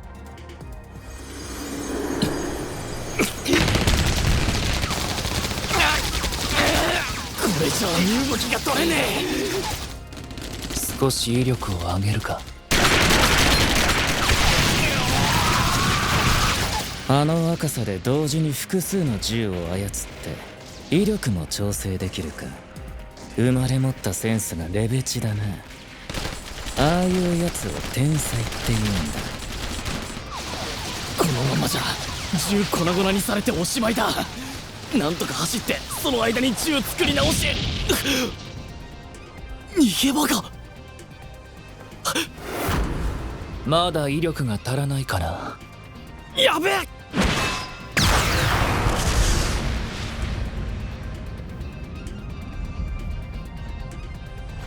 うわ、やりすぎた。帝に比べて一ノ瀬は威力もコントロールできてねえな。あんなのバンバン撃ったらすぐに貧血になんぞ。食らったか。あ、いいね。どこ行った。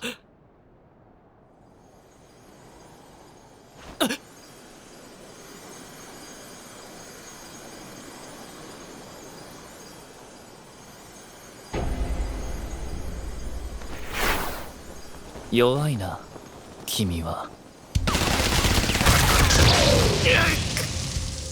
圧倒的な差だ。 100% 一ノ瀬は負けるぞ。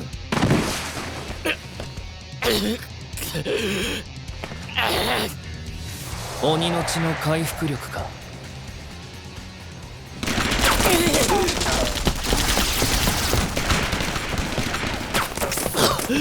同じ銃使いなのに俺は一丁しか出せねえ。いや、なんで俺は一丁しか出せねえって決めつけてんだ。帝にできて俺は 100% 無理なんてありえねえだろ。バカだ俺は。自分の限界勝手に決めやがって。力の差は歴然のはずなのに目の光は消えていない。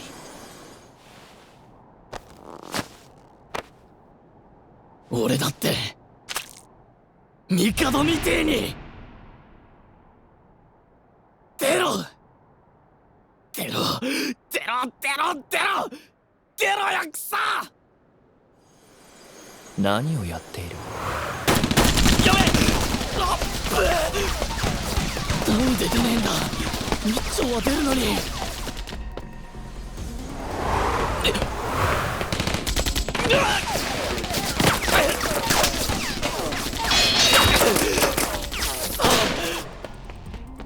マジでどうやんだ。考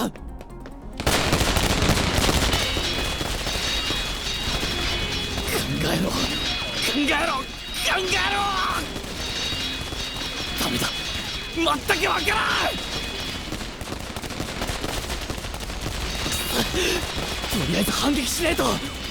一ノ瀬はどう考えても頭で考えてやれるタイプじゃないだろう。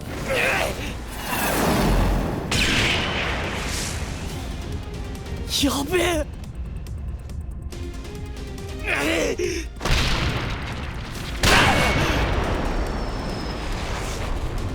防御と目くらましか。くだらない。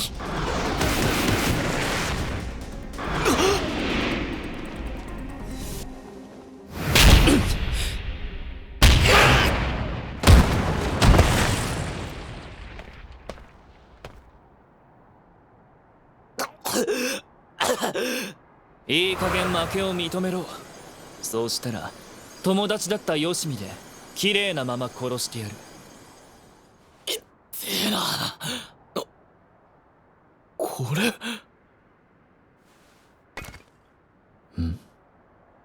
この石銃っぽい形してんじゃん。ないよりはマシだ。笑ってる？何を企んでいるんだ？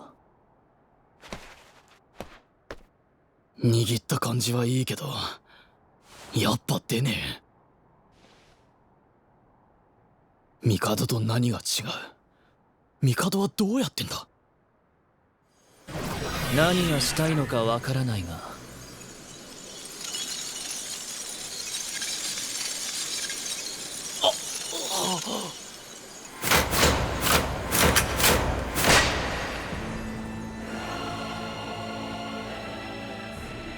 六丁。やっぱすげえな帝はよ。負けを認めないとこのままじゃ君はバラバラになるよ。嫌だね。俺は自分が納得できねえことはやらねえ。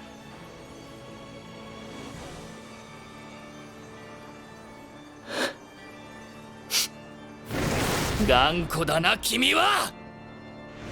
てめえもな。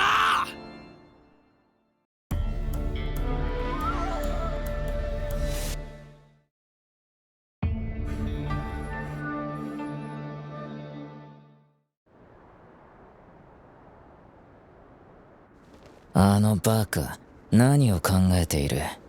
銃を複数出すのは楽じゃねえ。利き手の法則と同じ。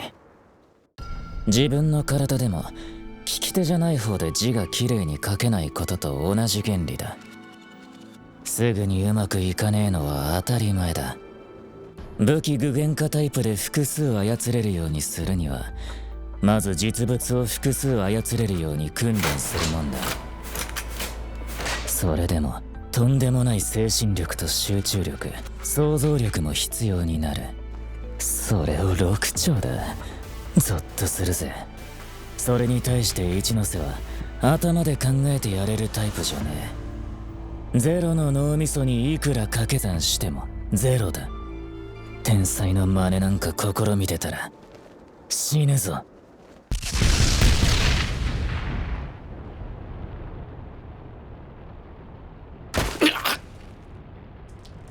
これはマジでヤバい。右腕の感覚がねえ。回復が追いついてない。ここが潮時か。一回立て直さねえと。何をどうやって。いや、とにかく動かねえと。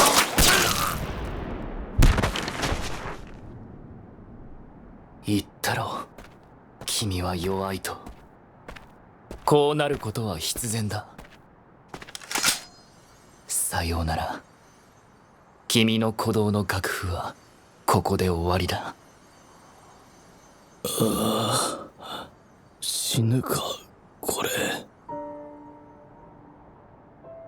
つうかなんで俺こんなに頑張ってんだ。なんでもう一丁銃出そうとしてんだ。帝の真似しなくても戦えるし、俺なりのやり方でやればいい。いや違う、分かってる。俺は帝に憧れてんだ。こいつの強さに憧れちまったんだ。いいなあ、俺もお前みてえになりてえよ。そしたらこんなふざけたことにならないし、メイみたいな子を一人でも減らせるし、親父だってきっと死なずに済んだ。そうだよ、そうだよ。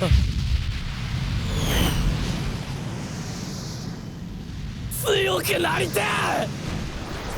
帝みたいに。いや、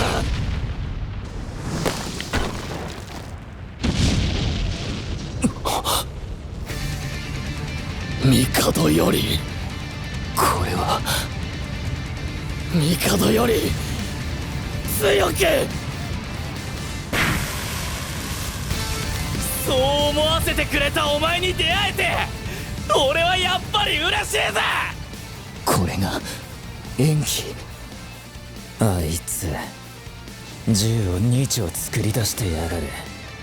まあ鬼神の力の後押しもあるだろうけど、一回コツがつかめたらこっちのもんだ。こっからどうなるか見ものだな。帝に銃を突きつけられて思った。細部まで作り込まれていることに、一から組み立てるように想像することが大事なんだ。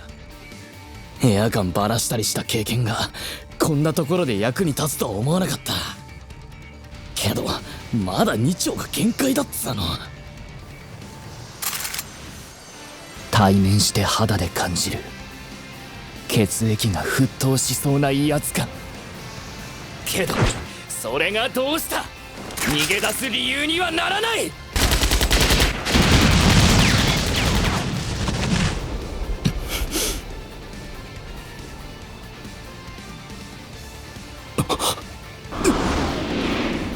死ぬ気で防げ、死ぬぞ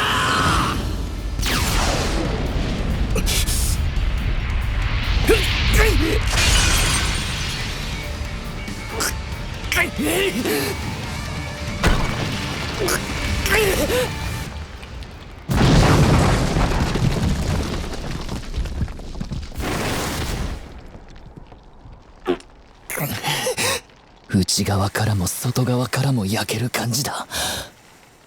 舐めてかかったら消し積みにされる。ここからは全力でやる。待たせて悪いな。俺が弱すぎて退屈だったろ。これで対等に戦える。対等？友よ、死ぬんじゃねえぞ。笑わせる格の違いを見せてやる。銃撃戦で直線に対面するのは避けたい。なら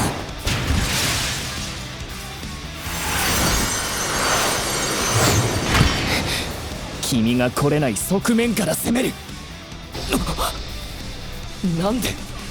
なんでそこに君がいる。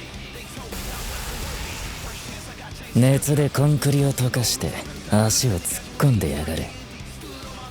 こんなの俺だってできんだよ。確かに威力はすごいけど、出力が大きすぎて軌道が読みやすい。マジか。故に簡単に避けれる。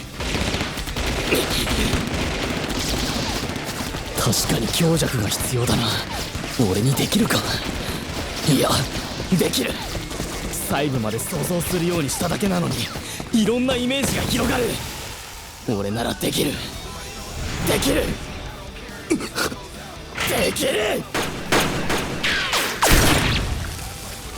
出力を抑えてもこの威力。しかもこの炎は厄介だ。成長が早いな。頭脳タイプはコツをつかむまでが早いが、そこからが長い。一方感覚タイプはコツをつかむまでが長いが、飲み込みは早い。そのきっかけを作ったのが友であるならなおさらだ。し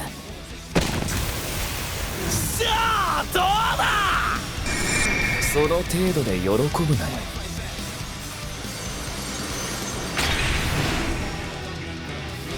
RPG、これはやばい。やばい。やばい。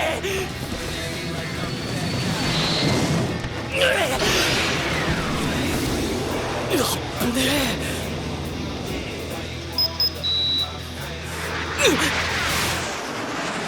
味方かよ。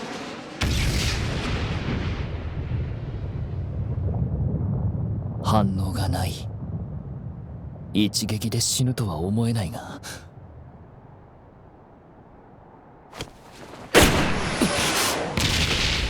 手前を狙った。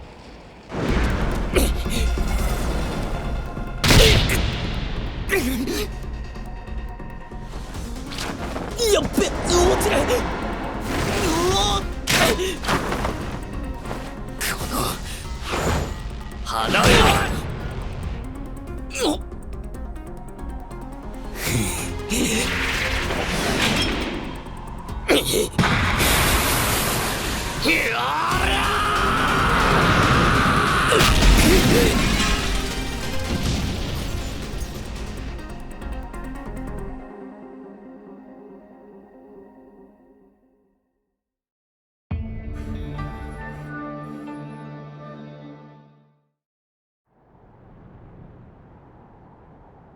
この戦いも案外悪くねえよな。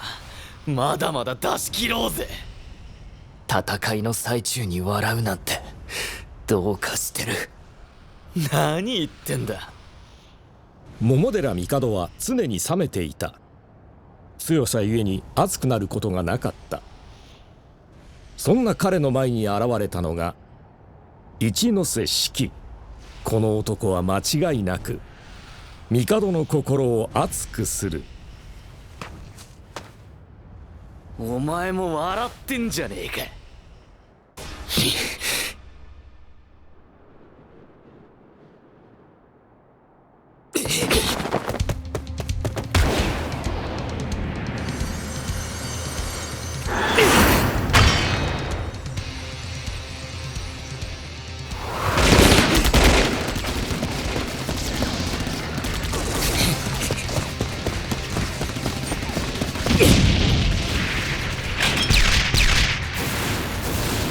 なあ帝、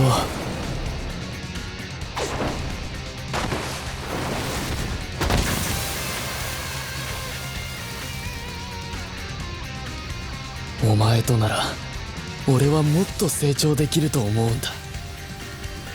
俺も帝にとってそういう存在でありてえよ。まずいな。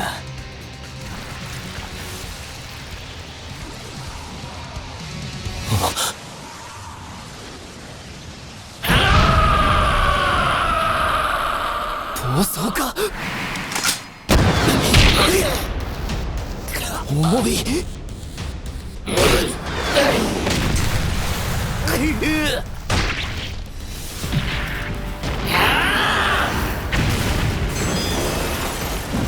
暴走前とは桁違いだ。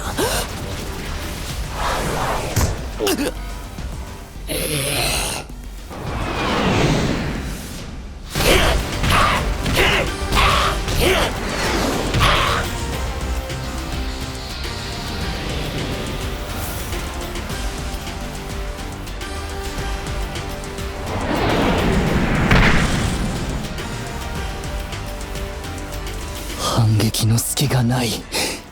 他の鬼の暴走とも違う無邪気な殺戮。これが鬼、もはや悪魔だ。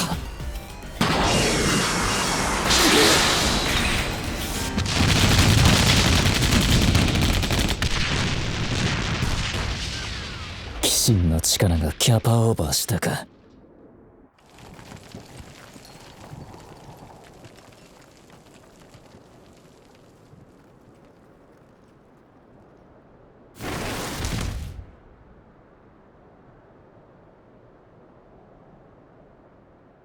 全力で防いだのにこのダメージ。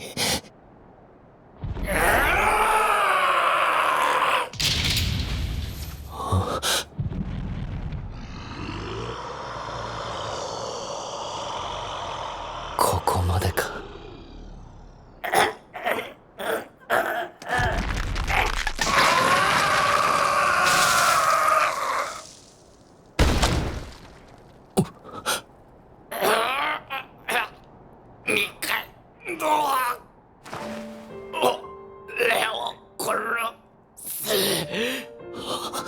じゃないとお前を殺しちまう。俺を殺せ。意識が飛びそうだ。早く頼む。意識があるのか。友達を殺した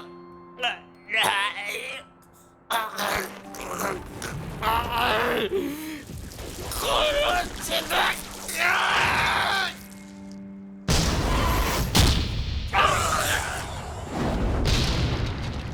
おいクソモモよく聞け。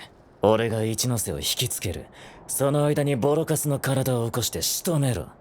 一番最悪なのはあいつが町に降りることだ。そうなりゃ一般人が死ぬぞ。てめえの意見は聞かねえ。立て、やれ、殺す気でやれ。じゃなきゃ止まんねえぞ。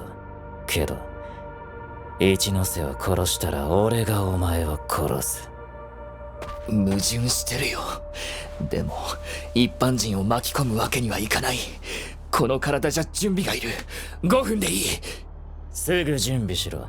時間が惜しい。言われなくてもあなたを巻き込まない自信はないぞ。死にかけが生きんな。さーて非戦闘員がどこまでやれるかひりつくね。来いよクソガキ。お前の瞳に俺を映せるかな。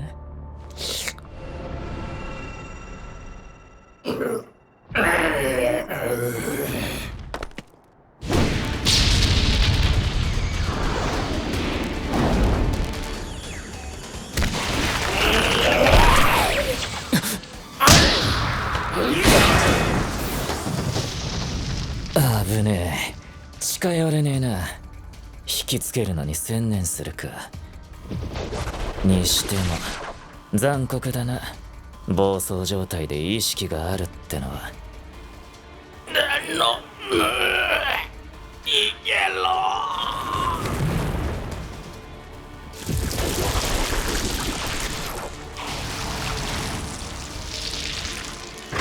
本当に殺した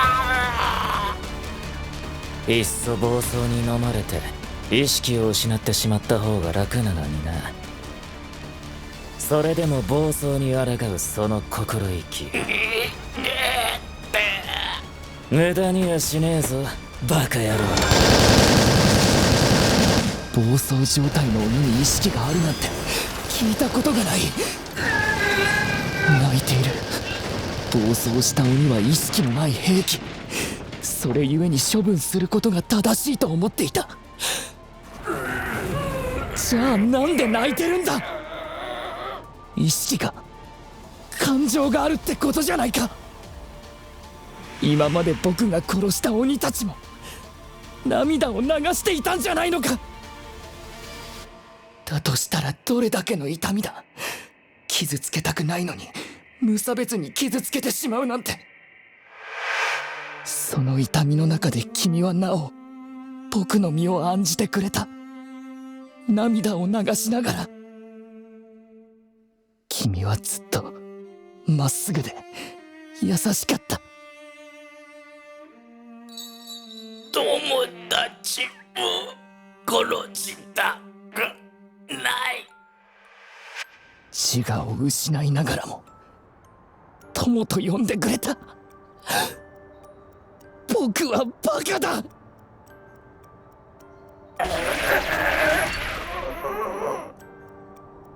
辛いだろう。苦しいだろう。一ノ瀬、いや四季君、僕がこの手でその苦しみから解放する。すげえな。姿を消しても感覚で居場所を掴んでいる。まずい。マジかよ。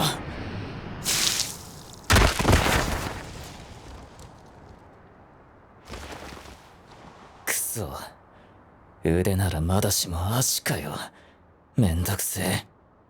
あの人がやられたらこっちに来る。どうする。まだ準備が。考えれば考えるほど罪だな。だからガキの子守は嫌だったんだよ。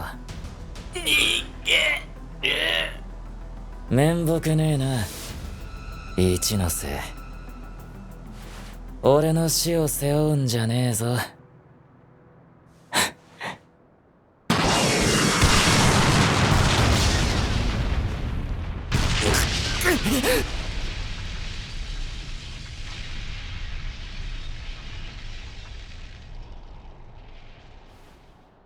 ああ、安らかな顔してどうした？あの世で隠居するには早すぎるだろう。待たせたな。登場の仕方がムカつくんだよ。状況説明は不要だ。だいたい見当がつく。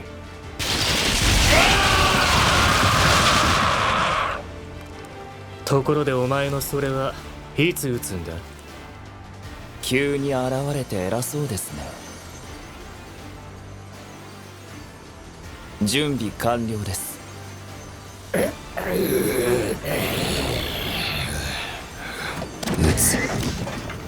撃つんだ。殺してあげることでしか苦しみから解放してあげられない。せめて僕の手で。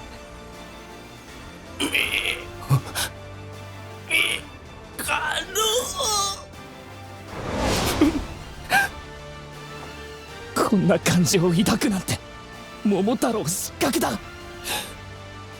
けど構わない。桃とか鬼とかどうでもいい。これは桃寺帝という一個人の思いだ。どうかどうか頼む、死なないでくれ。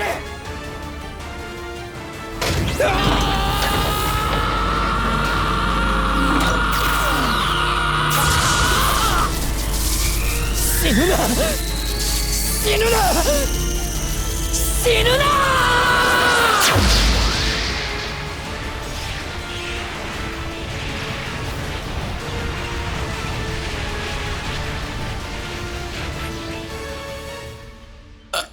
リンガ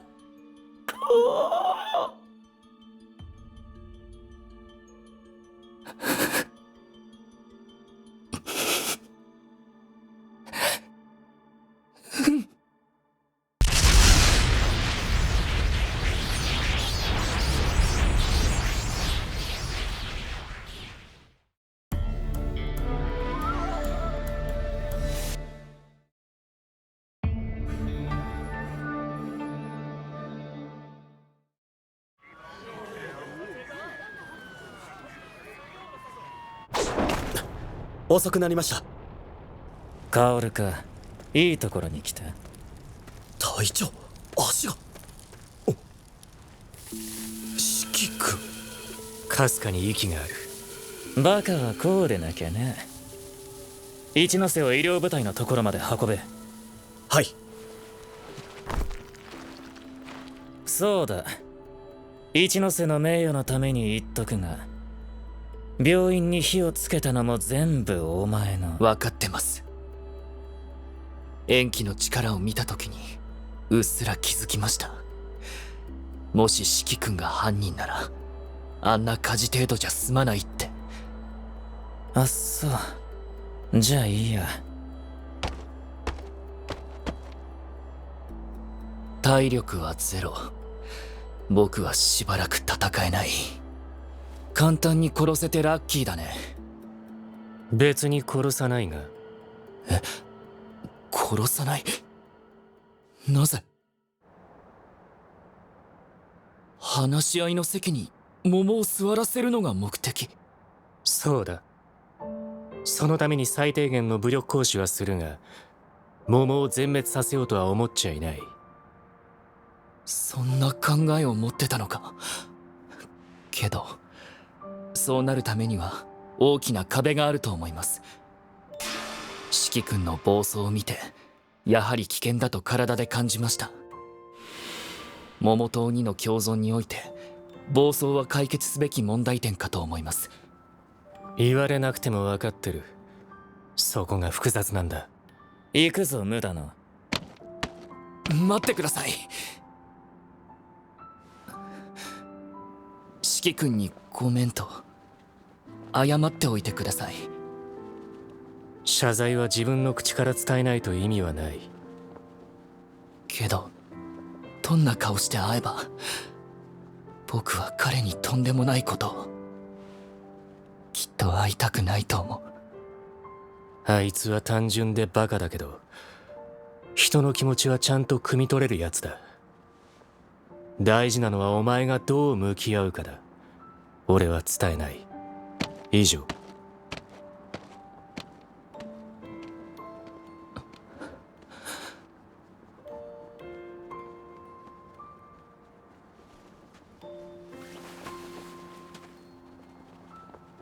僕にできることは何だろう。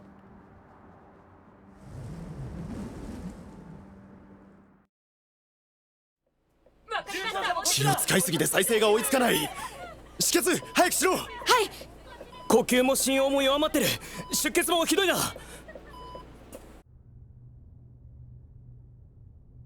四季君と八おろし君大丈夫かな。あのバカ、偉そうなこと言って死にかけてんじゃねえよ。隊長も中で治療を。俺は後回しでいい。カオル。次の隊長はお前に任せる。引き継ぎとかダリーから勝手にやってくれ。この足じゃ現場は無理だしな。まあ俺らはこうなることも覚悟してんだ。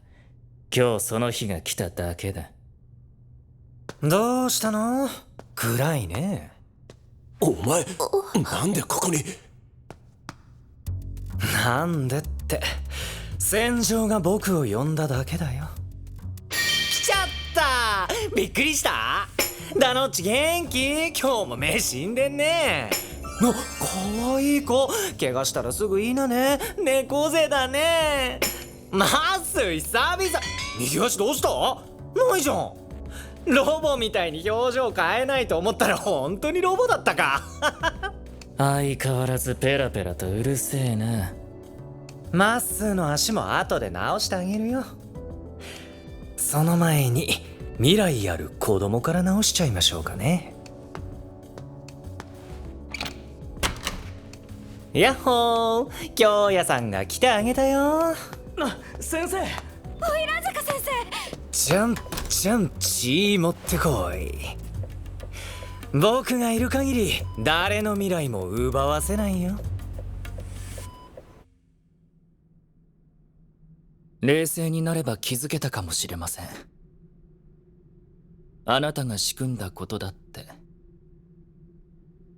自分の弱さが露呈しました。つくよみさんが占いで言っていた切り捨てるべき存在は四季君じゃなくてあなただったみたいですね。あなたの行いは許されないことです。せめてあの世で罪を悔いてください。けど上へ突き進むあなたの背中は立派でした。どこだここ。おはよう。シャラセ？いやー、さすがに疲れちゃったよ。なんでいんの？てかげっそりしてんな。起きてすぐうるせえやつだな。八おろしも何してん？起きたみたい。四季君大丈夫？あの状態からよく治ったね。そんなにヤバかった？いや、あれはもうトラウマもん。マジか。なんか記憶が断片的なんだよな。思い出せそうな気が。すいませんでした。スライディング土下座。思い出した。足吹っ飛ばして本当にごめんなさい。本当だよクソガキ。治ってる？俺の足なんかどうでもいいんだよ。てめえが暴走化したことが問題だ。一歩間違えたら大勢の一般人が死んでた。てめえが身も心も弱いせいでな。今回は運よく死者は出なかった。けど次は間違いなく人を殺す。お前らも覚えとけ。お前らは簡単に人を殺せる力があるってことを。しかも暴走したらそれが無差別に牙を剥くってことを。これがどんだけ恐ろしいか忘れるな。だからもっと強くなれ。本能が暴走に頼らなくて済むくらいにな。うっす。でもまあ引退しなくて済みますね。やっと隠居できると思ったのによ。花魁坂さんの能力はすごいですよ。四季君の傷もこんな綺麗に治るなんて。俺？四季君の治癒力がすごかったんだよ。おそらく鬼神の血が関係してると思う。ちなみに俺はその鬼神の血について話があってきたのよ。込み入った話もあるし、二人きりで話す？聞かせろよ。興味ある。その鬼神の血ってのに。まあ俺は別にこのままでいいぜ。そっか、オーケー。まあいろいろ話すことはあるけど、そもそも鬼神の血とは何かから改めて話そうか。鬼の原点、鬼神。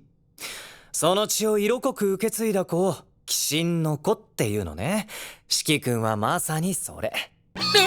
四季君の親は鬼神なの？すげえ。いや、生みの親のこと全く知らねえ。デリカシーのないこと言ってごめん。いや、いいけど。そもそも僕ら鬼は鬼神がばらまいた子種が元だから、たどればみんな鬼神に結びつくよ。ただその中で鬼神の血を色濃く継ぐ子が一定の周期で現れる。鬼が全滅しそうになると生まれるっていうけど、詳細は不明だね。それで鬼神の血は8つの特性を持ってて、四季君は炎の特性、炎気と呼ばれるやつだね。炎気？鬼神の血の特性はすごくてね、暴走状態の力と同等かそれ以上と言われてる。でも俺炎気より暴走の時の方が強かった気がするけどな。だって四季君まだ 10% くらいしか炎気の力使えてないもん。みんないきなりフルで使えるわけないじゃん。心も体ももっと強くならないと。あと他の鬼と比べて回復力も高い。今回あの傷がすぐ綺麗になったのもそのおかげかな。チートじゃんか。そう、チートなんだ。異常な力ゆえに鬼神の子は歴史上全員若くして死んでるんだ。その強大な力は寿命と引き換えに与えられるものと思ってほしい。多用すれば早くて10代で亡くなることも珍しくない。だから使いすぎは控えた方がいい。まあ鬼神の力に頼らないようにすればいいし大丈夫っしょ。これ鬼神の子ってだけで桃は狙ってくる。必然的に力を使う時が増えるのも事実。マジかよ。多用しなけりゃ多分平気よ。そんな落ち込まなくても。思い出した。俺全裸で運ばれたじゃん。つまりさ、全員に見られてんじゃん。まさかてめえが生えてねえとはな。やめろお前生えてねえのかよ。生えてし燃えただけだし。誉さん、僕も生えてないんですがどうですかね。お前はどうだ？見せてみろよ。お嫁に行くない。元気そうでよかったよ。どうかな。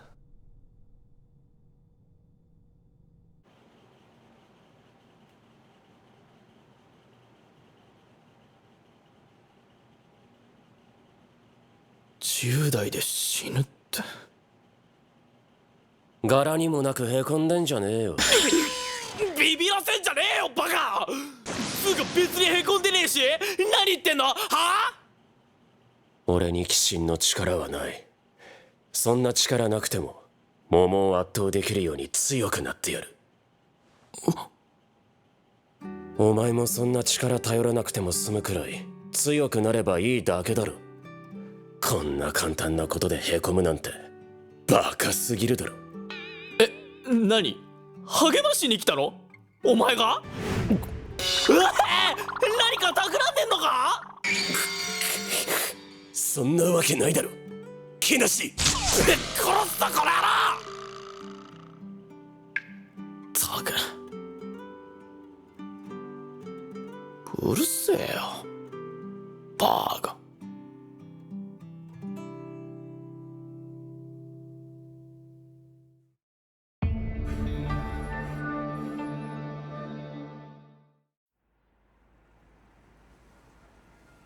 やっと帰るか。せいせいすんな。チャラ戦京都に戻るん？戻らない。俺今日から羅刹学園の保健医になったからよろしく。生徒に手出しそうだな。いけないことこそ燃えるよね。まあ大方一ノ瀬の監視ってとこか。ここから下へ行けば人目に触れずに行けます。これで練馬とおさらばだな。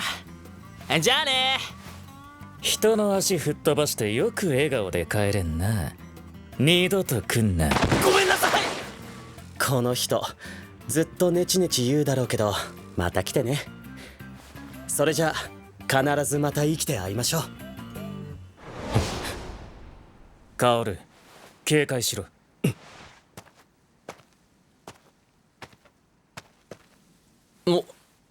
あれって帝？薫、周りに桃はどれだけいる？それが周りに桃はいません。彼一人です。帝！おう。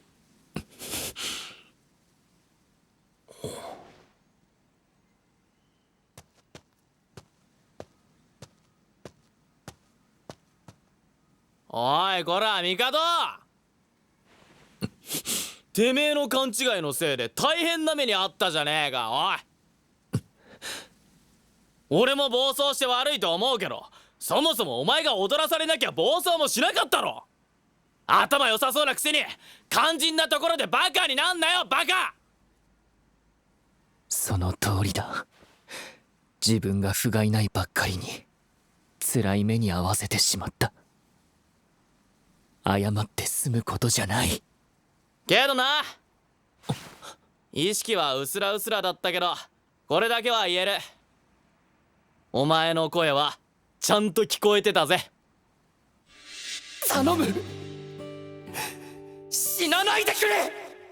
すげえ嬉しかったし、お前が本音をぶつけてくれたから多分俺は最後まで暴走に抗えたと思う。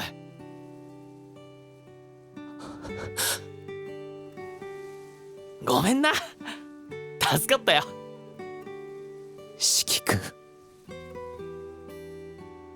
君はなんて温かいんだ。ごめん。気にすんなって。また会おうぜ。必ずまた。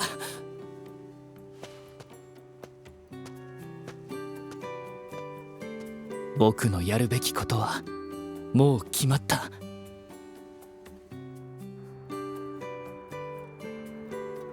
派手に負けたね。お互い様か。うるせえよ。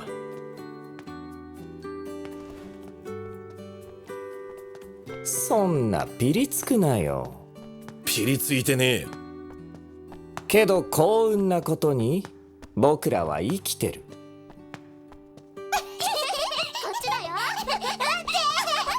おっと、ごめんなさい。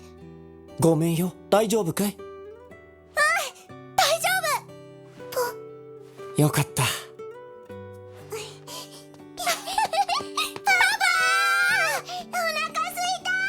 ママもお腹ペコペコ。よし、みんな生きてるし退院祝いにどっか食べに行くか。知ってるかい？生きてさえいれば何回だってリベンジできるんだ。当然リベンジは1000に決まってんだろ。こっから学園までどんぐらいかかるしばらくゆっくり休みてえな。どうだろうね。明日からすぐまた修行だ。最悪じゃん。なんでさっきの桃殺さねえんだよおい。僕はまだ東京にいたい。誉さん、デスティニーランド行きましょうね。その反応はロクロ疲れたろ。帰ったらマッサージしてやるよ。朝までな。いや大丈夫です。遠慮すんなって。いやっていうか近くて楽しいねタノッチ。お前ら黙れ。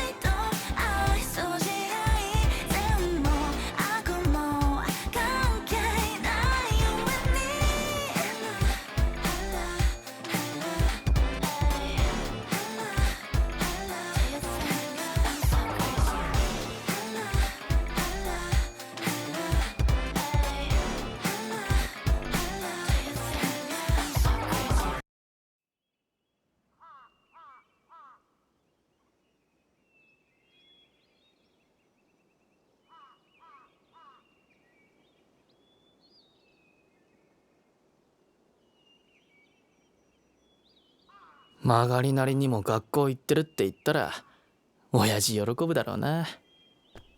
てか鬼の拠点に桃の墓作っていいのか。自由だな。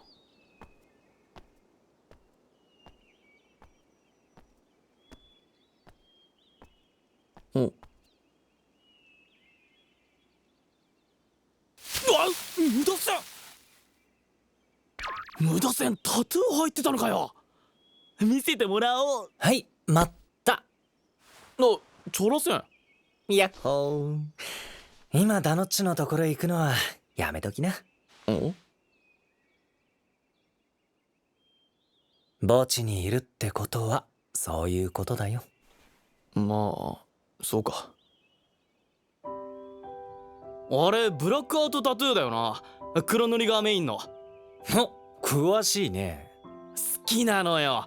全身入ってるの？一応ね。けどまだ未完成だよ。まだ未完成か。じゃあ完成したら見せてもらおうっと。ダノッチはあのタトゥー一生完成してほしくないと思うよ。は？なんでよ。あのタトゥーは仲間が死ぬたびに掘り進められてるんだ。つまり完成に近づくってことはそれだけ仲間が死ぬってことさ。忘れないためか自分への戒めか。ダノッチって厳しいでしょ。死なないために強くなってほしいからこそだと思うよ。厳しさは愛情の裏返しって思ってくれたらさ、ダノッチの友達としては嬉しいかな。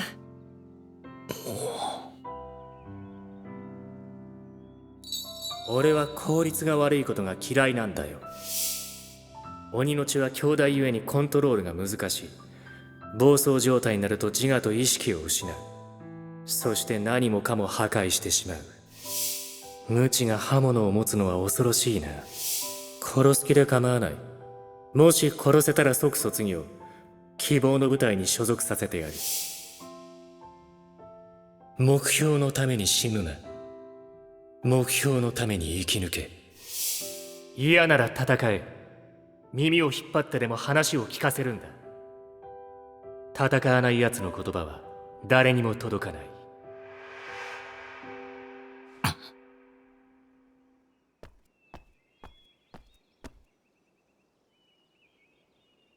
村瀬、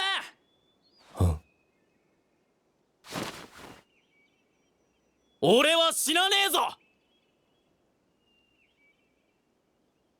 バチバチに強くなって誰も死なせねえからよ。